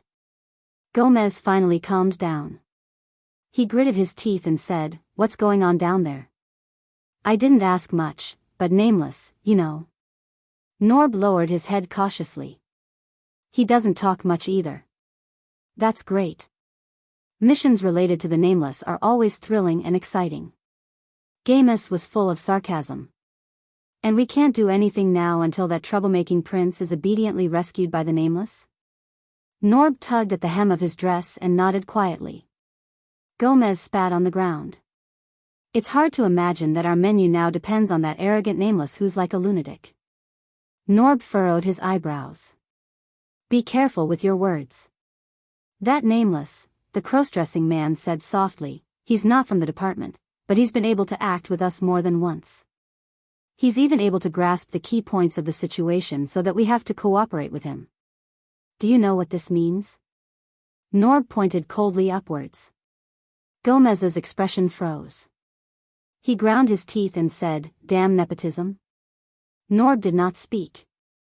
With a pained expression, the fat man exhaled a patriotic sigh about the darkness of the bureaucracy and the muddle-headed royal family. All right, then we'll wait here. That cold-blooded sissy will definitely not be happy. Norb shook his head. That's not our problem anymore. Amidst the sound of the wind and sand, the two of them waited in the alley beside the prison of bones for a while. Speaking of which, Norb. Perhaps he was tired of the silence, or perhaps he could not stand the cold. Gomez picked his ears and said, never mind about Nameless. Never mind about the Nameless one. He's always been mysterious and doesn't fight for it. But, the fat man cast a cautious glance at Norb. Are you really resigned to this? Norb furrowed his eyebrows slightly. You know, in terms of ability and achievements in the Western Desert, whether it's the Bloody Year or the Desert War, you're the most suitable person to be the Lord's successor. The fat man shrunk his neck and said in a seemingly meaningful manner, but 10 years ago, when that Baron Bone kid came, the Lord groomed him as his successor. Norb suddenly turned his head. This time, the cross-dressing him no longer had an enchanting expression or a deliberate weakness. Instead, a pair of fierce eyes shot out a fierce and cold warning. It made the fat man subconsciously shudder. Gomez. Norb enunciated each word clearly. Do you know who dies the fastest in the kingdom's secret intelligence department? Gomez felt a chill run down his spine. Knowing that he had said the wrong thing, he replied hesitantly, someone who talks too much? Norb smiled coldly. No. The cross-dressing colleague gritted his teeth like a wild beast about to kill. It's someone who thinks too much. The fat man's expression froze slightly, and he shut his mouth resentfully.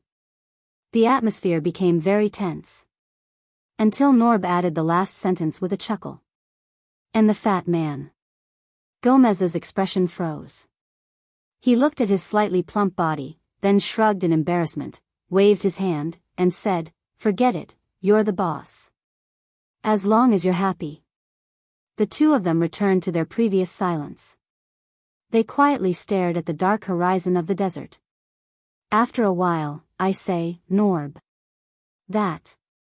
Norb turned his head around impatiently. The fat man's face was slightly red, and his expression was bashful. He coughed faintly. "Will you always wear female clothes in the future?" No one in the last level of Black Prison knew how all of this happened. Including Samuel.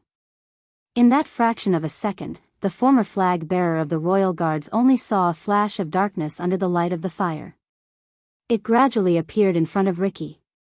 It was as if the air had instantly turned into a piece of paper stained with ink, and the painter's creation was revealed. But this flash of darkness did not reveal a beautiful scene, much less a still life. It was a blade. Samuel really wanted to warn Ricky. Assassin. Assassin. But he realized that when he recognized the shape of a blade, the murder weapon that appeared out of nowhere had already pierced Ricky's throat diagonally. It tore through his cartilage, lower jaw, tongue, cerebellum, and came out from the back of his skull mercilessly. Even the fastest brain could not keep up with the shocking change at that moment. Asterisk splat. Asterisk the sound of metal piercing flesh rang out. The leader of the disaster swords only managed to let out a grunt before his entire body trembled.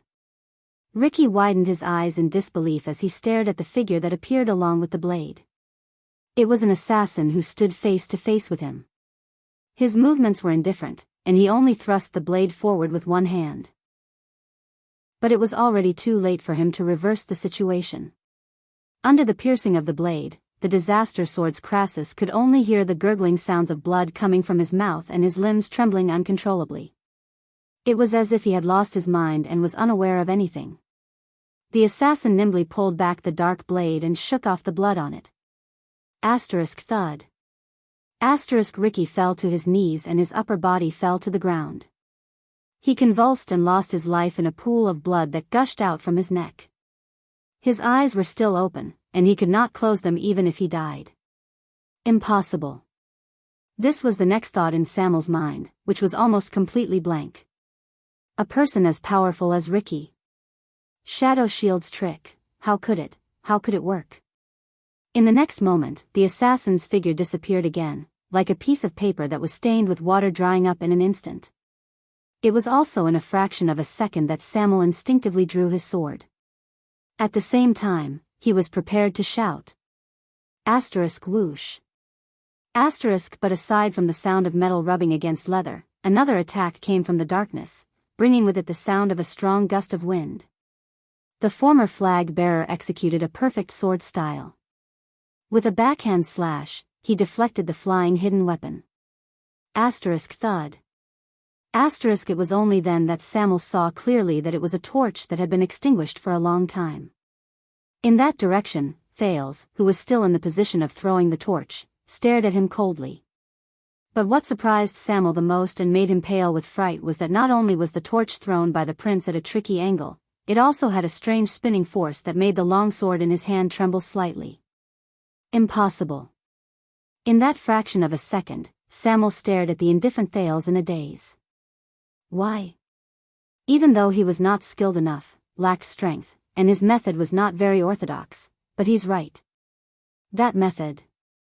He had met it before. 18 years ago. On that day. Samuel could not believe it.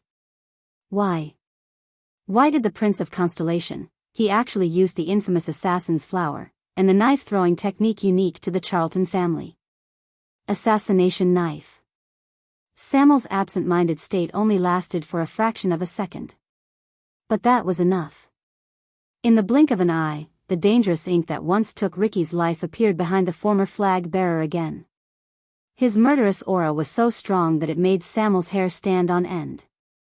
*T. Before he fell to the ground and lost his senses, the flag bearer heard the prince's slightly anxious shout. Keep him alive. Thud. With a dull thud, Samuel fainted and fell to the ground. Clang. His torch and longsword fell to the ground at the same time. Not far away from him, Ricky's corpse lay motionless in a pool of blood. He no longer breathed. Phew. Thales took a deep breath. His nerves, which had been tense for a long time, finally relaxed completely. The sin of hell's river in his arms, waist, and calves gradually faded away. The soreness he felt after imitating Jayla's posture of throwing the knife suddenly surged into his body. He was so tired that he sat down on his butt. Phew. Thales gasped for air, but a smile appeared on his face. These disaster swords. Damn mercenaries. So what if they have more people? The prince criticized in his heart. After waiting for so long, I finally got the chance to be alone. A truly powerful person planned everything. They did not care about winning or losing in a moment, did not care about strength, and did not care about honor or disgrace in a moment. The one who laughs last is the winner. Whoosh. Thales roared madly in his heart for a few seconds as he stared at Ricky and Samuel on the ground. Then, he wiped off the sweat on his forehead and smiled foolishly. Rustling sounds rose behind him. It seemed that even Zacriel, who was behind the fence, was secretly moved by this swift and decisive kill. But Thales had no time to care about him. He raised his head and looked at the dark figure in front of Samuel. Thales sat on the ground and panted. He massaged his sore right arm and watched the figure's back. For a moment, all sorts of feelings welled up in his heart, and he could not put them into words. You're just going to stand there? The prince asked. The figure froze for a moment.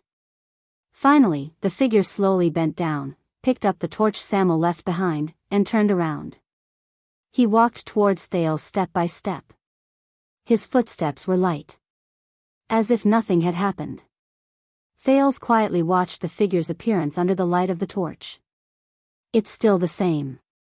The same figure. The same attire. The same weapon. The same, strange. The figure stood in front of Thales and seemed to be sizing him up carefully. Thales did not say a word and let him size him up. A few seconds later, the figure spoke in a muffled, hoarse, and deep voice. It's been a long time, Your Highness. You've grown up quite a bit. Thales clenched his fists, and his heart trembled slightly. When he heard the familiar yet unfamiliar voice, a sense of familiarity and peace of mind that he had not felt for a long time rose in his heart. It chased away every inch of fear and nervousness in his heart.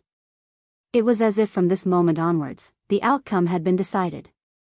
Thales averted his gaze. He first took a deep breath, then snorted through his nose and shrugged. That's it. Nothing else to say? The torch in black prison flickered slightly. The figure in front of him was silent. He did not say a word. Thales was silent as well. With complicated emotions, he looked at the familiar dark purple mask on the figure's face, the faintly discernible mechanism behind the lens, and the short sword with a dark luster in his hand. The scene of their first meeting appeared in his mind. The silence did not last long. In the next second, the strange person in front of him put away the short sword and took a solemn step back. He placed his right hand on his chest, shook his left hand, and knelt down on one knee. It was just like their first meeting in Red Street Market. Yodel Kato. The strange person's tone was respectful and solemn, but there were slight fluctuations in it. Chapter 428. Yodel quietly knelt on the spot. The pair of lenses on his strange, dark purple mask were dark and without light. Thales suppressed all his thoughts and sighed softly. So, you were there. Yodel's mask moved. Yes. A hoarse and muffled voice rose from under the mask. I am. The man behind the mask gently extended his gloved right hand. I have always been there. Thales was silent for a few seconds. The soreness in his arm gradually disappeared. He sucked in a deep breath. Yes. The prince raised his head and flashed a gentle smile. I know. I have always known. He grabbed Yodel's hand and stood up with the latter's help. The torch in Yodel's hand swayed slightly and illuminated the area. But when it shone on Yodel, its color seemed to be restrained, and there were very few reflections. It only made his mask look even more mysterious and profound. Thales let go of Yodel's hand and stared at him quietly. Not long ago, Nicholas and Monty's bloody battle in the land of barren rocks was not only thrilling, but it also brought disaster to the innocent. Poor Thales was caught in the middle of the battle. He was the core bargaining chip that both sides wanted but could not obtain, and he was also the key method they used to control their enemy. He was even heavily injured and lingered between life and death. With a rare opportunity, the sin of Hell's River rose and devoured the teenager at that moment. While Thales lay on the ground, dying, and suffered the uncontrollable pain of the sin of Hell's River, his sensitive senses that were stimulated at that moment gave the Prince of Constellation new information. Besides the Star Killer and the Raven of Death, who were fighting to the death, and himself, who could not move, Thales sensed a fourth person. The fourth person's barely discernible breathing, the fourth person's footsteps rubbing against the ground, and the fourth mysterious figure hidden in the shadows, as if separated by a curtain. It quietly leaned against the huge rock where the white blade guards fought. Its body was like a boulder, and it did not move at all. It was almost one with the environment. Even when Thales was in danger, it quietly lurked, indifferently and cautiously waiting for the victor between Nicholas and Monty. But the two supreme-class elites who were engaged in a fierce battle knew nothing. Just like the past. Thales might not recognize that figure, but this did not stop him from recognizing that curtain through his temporarily strengthened hell senses. It was a wonderful and unusual invisible ripple that separated color and sound, one that even the prince himself had experienced before. Path of Shadows. At that moment, Thales suddenly understood that if the scheming Raphael was right about one thing in the headquarters of the Secret Intelligence Department in Dragon Cloud City, it would be this. We will ensure that you have trustworthy forces and people protecting you from the outside of Dragon Cloud City to the Great Desert. Of course, the number of people won't be too many, but they are all elites rarely seen in the world. We will make sure that you have trustworthy forces and people protecting you from the beginning until the end. It was Yodel. That was why Thales was able to leave Nicholas and Monty alive before he moved forward with an indomitable spirit and entered the desert without looking back. After they escaped from Dragon Cloud City, on the surface, Monty led Thales away from the threat of the pursuers as the most outstanding scout. In the dark, Yodel, who had snuck into Northland at some point in time, acted as a safeguard in the shadows and monitored their movements. Perhaps the Secret Intelligence Department had long suspected the Raven of Death's loyalty, or perhaps this was the final test for Monty. In the Great Desert, Thales was in danger a few times, but in the end, he would always escape the desert god's cold trap by some miraculous luck. Be it when he lost consciousness and fell on the yellow sand after he ran out of food and water, or when he was surrounded by the orcs and was surrounded by enemies from all sides, or when the merchant's camp strangely burst into flames and attracted Constellation's army. Now, it seemed that most of these luck and coincidences were in line with Yodel's usual style of hiding in the dark and attacking in secret. It's not just this. Maybe on the way out of Heroic Spirit Palace, maybe that black-robed swordsman who attacked with dual swords. In that second, Thales, who had a myriad of thoughts in his mind, quietly looked at Yodel's mask. He looked at the man who had always been a man of few words and remembered the first time he appeared in Red Street Market and the scene when he extended his hand to the little beggar. He suddenly realized that he was already as tall as the masked protector's shoulder. At this moment, who are you? A deep and drawn-out voice rose from the air. Thales subconsciously became vigilant, but he noticed that Yodel did not move. He only turned his head to look behind him. He looked at the prison cell shrouded in darkness. What a terrifying ability to hide yourself. Zakriel's voice, which sounded old and tired because he had gone through too much torture, came from the darkness. Before you drew your sword, I didn't even feel anything strange. Thales frowned. He noticed that Yodel was a little too quiet. But that mask, in the darkness, Zacriel said faintly, I recognize that mask. Mask? Thales's eyebrows twitched. He quickly looked at Yodel, and paid special attention to the strange, dark purple mask. It was the thing that had piqued his curiosity since the first time they met. Zacriel's cold laughter traveled into his ears. Bright God's scheme is also one of the dowries of the Elf Queen. It's not without reason that it has been classified as a forbidden item in the royal treasury for 300 years. Bright God's scheme? What kind of name is that? There were emotions in Zacriel's words that made Thales feel uneasy. Hiding, disguise, observation, insight, and even delayed damage. The prisoner in the prison said slowly, it can give its owner too many benefits, almost as much as the price it demands. Price. Thales could not help but glance at Yodel again. But the latter only remained silent and did not say a word. Who are you? Zacriel seemed to be a little impatient. There was a hint of impatience in his voice. Even without looking at that mask, not everyone is qualified to control the supreme sword. The Secret Intelligence Department? Or the royal family? Just as Thales widened his eyes and wanted to remind them of their current situation, Yodel suddenly spoke. I am just a nobody, the masked protector said faintly. The prisoner in the darkness was silent for a while. No, you are not.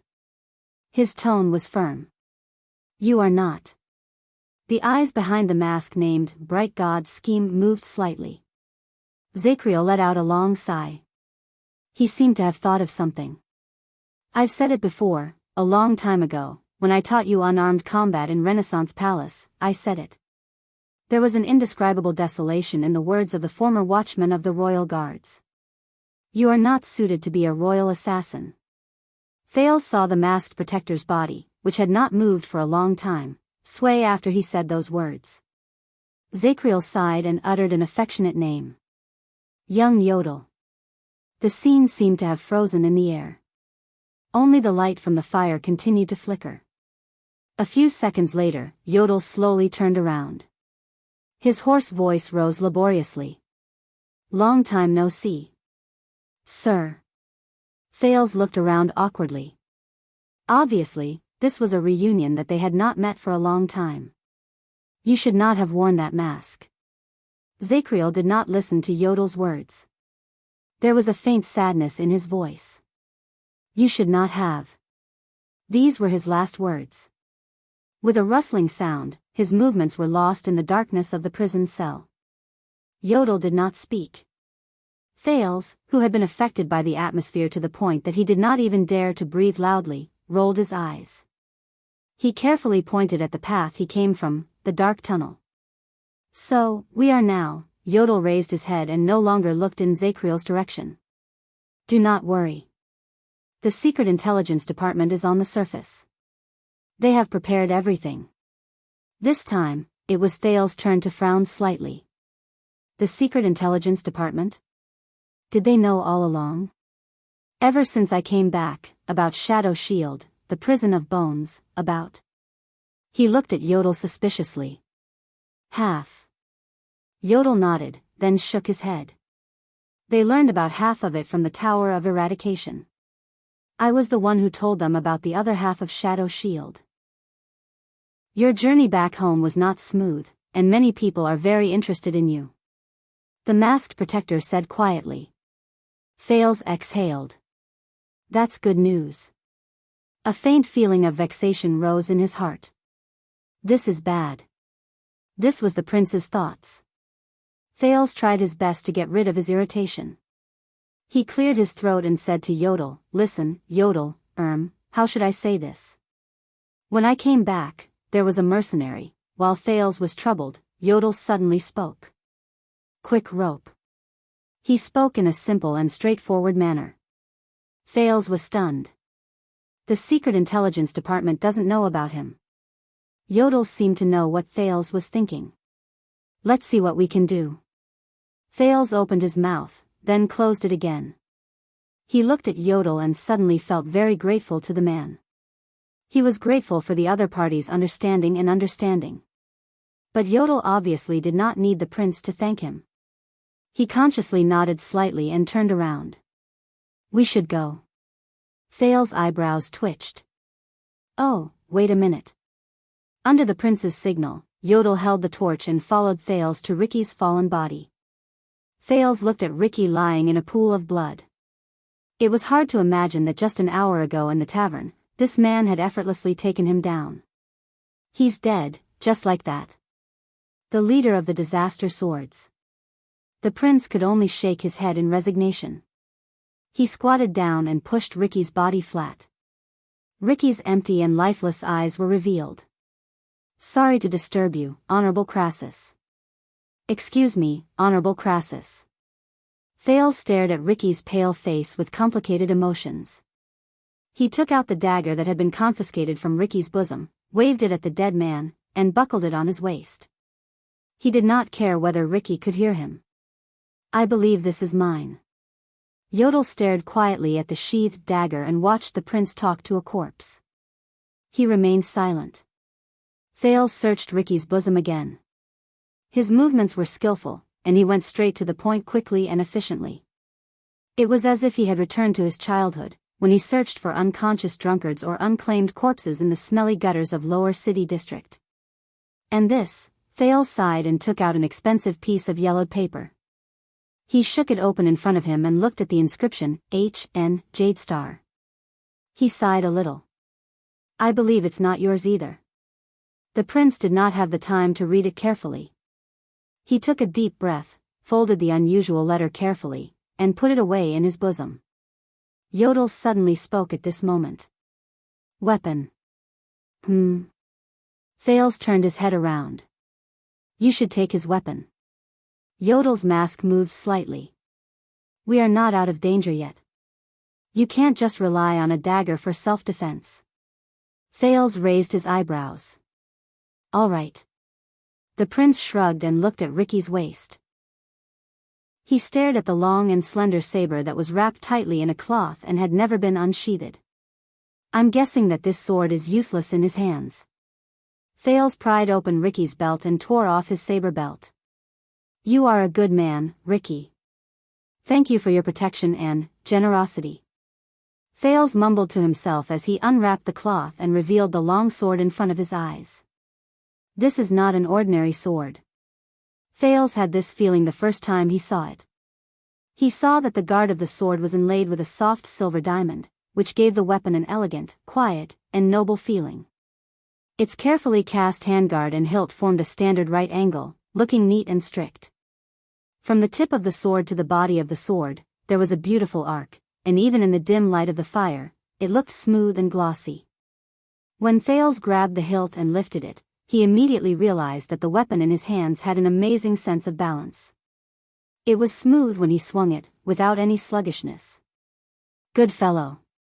Thales swung the sword a few times and clicked his tongue in admiration.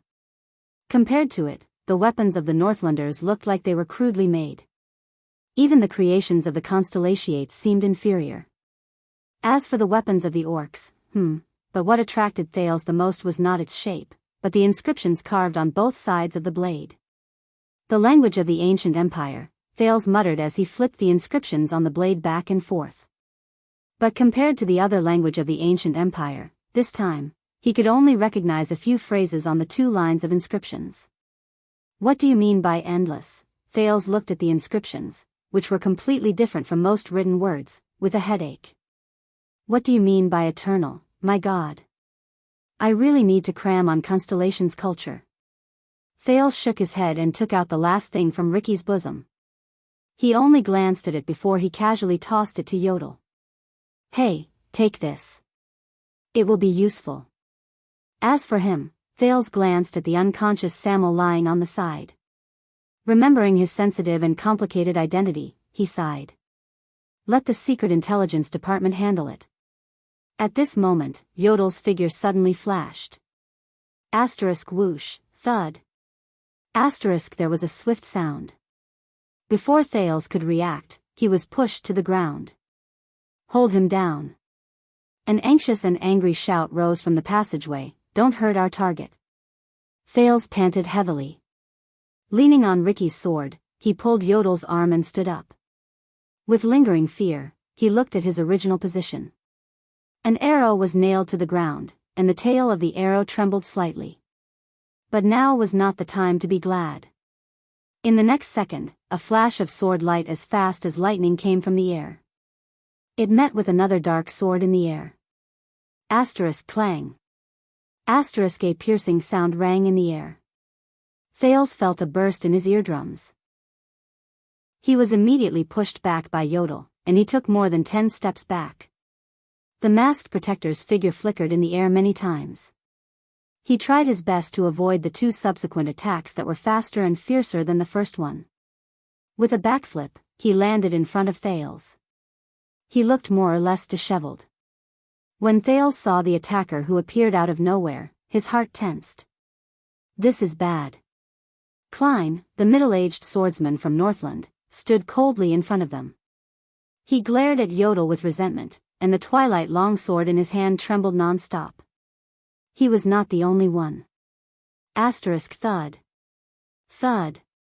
Thud. Asterisk multiple footsteps rose from the other end of the passageway, and they swiftly approached the area. As a disaster sword, Joseph appeared at the entrance of the passageway. Behind him were more than a dozen fierce mercenaries. My God! Joseph put down the crossbow in his hand and stared at the scene in a daze. He stared at his leader, who lay in a pool of blood, and the unconscious Samuel. Like his companions, he was shocked. This. Ricky, no. From shock to indignation, from anger to hate, the disaster swords looked at Yodel and Thales, who were the only ones left. Thales gritted his teeth and clenched his fists. They're here too fast. Just now, when Yodel knocked down 2 people, he was practically silent throughout the entire process, and it took a long time to pass through this passageway. How could they be so fast, encirclement formation? When he saw the situation clearly, Klein shouted. His face was full of anger. The disaster swords spread out in a semicircle. Their gazes were fierce, but they carefully surrounded the prince and the protector. Thales subconsciously raised Ricky's sword in the face of countless hateful and murderous gazes. Yodel bent his knees slightly, and the supreme sword in his hand was switched to a reverse grip. Ricky was right. Klein stared at the leader's corpse on the ground with hatred, then at the special longsword in Thales' hand. He was right. In the end, he raised Twilight and pointed it at Yodel, the masked protector. As expected, you sneaky bastard. You've been following us in the dark and causing trouble. Thales thought of something. He knows. He stared at the leader of the disaster swords on the ground in disbelief. Ricky knows? Klein spat hatefully. He was extremely indignant. Of course he knows. The middle-aged swordsman from Northland said coldly. Just now, when we were facing off against Shadow Shield, you were the one who launched the sneak attack and started the fight, right? You wanted to see both sides suffer and benefit from it. Yodel did not say anything. Klein gritted his teeth and said, Ricky has been suspicious since then. The battle started too quickly, too suddenly, and we were caught off guard. It doesn't seem like Stake's style of coercion and temptation. Thales understood something, and his face turned pale. That means, so, Ricky deliberately withdrew his men and brought me here. The prince stared at Ricky's corpse in a daze, then at the empty hall. Just to lure out this rat who secretly caused destruction. Joseph coldly threw away his crossbow and pulled out 2 strangely shaped hand axes from his back. An expert assassin who lurks in the dark, and even has the ability to hide his body. All the disaster swords stared fiercely at Yodel. The only thing Ricky did not expect was that this rat who hid himself had the ability to kill him. Klein stared at Ricky's corpse on the ground. His eyes were filled with hatred. He didn't even have time to send out the ambush signal. Thales stared at Yodel with an unpleasant expression. But he could only see the dark purple mask. Did you know, the one wearing the mask? Klein's longsword trembled slightly. Thales could see the power of eradication gathering in his body, bursting forth along with his anger. "I promise you, you will pay for this." The disaster swords got into formation, and the hall was filled with murderous intent. Thales immediately felt a headache coming on. Yodel slowly raised his head. His faint voice came from under the mask, "I know. I knew from the beginning." In the next moment, the torch in Yodel's hand was extinguished and fell to the ground. The masked protector disappeared without a trace like morning dew. He instantly disappeared from everyone's sight. It was incredibly strange. "He's invisible again." The disaster swords were obviously very experienced. They were not confused by the scene in front of them. Klein roared. "Don't use your eyes, use your power of eradication to feel that murderous intent." At that moment, Thales' hair stood on end with his hell senses. He felt the dozen or so disaster swords in front of him lift their swords and prepare for battle. Their power of eradication spread out from their bodies. They were all different. Some gathered in a certain place, some surged endlessly, some ignited a rhythm, and some grew endlessly. But all of them were turbulent, ruthless, and crazy. Even Thales felt an inexplicable pain when he looked at them from afar. They were very different from ordinary people. "Take down the small one first. No matter what trick it is, if he wants to attack, he must first show himself and show his murderous intent," Klein calmly ordered. He had the mercenaries surround the exit and pay attention to every corner. Klein observed his surroundings and said coldly, "The moment he shows himself, he will die. The moment he shows himself, he will die." Thales' eyelids twitched. He instantly felt that something was wrong. 18. Thales slowly retreated and counted the enemies in front of him. He moved his lips and whispered to the empty air, 18 of them. There are also a few elites who are not inferior to Ricky. Can you do it? A unique hoarse voice rose quietly in the air. It was the same as 6 years ago. They have numbers, a formation, and are prepared. They also know of my existence. If I break through them head-on, Thales' heart sank when he heard what Yodel meant. I am not the kingdom's wrath, Yodel said dejectedly. Before him, the disaster swords were wary of their surroundings. They closed in on Thales step by step. So the answer is no. Thales was very dejected. He frowned, but he could only brace himself and think of a way. All right, then I will try, but Yodel's words continued to travel into his ears and interrupted him. But someone can. Thales was stunned. Huh? Someone can? In the next second, the wind howled. Thud. One of the mercenaries holding a torch stumbled back, the torch falling from his hand and crashing into the wall along with an incoming rock. It was as if a gust of wind had blown past, and the 3 remaining torches in the disaster sword's hands were blown away. Over there! Klein shouted angrily. His sword flashed like a bolt of lightning. Thales only had time to see Yodel's figure flash in the air. Their weapons clashed against each other. Clang. The masked protector's ghostly figure forced one person back. Then, he retreated pathetically under the pincer attack of 3 people. After he dodged countless enemies, he rolled, but his back was pressed against the stone pillar in the hall. He had nowhere to retreat. Surround him and kill him. Klein's murderous voice was merciless. But in the next moment, Yodel's figure disappeared from the stone pillar again. Bang. A heavy hammer smashed against the stone pillar where the masked protector had disappeared, and stone chips flew everywhere. CK. Joseph cursed, having failed at the last moment. The disaster swords calmly turned their heads around, got into formation, and waited for another chance. But a few seconds later, crack, a strange sound traveled into the air not too far away. The disaster swords were stunned. Klein frowned and turned his head around. What's going on? But right after that, another disaster sword discovered the enemy's tracks and shouted a reminder to them. Over there. The mercenaries turned their heads and found Yodel's figure by the wall behind the hall. Kill him. Joseph roared and charged forward with his men. 4 weapons were drawn at the same time, forcing Yodel to be flustered. But Klein saw more.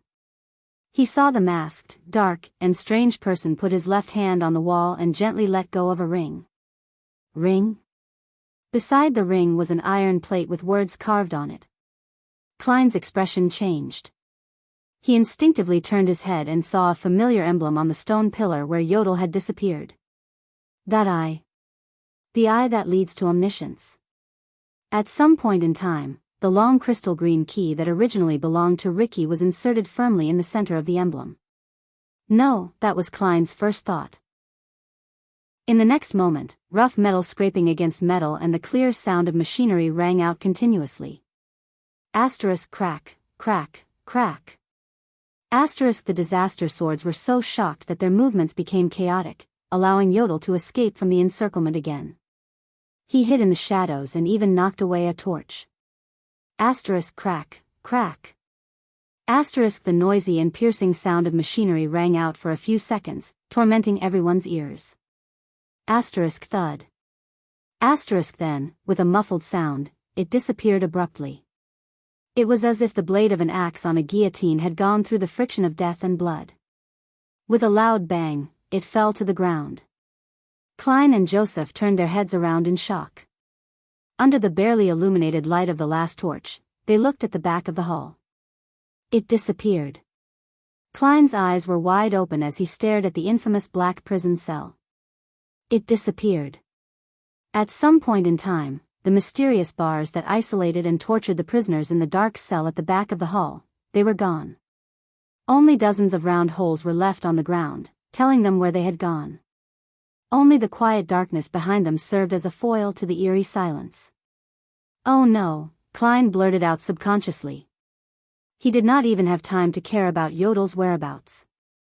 As they stared at the ominous darkness that was supposed to be separated by the mysterious bars, the disaster swords instinctively retreated and gathered together. They looked at each other at a loss. Many of them felt an inexplicable uneasiness in their hearts. A second later, a long and distant sound of inhaling could be heard slowly from the deathly silent darkness that no one knew about. The sound was a little heavy, and the breathing was a little hurried. It was as if a person who had not breathed for a long time had just breathed in for the first time. Even the dim light from the fire flickered slightly. At that moment, the mercenaries who were immersed in the strange power of eradication felt their skin crawl, and their hair stood on end. Their powers of eradication went berserk at the same time, like restless animals. How? Stay steady. Klein gritted his teeth and shouted, "Formation." Under the surging power of eradication, the mercenaries had to restrain themselves with all their might. They suppressed their uncontrollable anger and the inexplicable panic that attacked them. Then, they looked at the mysterious darkness. The sound of exhaling rose again in the darkness. Compared to before, the aura this time was much more dull and steady. Whoosh, it was also a little boring. Rustling sounds came from the darkness. Beads of sweat rolled down Klein's forehead. He gripped the hilt of his sword tightly and suppressed the touch of greed that was operating madly in his body. He was on guard against the unknown darkness in front of him. What's going on? He knew that there were not many situations that could make the disaster sword's power of eradication go berserk. And that is, at that moment, a dull and ordinary male voice traveled faintly from the darkness. I really should shave. His accent was pure, and there was sadness in his voice. Puzzled and terrified, the disaster swords looked at each other at a loss. Their breathing quickened. Klein's eyelids twitched a little. The moment he heard the voice, he suddenly had an illusion. It was as if a terrifying beast had just woken up from its hibernation in the darkness in front of him. It exhaled its first languid and unhappy breath. Klein gripped the sword in his hand even tighter. He swallowed hard. So, the dull male voice rose again. This time, there was a little more life in it, and there was even a hint of a smile in it. Do you have a razor? Asterisk thud. Asterisk with a muffled sound, the only torch in the hall was extinguished. The light disappeared before their eyes. The entire hall, including the 18 disaster swords, sank into dead silence and deep darkness. Chapter 429. It had been a long time since Thales experienced this feeling. Gray. White. He walked in a grayish-white world. From the ground to the walls, from the gravel and waste wood to the sand and dust, even the air shone with a faint white light, as if the darkness around him had been swept away. There were no other colors. His surroundings were very quiet. Faint shouts traveled into his ears, as if the people in the water had heard the shouts from the shore. Just like another grayish-white world. The teenager was a little dazed. That's not right. His vision was a little shaky and unstable. Occasionally, he saw double images. The dazed Thales shook his head desperately. He propped his long sword against the gray ground to dispel the faint dizziness. He wanted to regain his sense of direction. He felt a grip on his right arm. A gloved palm covered in ripples clasped Thales' arm. Focus. Yodel's voice traveled into his ears and brought him forward. The path of shadows reflects reality. They sometimes overlap, but never overlap. We walk through this place like drifting in the sea. Sometimes we float on the surface, and sometimes we sink to the bottom. You have to distinguish reality from illusion. You can't get lost here. Thales staggered along the way. He was dragged forward by Yodel, the only thing in this world that had a normal color. He tried his best not to look at the grayish-white scene around him. This is bad. He took a few deep breaths and felt that the air that entered his lungs was a little unreal. Thales watched in shock as he walked out of the grayish-white hall and into the grayish-white tunnel. He watched as Yodel carefully avoided the disaster swords who had also turned into grayish-white figures. But no one noticed them. The teenager turned his head around. We're just going to leave like this. You're not going to help him, but Zacriel? Thales panted. He felt as if his words were echoing faintly, as if he was in a dream. Subduing the enemy is not my task. Yodel shook his head and held Thales tightly. His purple mask created a series of overlapping images against the grayish-white background. To me, you are the most important. In the grayish-white world, they sped up, walked out of the tunnel, and arrived at the stone steps. A few mercenaries who were stationed there seemed to have received some sort of signal. They hurried in the direction they came from and brushed past the two normal-colored people. Don't touch them. Yodel's hint was simple. One of them seemed to have sensed something. With his grayish-white skin, he turned his head around warily. His gaze swept past Thales and Yodel. Thales did not even dare to breathe loudly. He only followed Yodel's footsteps and moved, trying his best to avoid the other people's sleeves. A few tenths of a second later, the mercenary shook his head, dispelled his guard, and followed after his companion. Thales breathed a sigh of relief. But Zacriel, the teenager, looked worriedly at the road behind him. He's been locked up for more than 10 years. Let's not talk about his mental state, but his stamina, strength, and reflexes have all declined. Yodel still shook his head. He was a man of few words. It won't affect his fighting. Really? Thales frowned and exhaled. He's only one person. He has to face 18 of them, maybe even more. Yodel did not seem to care about this question at all.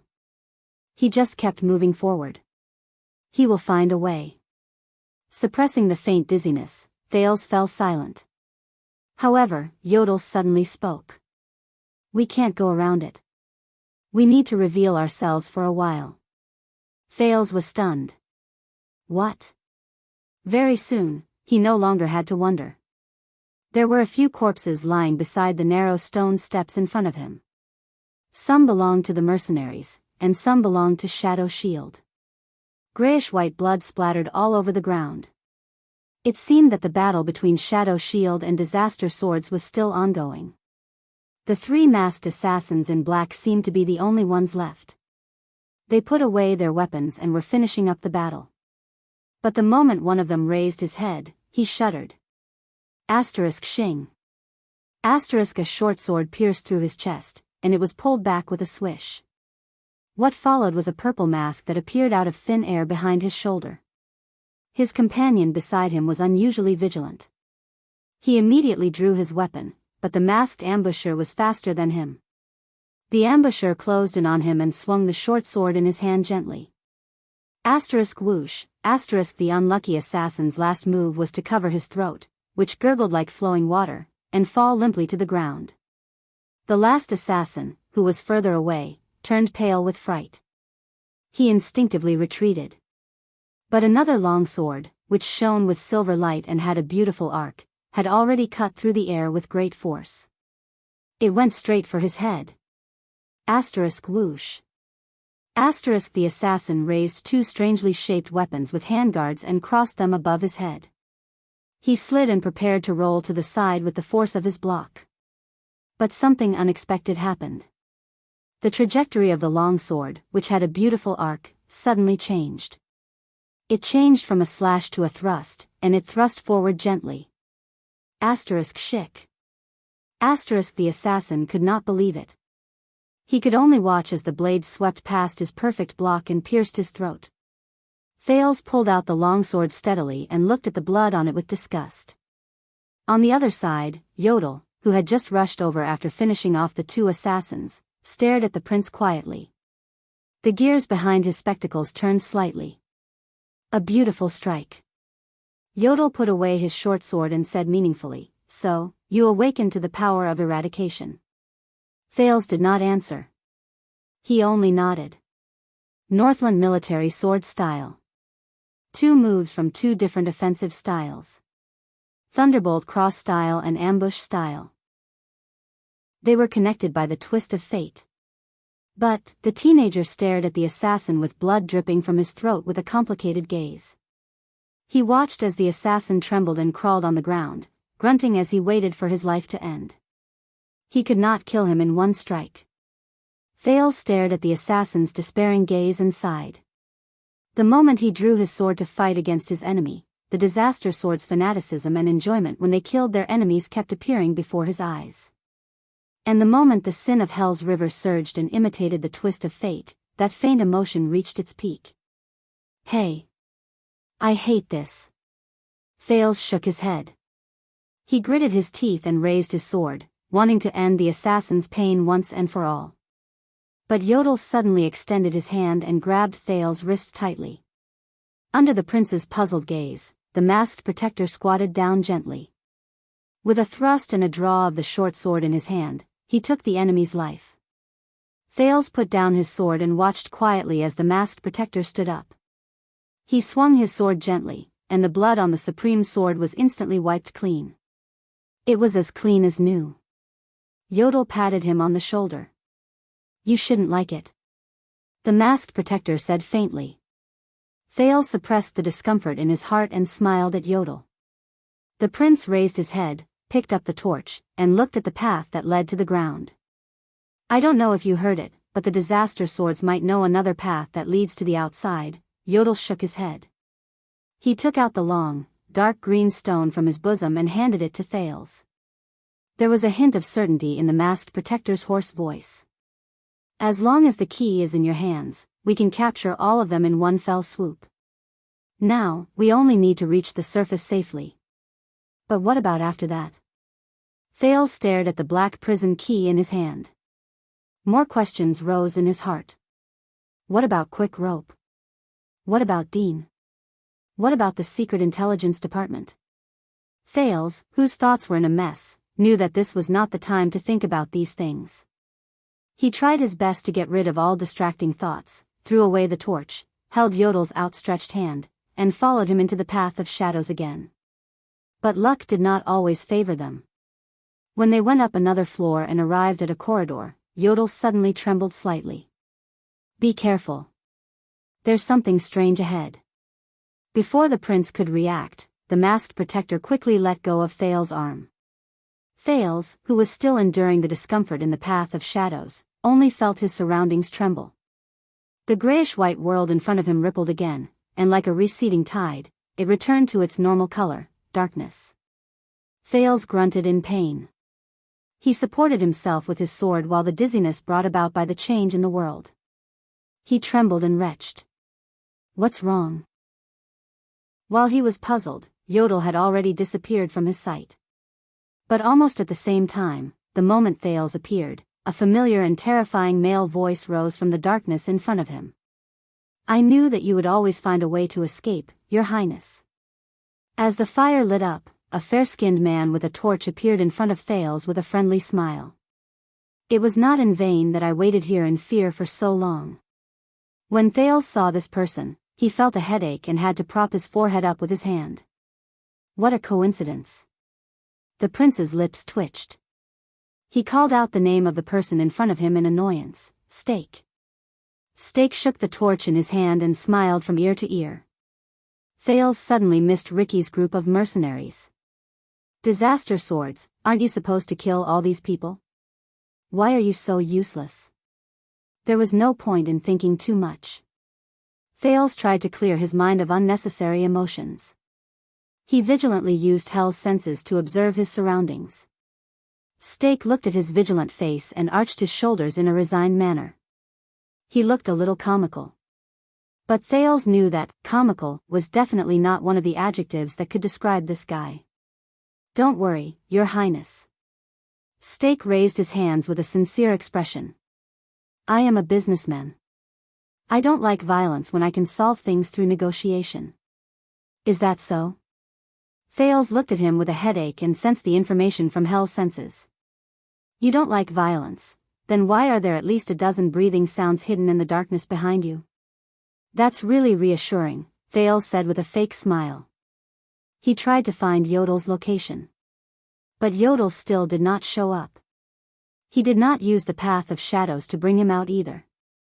This meant that the enemy was difficult to avoid and very difficult to deal with. What will you do, Yodel? Fortunately, our astute Baron LaSalle is not here, so I will be honest with you. Steak seemed to be very happy. Don't worry, Your Highness, we have never intended to hand you over to the Northlanders. We are only working with them with the help of King Chapman's intelligence channels. You know, we are not very good at constellation. Never intended to hand me over to the Northlanders. Hee hee. This was the expression Thales wanted to give him. But he could not. So, you want to say that you want to take me for yourself? Thales maintained his expression and twitched the corners of his mouth. Steak shook his head. No, our goal in coming to Blade Fang's camp is to meet you alone. Steak narrowed his eyes into slits, and his expression became serious. Let's see if the legendary intelligent prince can become our savior. Thales was slightly stunned. Savior? But in the next second, Steak's words and actions caused Thales, who had been on high alert, to be shocked. Steak lifted his cloak and knelt on one knee before the prince. He was incredibly respectful. He was even more respectful than Yodel. The Honorable First Heir of Constellation, Your Highness Thales Jadestar. Steak's voice was submissive, his tone respectful, his posture humble, and he did not look hostile. Steak Kos, on behalf of Shadow Shield, we are willing to pledge our loyalty to you and be your vanguard to redeem the heinous crimes we have committed and reverse our fate of deteriorating with each passing day. Please accept our sincerity. Chapter 430. What? At that moment, Thales' mind was in a daze. As he looked at Steak, who knelt respectfully on the ground, a few boring phrases from another world flashed in his mind. The aura of a bastard. Bow your head and worship me. Long AO. Ahem. The 20th of May is here, and the only person who confessed to you is a man. Ahem, ahem, ahem.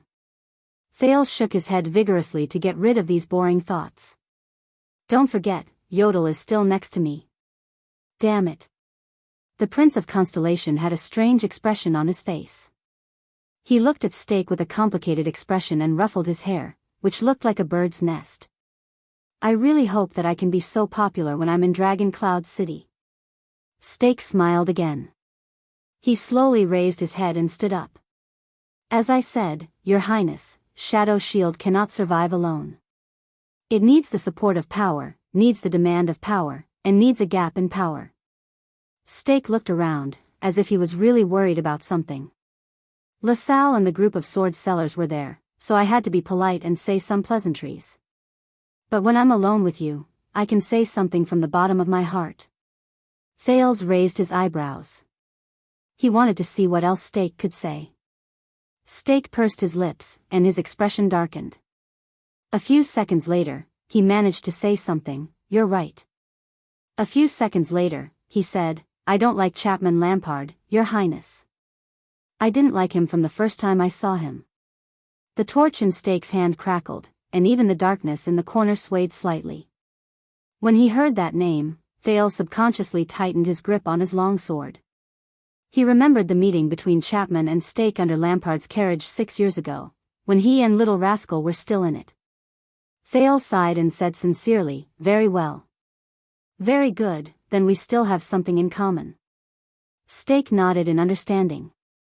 Your Highness, you have been a hostage in Northland for 6 years. I believe that you know more than I do. The ambition in that man's eyes and his actual methods are too terrifying. If Shadow Shield wants to survive on its own, we cannot rely on him. Thales narrowed his eyes. So? Steak shrugged.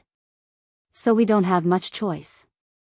He did not have much choice. Just when Thales frowned and felt that he had heard this sentence somewhere before, Steak continued speaking with conviction. In my opinion, Your Highness, you, who represent Constellation, are the only one who can turn the tide in the future and fight against the Kinslayer King in the Western Peninsula. He looked at Thales sincerely, and his tone was firm. At that moment, Thales curled his lips, and the expression on his face was very interesting. But Steak acted as if he did not see Thales' expression. He shook his head. And Shadow Shield can't keep hiding forever. We can't live in Constellation's pursuit for decades. Thales' expression did not change at all. Thales blinked and shook his head stiffly. So, you're saying that your goal of capturing the prince in Blade Fang's camp this time is fake, and you're here purely to look for a master? In his heart, he felt that even Ida would not believe what he said. But Steak was not embarrassed. Instead, he smiled and nodded slightly. When he said this, Steak seemed to be acting strangely. He looked around warily. A thought flashed in Thales' mind. He was afraid that the other party would notice something. Fortunately, Yodel was still silent and disappeared without a trace. Strange. Even though the masked protector was used to protecting Thales quietly and attacking from the shadows, for him to restrain himself for so long, Thales felt a chill in his heart. Unless, the opponent is really difficult to deal with. Such as, the Star Killer and the Raven of Death. Steak turned his head around. It's not safe here, Your Highness. Whether it's the Disaster Swords or LaSalle's Northlanders, they all want to harm you. Why don't you allow us to leave and find a safe place? I knew it. Thales blinked. He wanted to know when Yodel would attack, but he had to continue speaking. So, you're saying that it's actually very safe to go with you, and that I don't have to worry at all? Because you came to capture me to become my vassal? Because you won't deal with me like how you dealt with Herman Jadestar 18 years ago? Thales' lips twitched, and he said sarcastically. Steak was silent for a while, as if he was deep in thought. I won't deny that I killed your uncle, Your Highness. This time, Steak looked like an old man who had experienced many things. He looked at the prince solemnly. But it's as I said. Steak frowned hard, and he mentioned the strange name with only one syllable again. The blood debt from 18 years ago is all in Ting's hands. That is also the dark history that Shadow Shield does not want to bring up the most. He stared at Thales. I was only acting under orders, and I had no choice. You are destined to become a king, and you must have the magnanimity to match it. Compared to the real culprit behind the scenes, there is no need for you to hate an unthinking blade and a sword without its own will. Thales rolled his eyes. He did not speak for a few seconds. The letter he stuffed in front of his chest seemed to have become a little heavier. Acting under orders, and I had no choice. So you don't have to bear the blame. Thales chuckled and shook his head while clicking his tongue. He seemed to have sensed something. You are a soldier who obeyed orders from the country, so you had no choice but to slaughter unarmed civilians, and you don't have to bear the blame. You are an official who represents the ruler, so you had no choice but to carry out evil policies that bring harm to the people, and you don't have to bear the blame. You are a petty official who was hired by someone, so you had no choice but to follow orders and exploit your subordinates, and you don't have to bear the blame either. It's as if you can always find the main body at the top, be it the country, the king, the employer, or even the tradition of the system.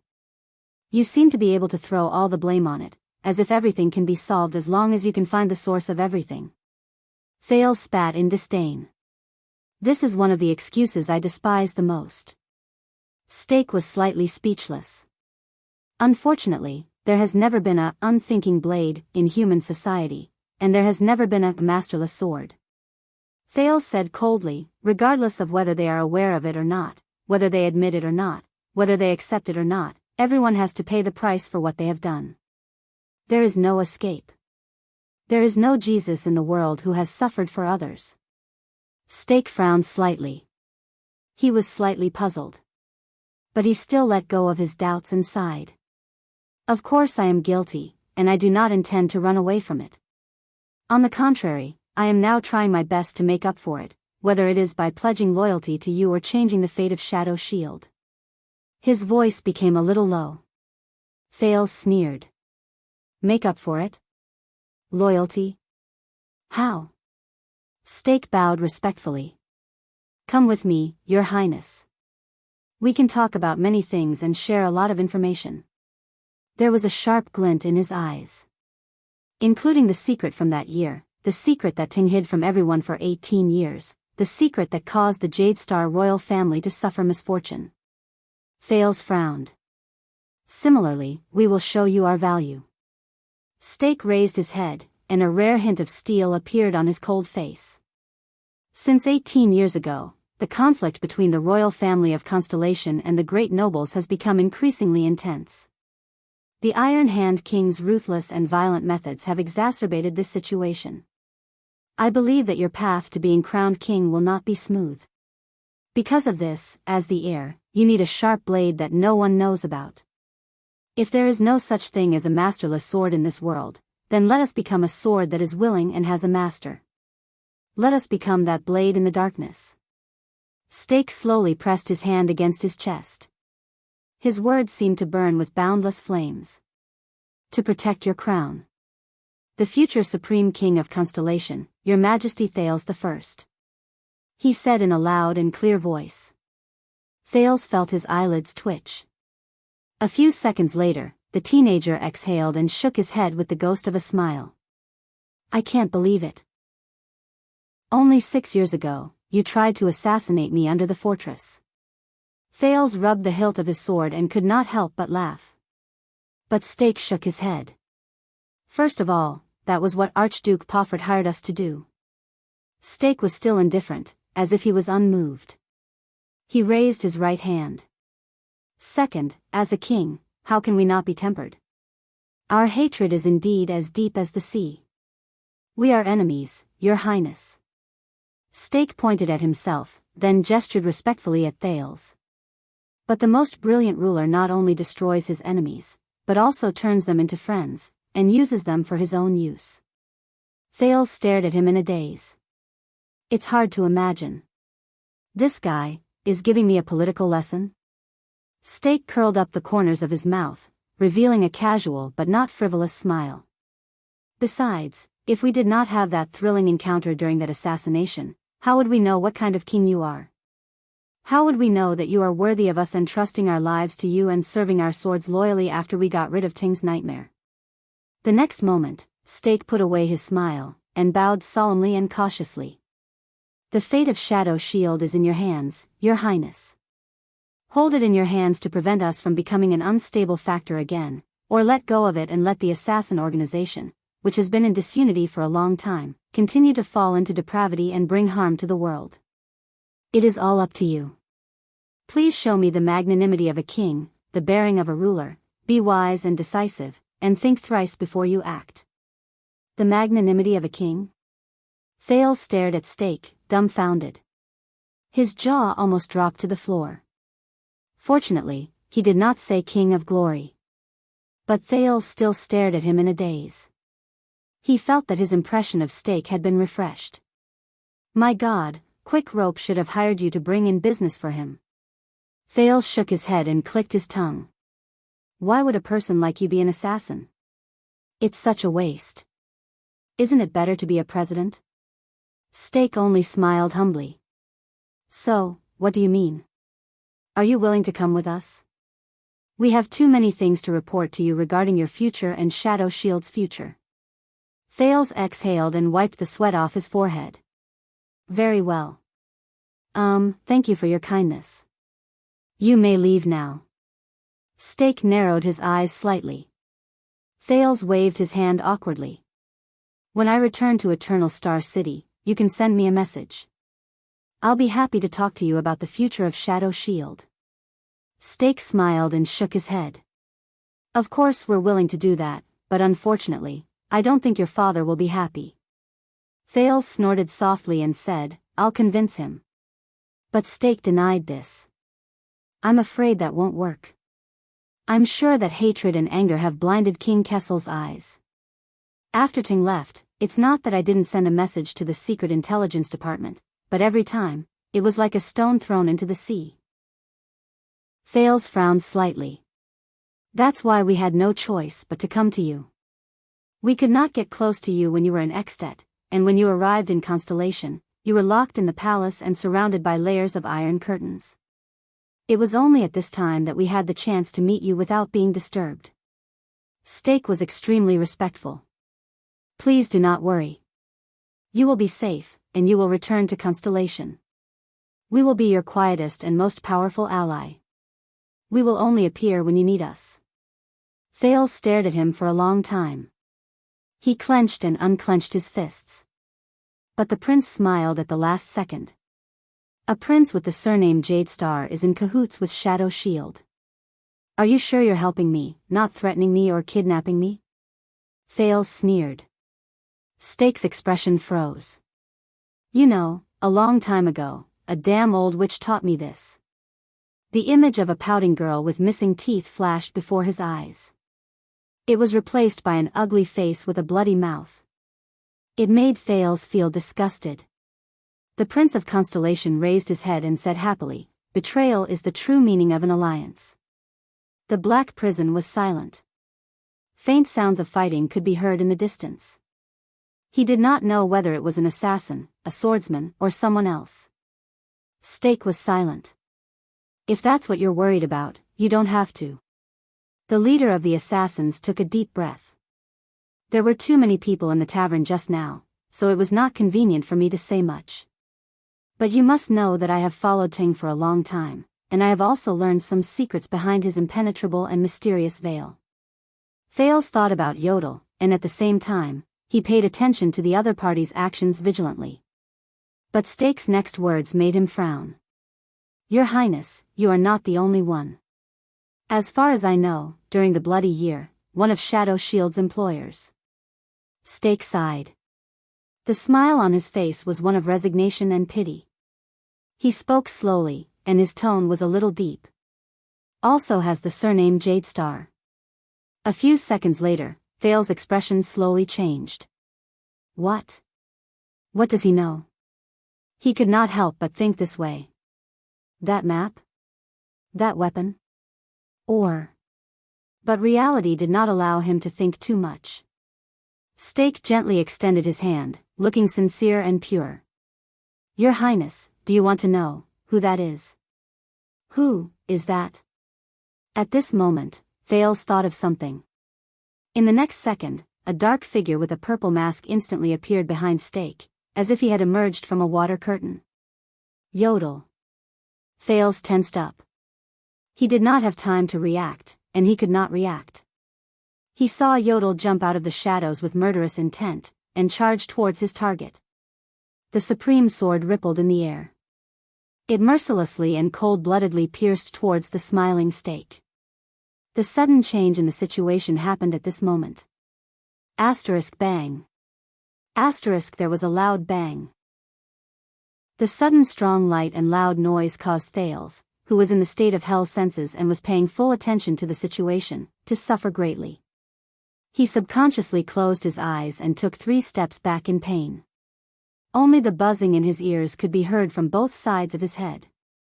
The sin of hell's river surged into his body and alleviated Thales's embarrassment. Thales could only use the most basic sense of touch to feel the ground. Fortunately, the sin of hell's river gave him waves of feedback, allowing him to sense the endless murderous intent that rose and fell in the distance. Hell's senses are not omnipotent. This was the biggest lesson the terrified Thales learned. When one is strong, there is a weakness, and when one is strong, there is a weakness. The strengthened senses did not just bring him convenience. The teenager did not dare to put down the sword in his hand for even a moment. His nerves were tense, and he was ready to swing his sword to counterattack at any moment.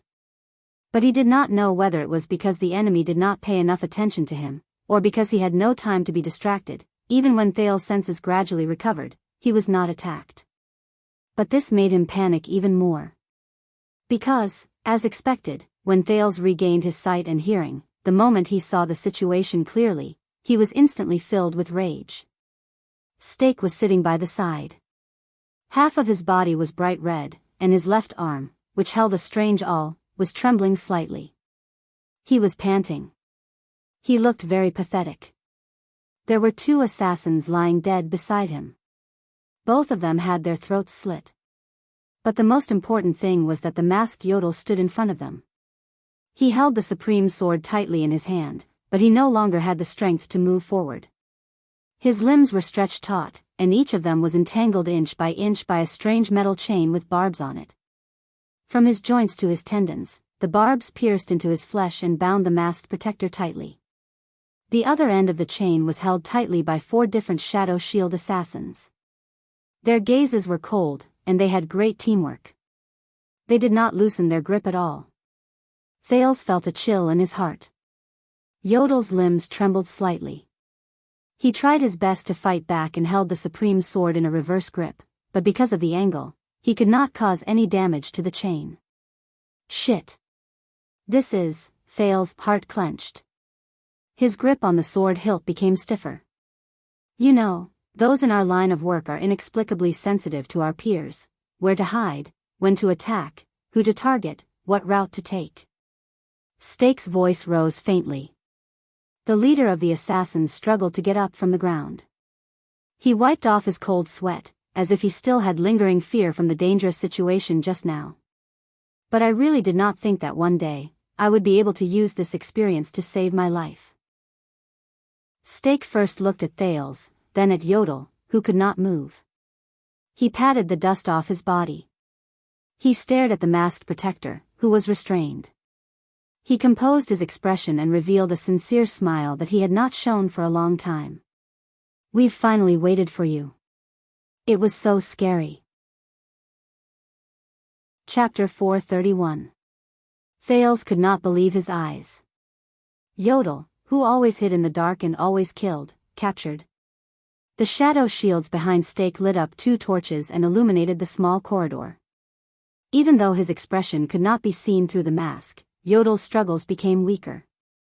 His body faded a few times as he withstood the pulling force from all 4 directions. He tried to enter the path of shadows, but under the strength of the chains, his attempts failed repeatedly, and he was forced to show himself. Lurking, provoking, and profiting. You really had a good time down there, my dear colleague. Stake seemed to breathe a sigh of relief. He put on a slightly ferocious smile and looked at the masked guest, who was invited by the chain. Perhaps you feel that it's a pity that we didn't fulfill your wish of fighting to the death against the disaster swords because of the strange provocation?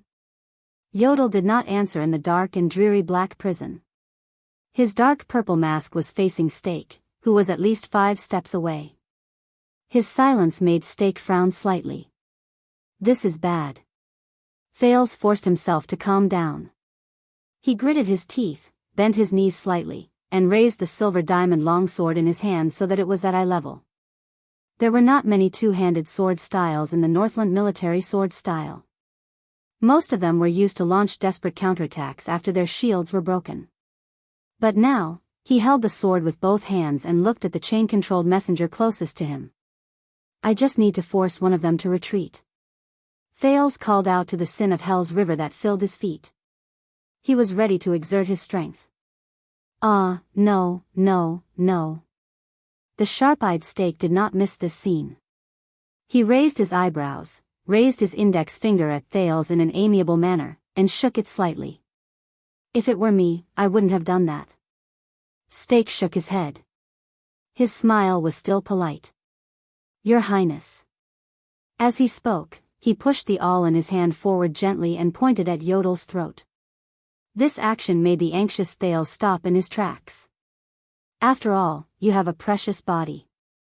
Stake shook the weapon in his hand, and the smile on his lips grew wider.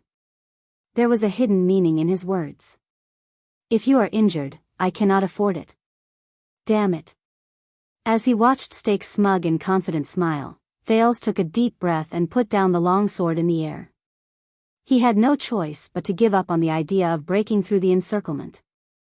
He tried his best to get rid of his irrational thoughts and desperately tried to think of a way to help Yodel out of his predicament.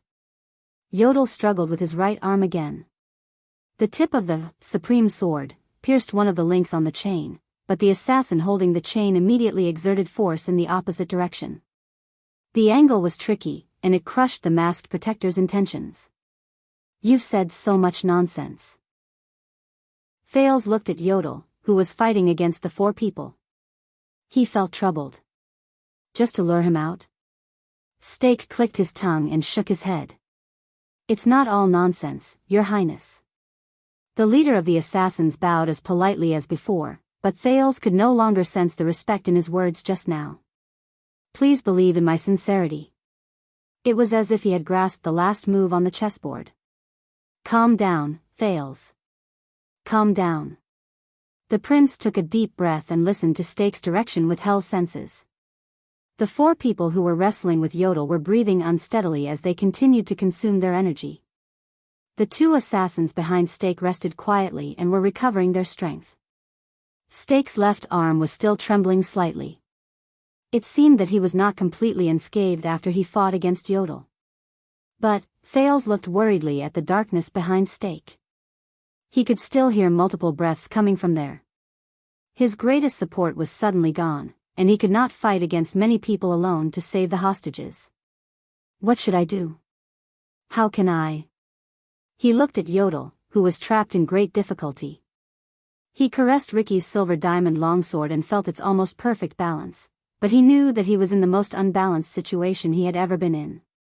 Stake seemed to have completely recovered from the sudden attack. He took a few steps to the side and sized up Yodel, who was bound tightly. He clicked his tongue. 6 years ago, 2 of my teams accepted Valorun's commission and went south to the land of Constellation, a place they had not dared to set foot in for many years. He sighed softly and narrowed his eyes as he looked at Yodel. In the end, after a failed assassination attempt in a carriage, and the subsequent encirclement by the Secret Intelligence Department, only 2 sentries returned alive. When he heard this, Thales was slightly stunned. 6 years ago. Valorund. Assassination attempt in a carriage, wouldn't that be? Stake snorted coldly. He swiped the awl in his hand across Yodel's mask. What a coincidence. In their description, there was also a similar mask. Then, who are you? Yodel still did not speak, but Thales saw that the barbs on the chain that bound Yodel's arm had started to bleed, and the latter's struggles were getting weaker. But the masked protector shook his head slightly. Stake, who did not get a response from his target for a long time, curled up the corners of his lips. I can tell that you are not an eloquent speaker. Damn it.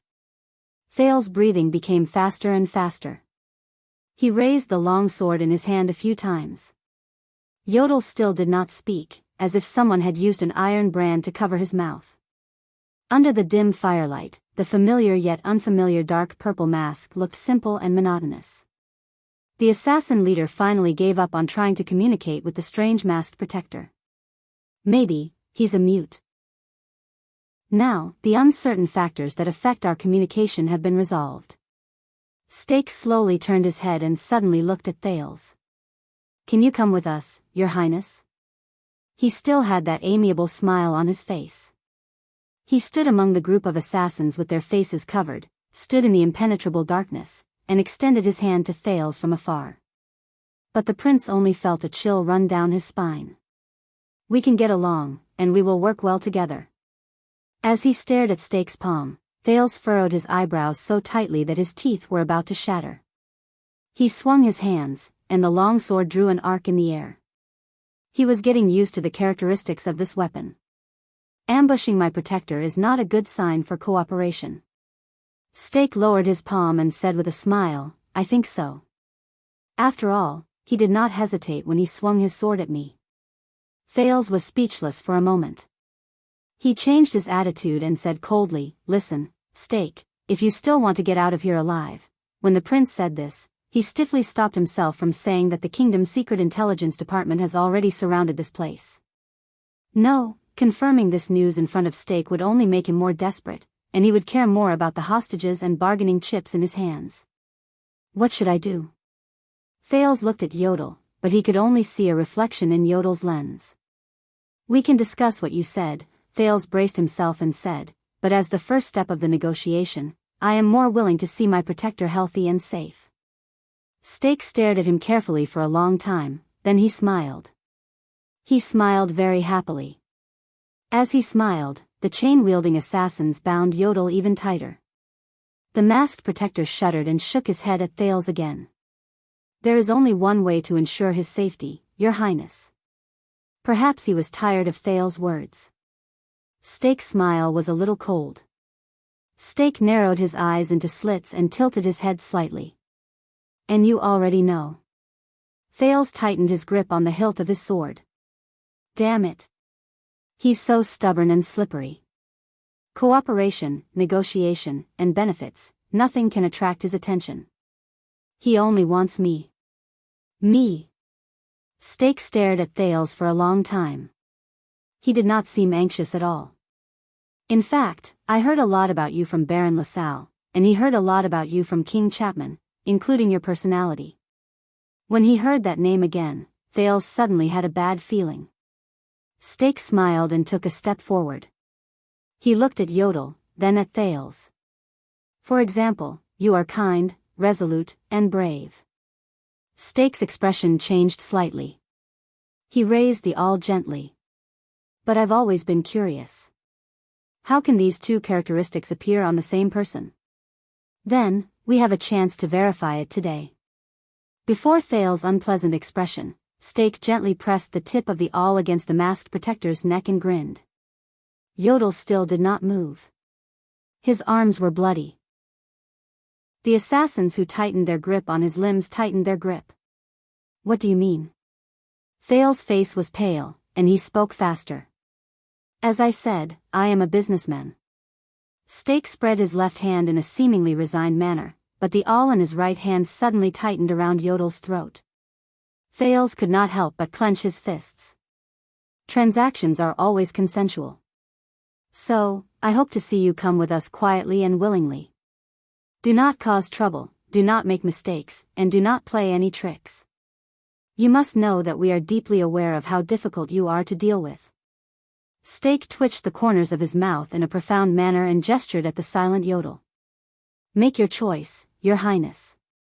Stake smiled, but a cold glare shone in his eyes. Do you want the generosity of a king, or the decisiveness of a king? Generosity, Thales looked at Yodel, who could not move, with a pale face. Or decisiveness? He glanced at the awl Stake had pressed against the masked protector's throat. Damn it. In the dim firelight, Yodel shook his head in a barely noticeable manner again. Thales looked at him in anguish. Damn it. No, Thales sucked in a light breath and suppressed the resentment in his heart. Calm down. Calm down, Thales. Calm down. He took a few deep breaths, and his gaze swept past each shadow shield assassin. They want me. Thales subconsciously repeated this in his heart. They want me. I. A few minutes later, the Prince of Constellation curled his lips and smiled. He smiled with great confidence. Steak looked at the prince and wondered whether he should use the awl in his hand to urge him to act. It's not a problem for me to go with you, but I have a question. Steak raised his eyebrows to show that he was willing to listen. Thales said in a low voice, "You don't care about me, do you?" "What?" Steak was slightly stunned. "No matter what you want from me, be it wealth, secrets, bargaining chips, power, hostages, or amulets. Do not forget that I am first and foremost the heir of Constellation." Thales looked away and spoke in the most indifferent and alienating manner he could think of. "Shadow Shield, why don't you consider the king's attitude and perception? Let's assume that you are still in that position after today and give orders to your subordinates. Steak, take a guess. After today, compared to Lampard and my father, what kind of future will the future Thales the First give you?" Steak's expression changed slightly, and his expression slowly turned cold. Asterisk whoosh. Asterisk the prince coldly raised his long sword and pointed it at Steak. "What kind of future will Constellation give you in the decades I am on the throne? If you really value me, then you will not use the life of a guard to threaten me," Thales said coldly with a tough attitude, "but you still did it. Maybe it's because you don't care." Steak narrowed his eyes slightly. "Your Highness, but Thales spoke very quickly and interrupted him. The prince said calmly and steadily, "There is only one explanation for this. Perhaps you are not afraid of killing him, of angering me, and of the possible consequences." Every word he said made Steak frown even tighter. Thales looked at the incredibly disheveled Yodel from a distance. In his mind, the scene of him carrying the wounded and dying Thales as he moved through the roofs, alleys, sentry towers, and city walls of Eternal Star City appeared in his mind. He subconsciously clenched his fists. "Perhaps, being loyal to me and working with me was a lie," Thales said with a cold smile. "Because when you came to me under the guise of flattery, you did not intend to let me ascend the throne at all. You did not want me to be crowned and become a king to cause trouble for you, right? Perhaps, after you took me away and used me, you intended to kill me." As he listened to Thales' words, Steak's expression became even more unpleasant. At that moment, Yodel's mask moved slightly, and the reflection of fire flashed through the holes of the lenses. "From the looks of it, I have no choice at all." Thales gritted his teeth and raised his long sword. "Once you kill him, it will prove your stance. For my future, for my throne, I can only fight to the death, and I will not rest until I bleed to death." He stared at each assassin with determination and coldness. "Am I right?" Black Prison suddenly became very quiet. Only the indistinct sounds of fighting could be heard in the distance. Yodel struggled again, but Stakes all pressed against him, making him unable to move. Stakes stared at Thales. It was as if he was getting to know him for the first time. A few seconds passed. Stake finally took a deep breath and tried to force a smile. "Your Highness, we do not have to be in such a deadlock," but Thales interrupted him again. "But you have a choice." Unexpectedly, the Prince of Constellation, who had a frosty expression just a moment ago, now smiled. "What I said just now was just a hypothesis, Stake, a hypothesis that once you kill him," Stake frowned again. "But I guess you're not the kind of person who is willing to walk down Ting's old path until the very end, Stake. So, if you want to prove your sincerity, prove that you are useful to me, and that I do not need to fight to the death, you might as well start now." Stake stared at him, and his expression froze. Thales put away his aggressive expression just now and raised a finger seriously. "There is only one way to ensure your future." Thales lowered his sword and extended his palm towards Yodel. His gaze never left Stake. "And you already know, Stake." As he listened to the prince's reply, Stake could not help but frown. Thales stared at him. Yodel's mask was still dark and heavy. The only holes in the lenses reflected the faint light of fire. Stake's face contorted. "Make your choice, Stake." At that moment, Thales' eyes were bright, and he deliberately said in a deep voice, "You also have two paths in front of you. One can make me cooperate with you in a friendly manner, and the other can only make me fight to the death." He curled up the corners of his lips. His left hand gently brushed against the ridge of the silver diamond longsword, and he gestured at the bound yodel with his chin. You want the king's forgiveness. Thales laced his fingers together and tapped his head calmly. Or the king's life? At that moment, Stake's face was livid. Black Prison was terrifyingly silent, as if the people in the distance had been isolated. Even the sounds of the battle between the disaster swords and Shadow Shield did not come for a long time. The Prince of Constellation and the leader of the assassins' gazes met several times in the firelight. The masked protector slowly lowered his head and did not move. Finally, after struggling for a while, Stake's expression relaxed completely. He forced himself to curl up the corners of his mouth and put on an indignant smile. You live up to your reputation, Your Highness. Stake let out a long sigh. As if resigned to his fate, he removed the sharp awl from Yodel's throat and left the masked protector's side. At that moment, Thales finally breathed a sigh of relief from the bottom of his heart while he held his long sword tightly. Stake put away his weapon, rubbed his chin, and said in a profound tone, You threw the dilemma of choosing back to me, and forced me to retreat without a choice. Who taught you this? A hot-blooded and brainless Northlander? Thales chuckled. My father. He lowered his long sword, and his mind wandered for a moment. His thoughts returned to the past. 6 years ago, he used this method to put an end to a bloody war between Constellation and the dragon. Stake nodded. But at that moment, Thales felt his hair stand on end. His hell's senses instantly sensed something strange. Someone's there. At that moment, the prince, who had been through a lot of danger, subconsciously turned around and swung his long sword. The sin of Hell's river surged into his mind, and it was as if time had slowed down in an instant. Asterisk whoosh. Asterisk with the sound of a sleeve slicing through the air, Thales saw the ambusher's figure clearly in shock and anger. Assassin. In that extended second, Thales saw the situation clearly in shock. 3 assassins in Shadow Shield's attire charged at him from his left and right. They were either wearing boxing gloves or wielding blunt weapons. On the other side, Stake put away a strange-looking soundless bone whistle into his bosom with a satisfied smile. This is a diversion. They want to capture me alive. They're not prepared to negotiate with me at all. Thales subconsciously said in his heart. *T. The sin of Hell's river surged into his body and filled his arms and legs. It brought his long sword faster than usual, and he swung it at the ambusher to his left.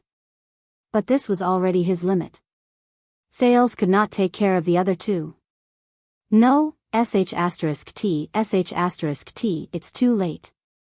In that second, Thales thought in a daze. I learned another lesson. Don't be like assassins, be reasonable.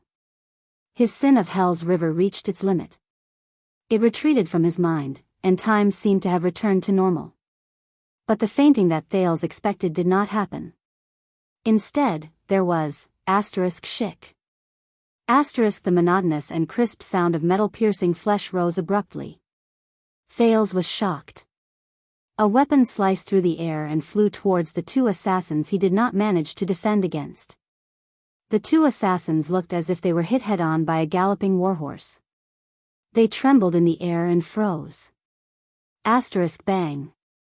The 2 of them flew in the opposite direction and crashed into the wall one after the other. Thales looked at the 2 assassins in shock. They were nailed to the wall one after the other by a weapon that sliced through the air. It was a normal longsword that pierced through their chests, and they were pinned to the wall one after the other. The only thing they could do was twitch. Stake and his companions could not react at all. They could only stare blankly at the longsword that shot towards them like a javelin, as if it had descended from the sky. It was still trembling on the wall. Thud. Thud. Thud. Thales did not have time to think. An unfamiliar figure suddenly appeared beside him. The prince turned his head around. He could only see the unfamiliar figure extend his arm and accurately seize the 3rd assassin's throat. The assassin seemed to be in disbelief. He struggled to fight back, but his opponent did not give him any chance. He struck the wall beside him diagonally. Thud. A heavy, muffled sound rose. The unfamiliar figure pulled back his arm, seized the assassin tightly, and slammed him against the wall again. Thud. A second muffled sound rose. The assassin's opponent pulled back the assassin in his arm for the second time and slammed him against the wall one last time. Crack. A strange and ominous crisp sound rose. In the next second, the assassin slid down from his opponent's arm limply. He fell to the ground and did not move. The air became calm again. Thales looked at his surroundings with a dumbfounded expression. 2 assassins were nailed to the wall. They were moaning in pain, and it seemed like they were about to die. There was another person who fell limply to the ground without a sound. From the moment the longsword flew over to the moment the last assassin fell to the ground, only a little more than a second had passed. The 3 assassins who were prepared to ambush him had all died. I'm really rusty. The newcomer walked to Thales' side, swung his left hand, and grumbled incoherently. The prince stared at this person, dumbfounded. Stake and the Shadow Shield assassins also stared at him, unable to hide their shock and anger. This uninvited guest. A man's figure was illuminated by the dim firelight. A very special man. He wore the light, slightly worn leather armor unique to mercenaries, but he was equipped with a total of 8 or 9 weapons. The man held 2 crossguard swords in his right hand, one long and one heavy. A slightly old one-handed axe and a bag of arrows were tied to his back. A fully strung infantry crossbow hung from his left leg, a sheathless saber was tied to his right leg, a blood-stained hammer was tied to his waist, and a straight saber with a chipped edge was tied to the side of his waist. There was even a short sword that was the length of a forearm in his mouth. He's like a human-shaped armory. Thales thought dumbly. He's dressed like a mercenary. Is he from Disaster Sword? No, doesn't seem like it. The man was not young, and he was not neat either. In fact, his hair was messy past his ears, and he only used a dirty string to tie it behind his head. He looked unkempt, and his face was bruised and swollen. He was missing a piece of scalp on the right side of his forehead, and there was even a black-rimmed extravasated blood in his left eye. Aside from the leather armor that was still brand new, the rest of his clothes were tattered. There were clear bloodstains and wounds on some parts of his body, ranging from scratches to bruises. At first glance, there was not a single part of him that was unharmed. It was as if he had just come back from being tied to a horse and dragged in the sand. But what was special was his chin. Even though he looked dirty, unkempt, and a little hairy, the man had shaved his chin clean, leaving only a patch of green. It formed a stark contrast with the upper half of his face. Wait, beard? Thales suddenly shuddered. He looked at the man's forehead, and he was instantly shocked. As expected. There was a ferocious and terrifying blood-red brand there. It was the alphabet of the ancient empire. Thales stared at the man beside him in a daze. He watched him remove the short sword from his mouth, grimaced, arched his back, and swung his upper arms. He was like a warhorse that had not been out of its cage for a long time, and was exercising its joints. It's him. Thales thought dumbly. Even though he could not recognize him because he had shaved his beard, but it's him. Beautiful movements. The Knight of Judgment, Zacriel, stood beside Thales with a calm expression. He narrowed his left eye, which had a black rim, and swept his gaze over the Shadow Shield assassins in front of him. He spoke coldly to the prince in his unique, dry voice. It's very stupid to be absent-minded. The area around them fell silent for a while. At that moment, Thales stared at Zacriel, who had changed his appearance and equipment, dumbfounded. On the other side, Stake also stared incredulously at his dead subordinate. Even Yodel, who was tightly bound, shuddered a little. Where did you come from? Stake put away his shock and became extremely vigilant. He stared at Zacriel with his entire body tensed up and motioned for the assassins to bind Yodel tighter. This man gives me a very bad feeling. Zacriel snorted coldly, as if he was not interested in talking to Stake. He only stared at the captive yodel and shook his head slowly. Stake scrutinized the new guest and asked cautiously, "Where is our sentinel?" Zacriel frowned slightly. "Sentinel?" Zacriel shook his head and mumbled, "I didn't run into any." On the way here, aside from some blind people hiding in the dark, Zacriel thought about it. "I don't think I ran into any normal sentinels. For example, glacial sentinels are troublesome characters." When he remembered his unpleasant past, Zacriel frowned hard. Beside him, Thales took a long, deep breath. "Why, you found Razor. Bah! You're still alive?" Thales could not believe his eyes. He sized Zacriel up from head to toe and asked in a stiff and clumsy manner. "Yes." Zacriel's gaze was still unfocused, as if he was not paying attention. He snorted like a tired patient to show his answer. Thales blinked in surprise. "Where are the enemies? Where are the people who surrounded you?" Zacriel rubbed his eyes, as if he was not used to the light source. "They ran away," he answered gloomily.